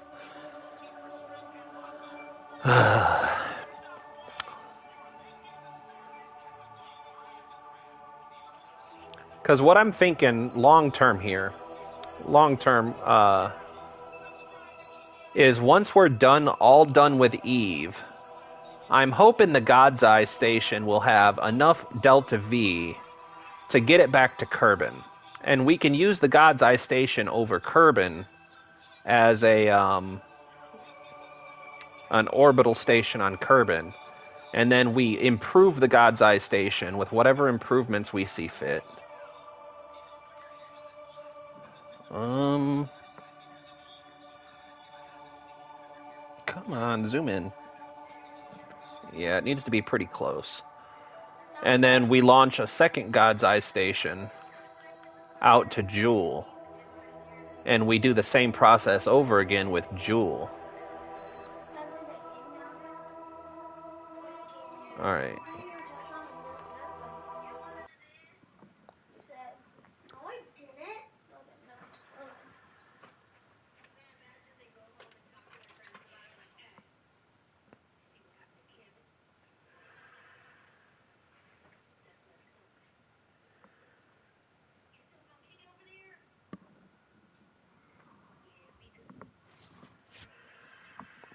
Alright. Let's plot us a maneuver home and see what the numbers look like. Let's go ahead and just get rid of that. So, probably somewhere in this area.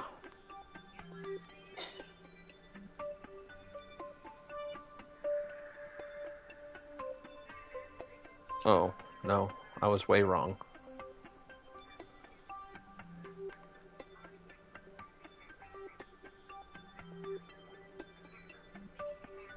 Man, our orbit really twisted out on us a little bit here.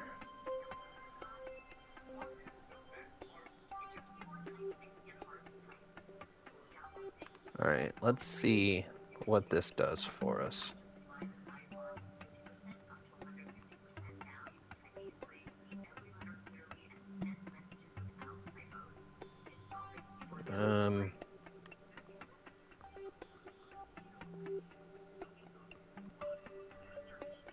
Alright, there we go. That's a little bit better.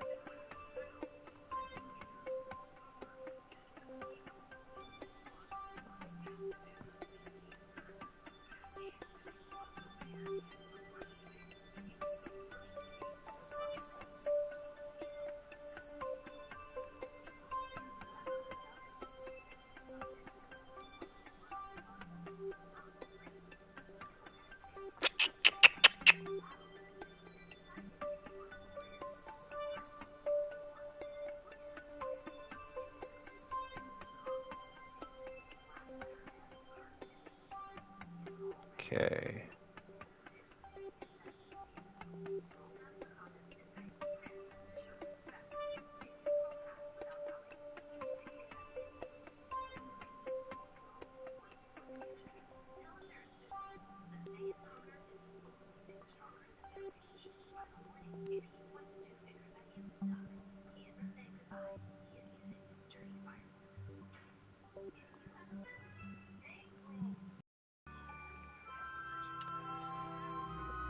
That's too much DV. Here. What happens if I skip orbit? Oh, that's bad. That's very bad.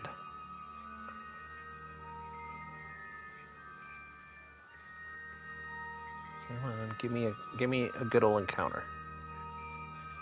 Come on, Kerbal. You know you want to just give me the encounter. I've been a good boy. You just want to go home.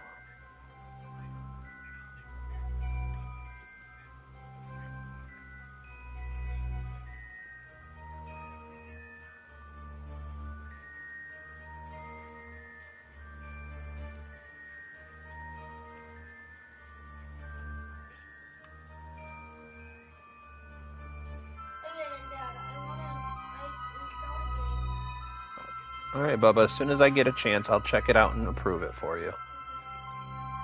Give me...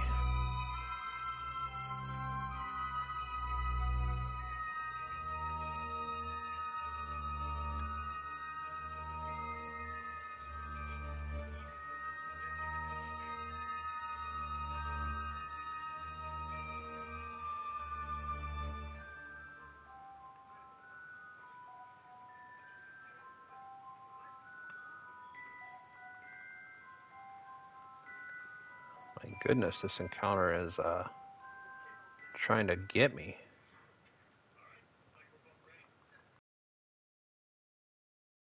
My goodness.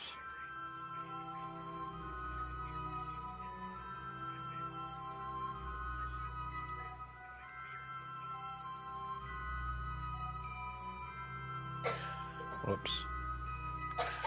Did I just mess that up?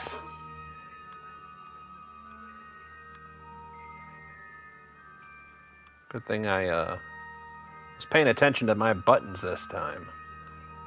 Alright. Is it worth messing this up? Probably not. It's probably better just to do this maneuver and then set a mid-course correction later.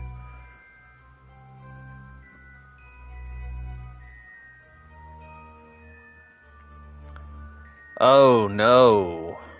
Oh my goodness, this is gonna be bad. It's almost a 6-minute burn. Oh, this is not gonna go well. Not gonna go well. We should have circularized our orbit better.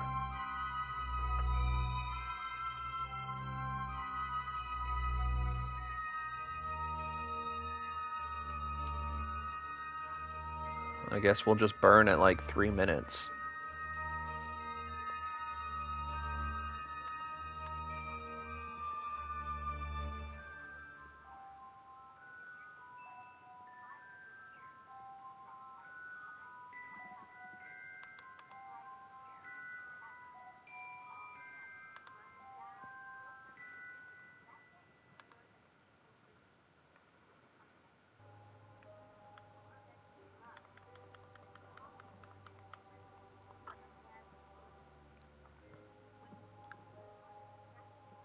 There's no chat, no talking. I can't help you anymore. Yeah, dude, I'm just trying to get this done. Once we get a course home and get this on the ground, I mean, I don't even know if I'm going to have time to get it on the ground. You know how I get when I get to the point where I just need to take a break, Luke. It's almost 5 o'clock. I've been playing since 9 this morning.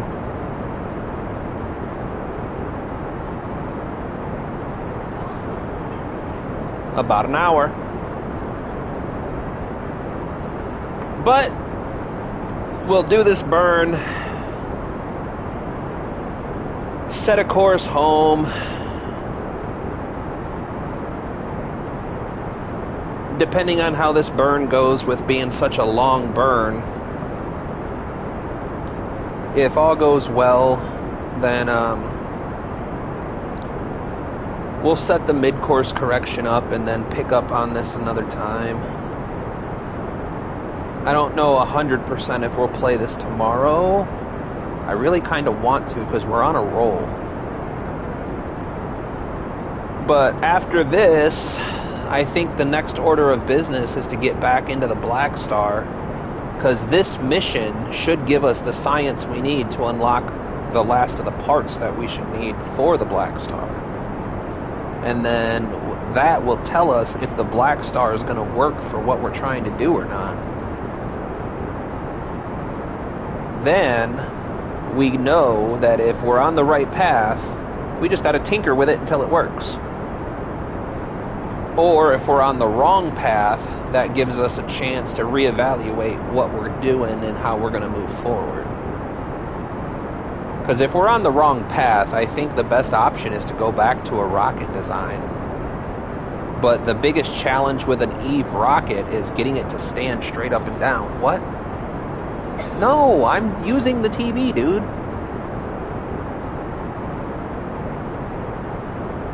But I think what we'll do is if we're not on the right track with the Black Star, I still am proud of the Black Star. It's a great flying machine.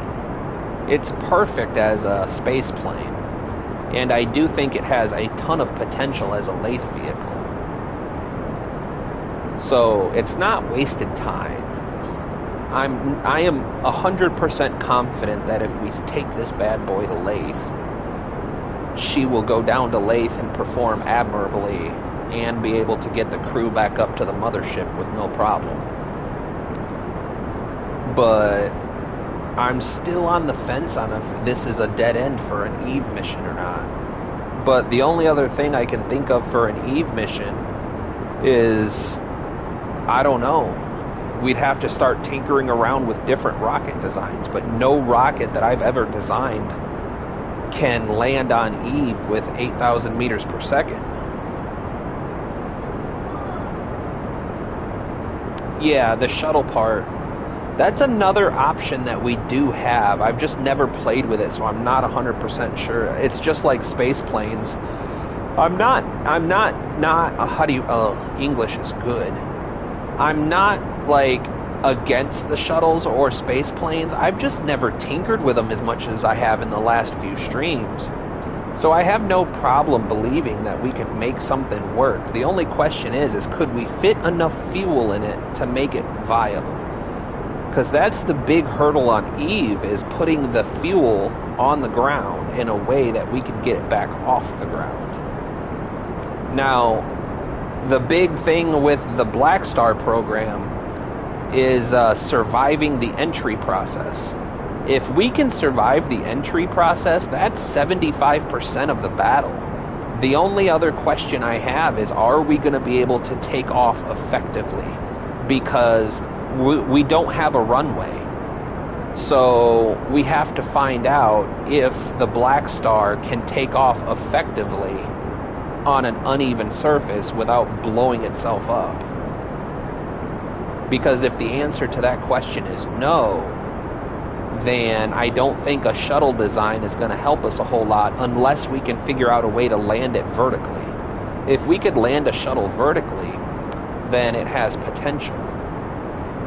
But if we can't land it vertically and keep it stable while we do our extravehicular activities, and then turn around and launch it, then we're right back to square one with going back to the drawing board of a rocket design.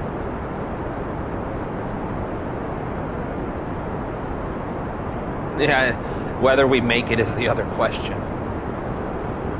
Nope, because the way I look at it is the mission objective is relatively simple. We take a crew to Eve. We land on Eve safely enough to EVA, plant a flag, collect surface samples, do an EVA report. We get back in the craft, and we launch to an Eve orbit. If we can do all that safely, the rest of it's just gravy, because we have the God's Eye station on standby. So if we don't have enough Delta V to get home, then the possibility exists that we just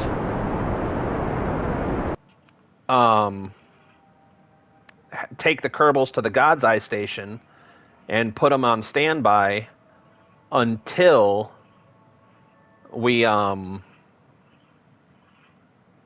send another rescue craft or a refuel or something of that nature. So if we do all of that, now, like I've said before, in a very perfect world, if everything goes perfect, I'm thinking that the Black Star will have enough Delta V to enter Eve's atmosphere, land, do the required science that we need, get back in. It will generate enough lift to take off in a very short runway span to where we minimize our risk on the ground. If we can get it off the ground, then I have no doubt that it'll do everything else efficiently and admirably.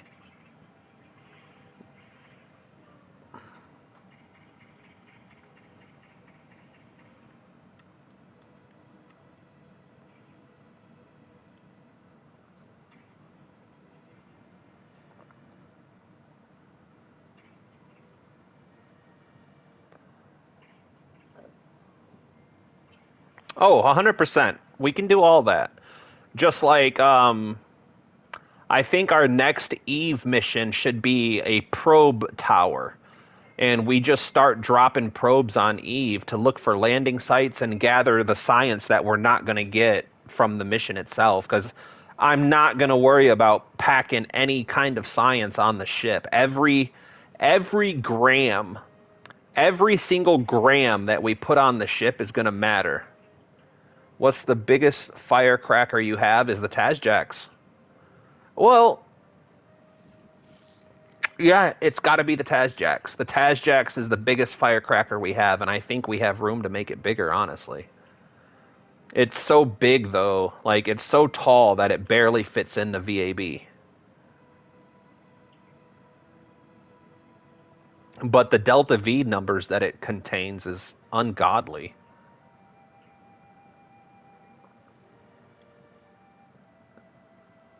I mean, it sits on the lunar surface with like something like 13,000 meters per second total Delta V. but that's including the lander.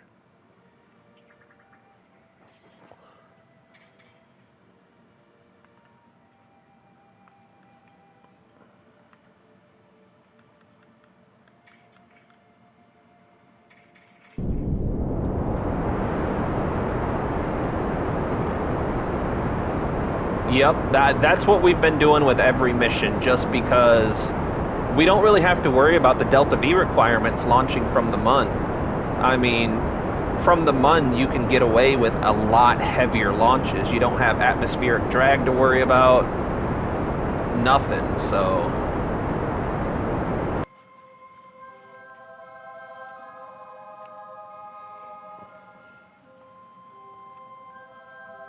What's a firecracker? Come on. It's a type of firework. You light it up and it goes crack. I thought it was that one that you throw it on it, around it and it explodes. Yeah, that's what it is.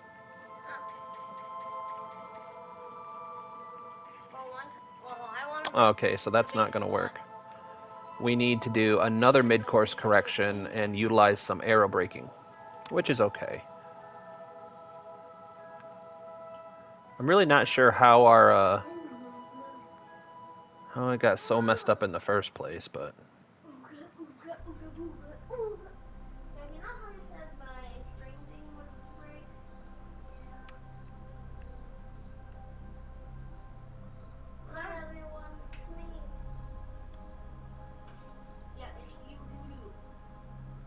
there's really no reason to worry about the equatorial entry. It's 4:58. Yeah, yeah.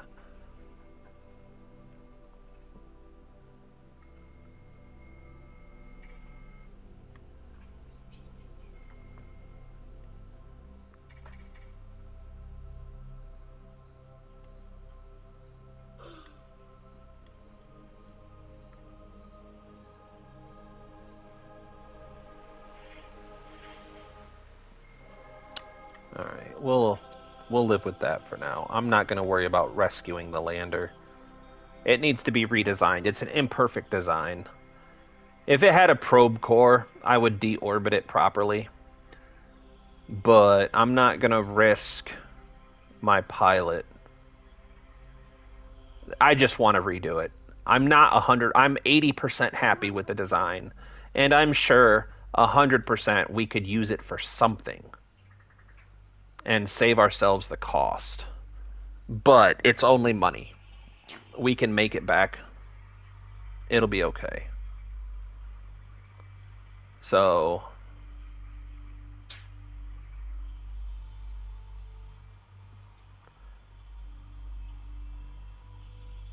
if I had remembered to put a probe core in it, like I should have from the beginning, then it would all be good. But we have all the science in the main ship, and the science is the important part of this mission. Because I'm thinking we have like 2,000 to 3,000 science on board.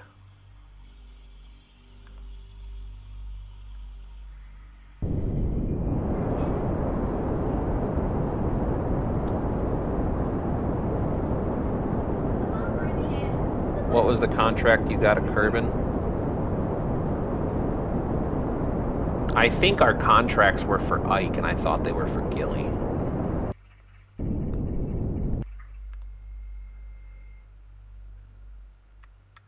Let's double check real quick.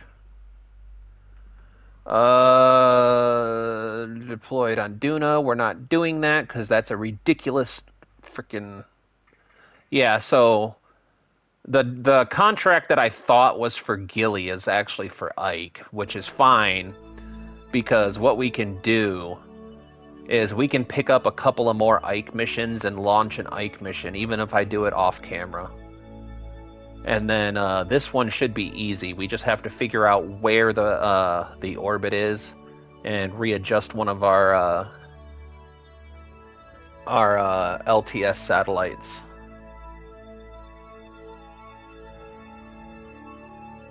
So that shouldn't be a problem either. Is there still time? For which one? All of them have plenty of time left on them.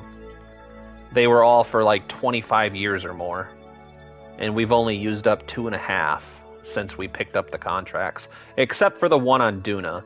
There's still plenty of time to do it, but it would take a ridiculously a large amount of planetary bombardments. Yeah, we do. I do need to put a better focus on picking up some more Kerbals too.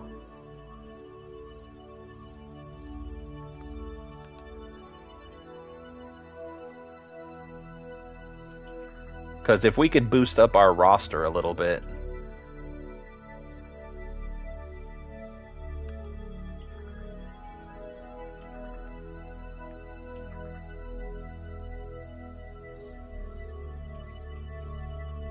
Oh no!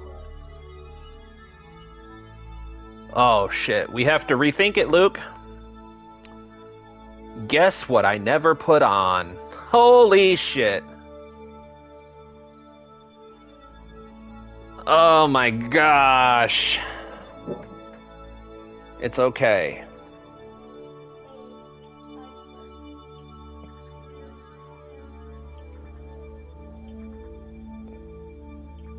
Why are my arms so thick? Luke, what did we forget? Or what did I forget? I tried to tell Laser we just did this whole mission. And I forgot a mission critical component. Do you guys like my dance moves? The only way we could save this. Oh my goodness. Oh my goodness. Come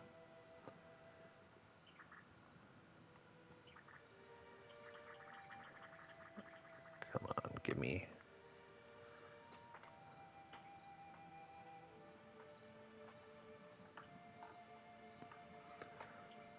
Yeah, we'll do that. And then, what is the cheapest capture we can get?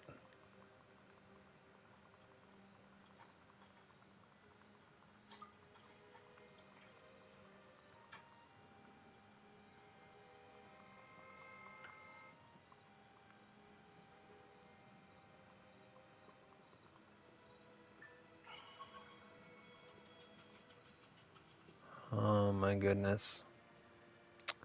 Yep, it's definitely my sign that it's time to call it a day. That whole mission, and I effing forgot parachutes. See, Laser, if you ever see this, buddy, it's not just you, man. This is the Kerbal experience.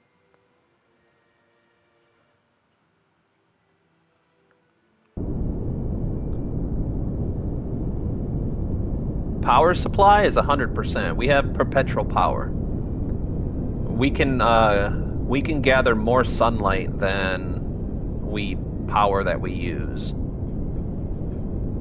Power's not a problem.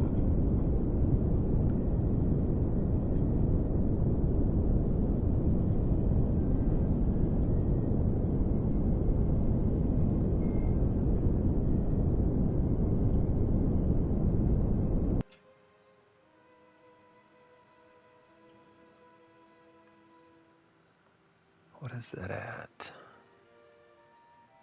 77K. All right.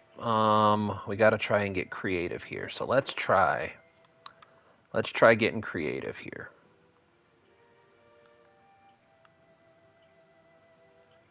Let's try getting creative here. We need to try some creativeness.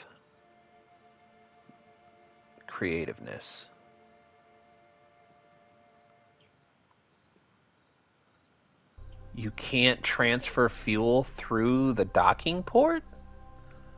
What?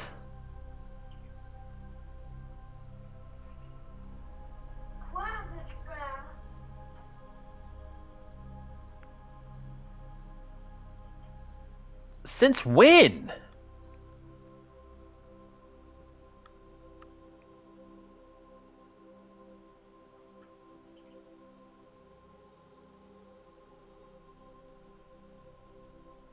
Oh dear heaven, why? I thought you could transfer fuel between the docking ports. All right. New plan. Oh, this is not going the way I imagined it. What happened? I've made some terrible miscalculations. Oh, well. So, thrust limiters are up on all those. So, what happens?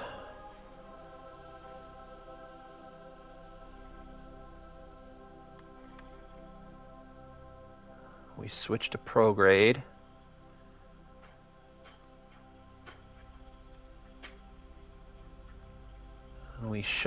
We begin shutting engines down here.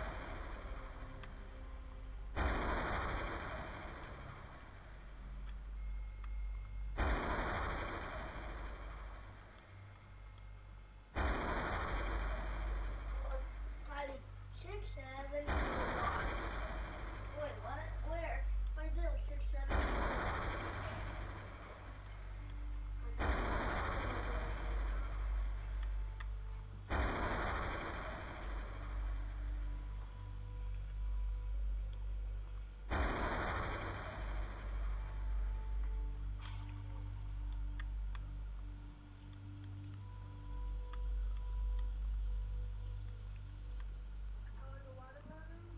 Improvise, adapt, and overcome.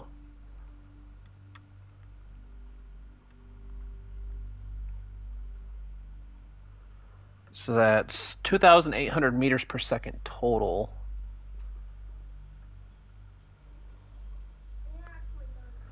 All right, let's arrange this asparagus staging.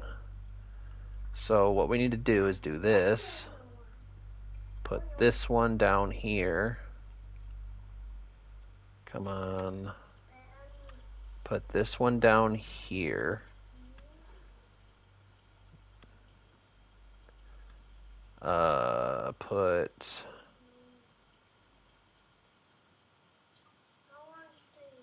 this down here and this down here.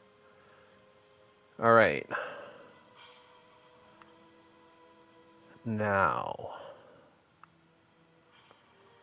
that's 538 meters per second.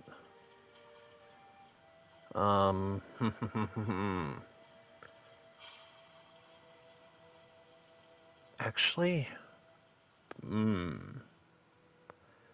that is a 19-minute burn. Holy Jesus, that's not going to work.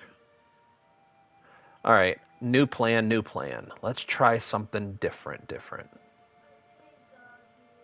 Let's reactivate these engines. I just need to see some numbers real quick.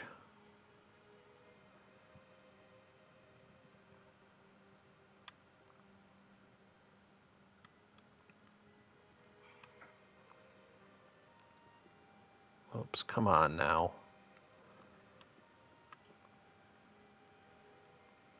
Actually, you know what would be probably easier?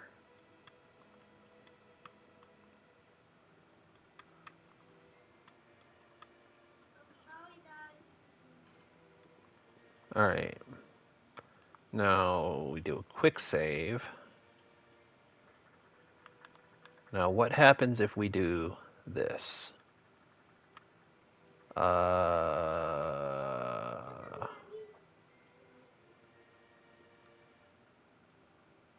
are we not able to? All right. So that's a 20-minute burn. If we undock that,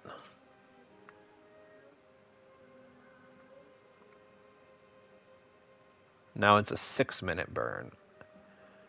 And we have plenty of delta V to do it. Okay, so that's the key. We're just gonna ditch the lander completely.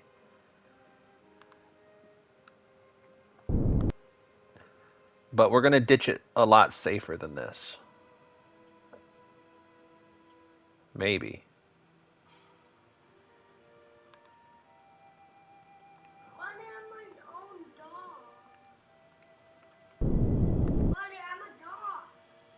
Hip, hip, hooey.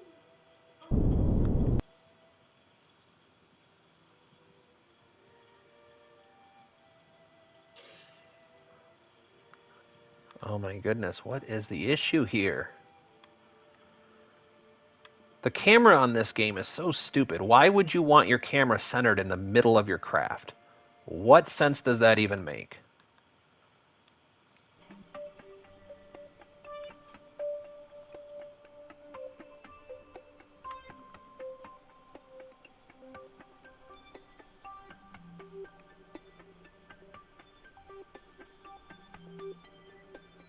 Alright, you know what I did? Center engine, then the others on odd rotation.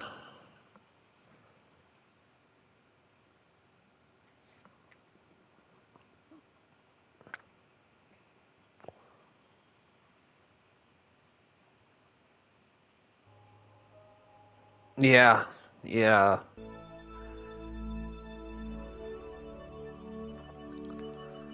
So what we're gonna do is we're gonna go normal.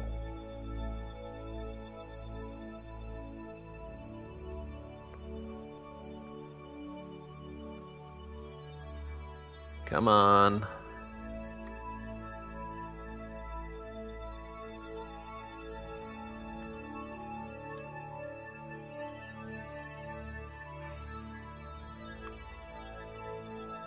We'll use that momentum to carry that out and away. And then we'll point back to the retro or the target area.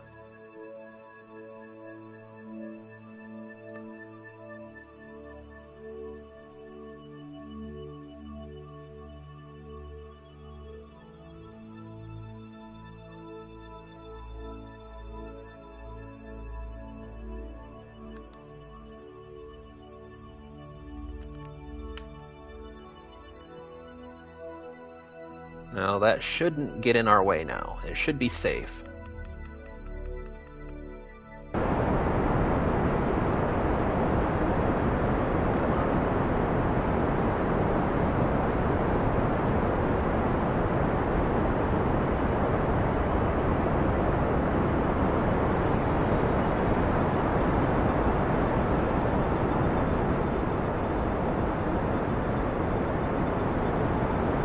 I wish we had a probe core on it, because then I could see it.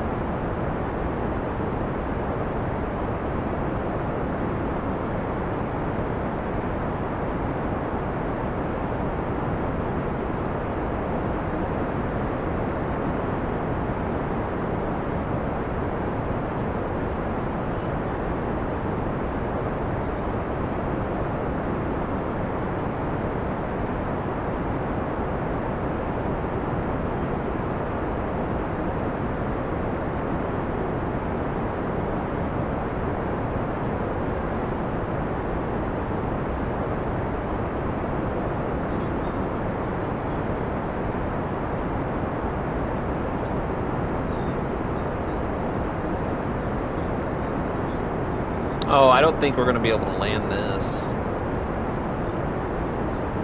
You know what, though? I'm going to be done because I got to reset this anyway and go back because I time warped past it. Thank you guys, everybody, for joining us. I'm not sure if we'll play this tomorrow or if we'll do Cyberpunk. Yeah, under 60, all crew will be fine. I just don't think it's going to be capable. The nuclear engines aren't going to generate enough thrust inside the atmosphere. The only other thing that we could possibly do, which I might try tomorrow if we end up playing this, is what we might do is decouple this decoupler we could decouple this decoupler here and leave this attached to the lander and see if we can't use the lander to enter the atmosphere, maybe. And then maybe do a powered landing, but I don't think that's going to work. Because the lander only had, 2,000 meters per second of delta V left.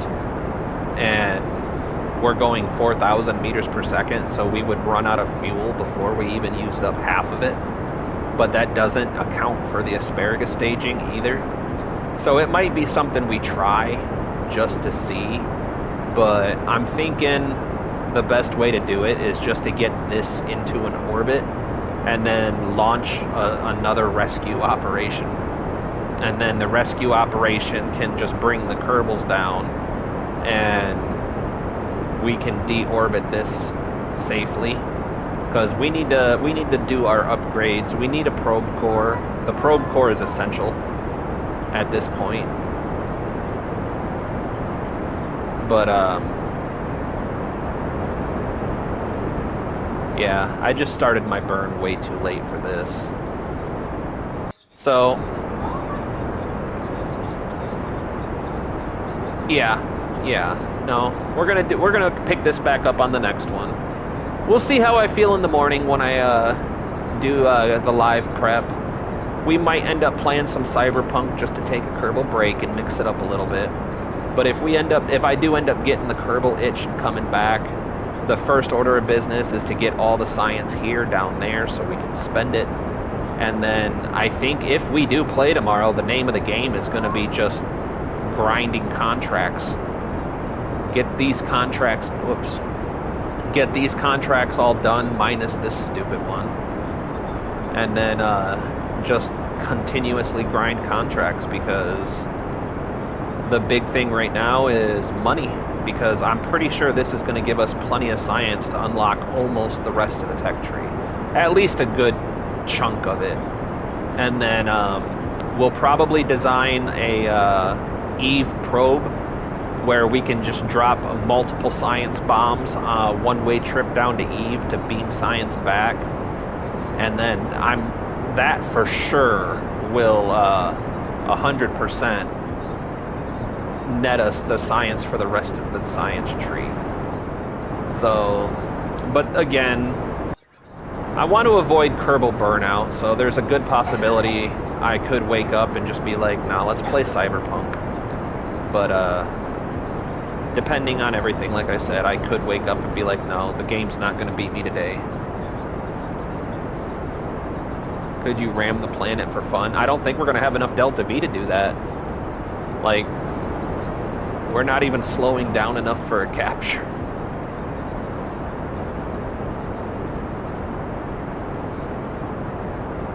The lander's doing good. Oh wait, that's the Corvus lander that we depleted and left in orbit. That's another project we need to do, is I really do need to design something to come up here and drag this down. That is a completely useless ship, just clogging up the space lanes.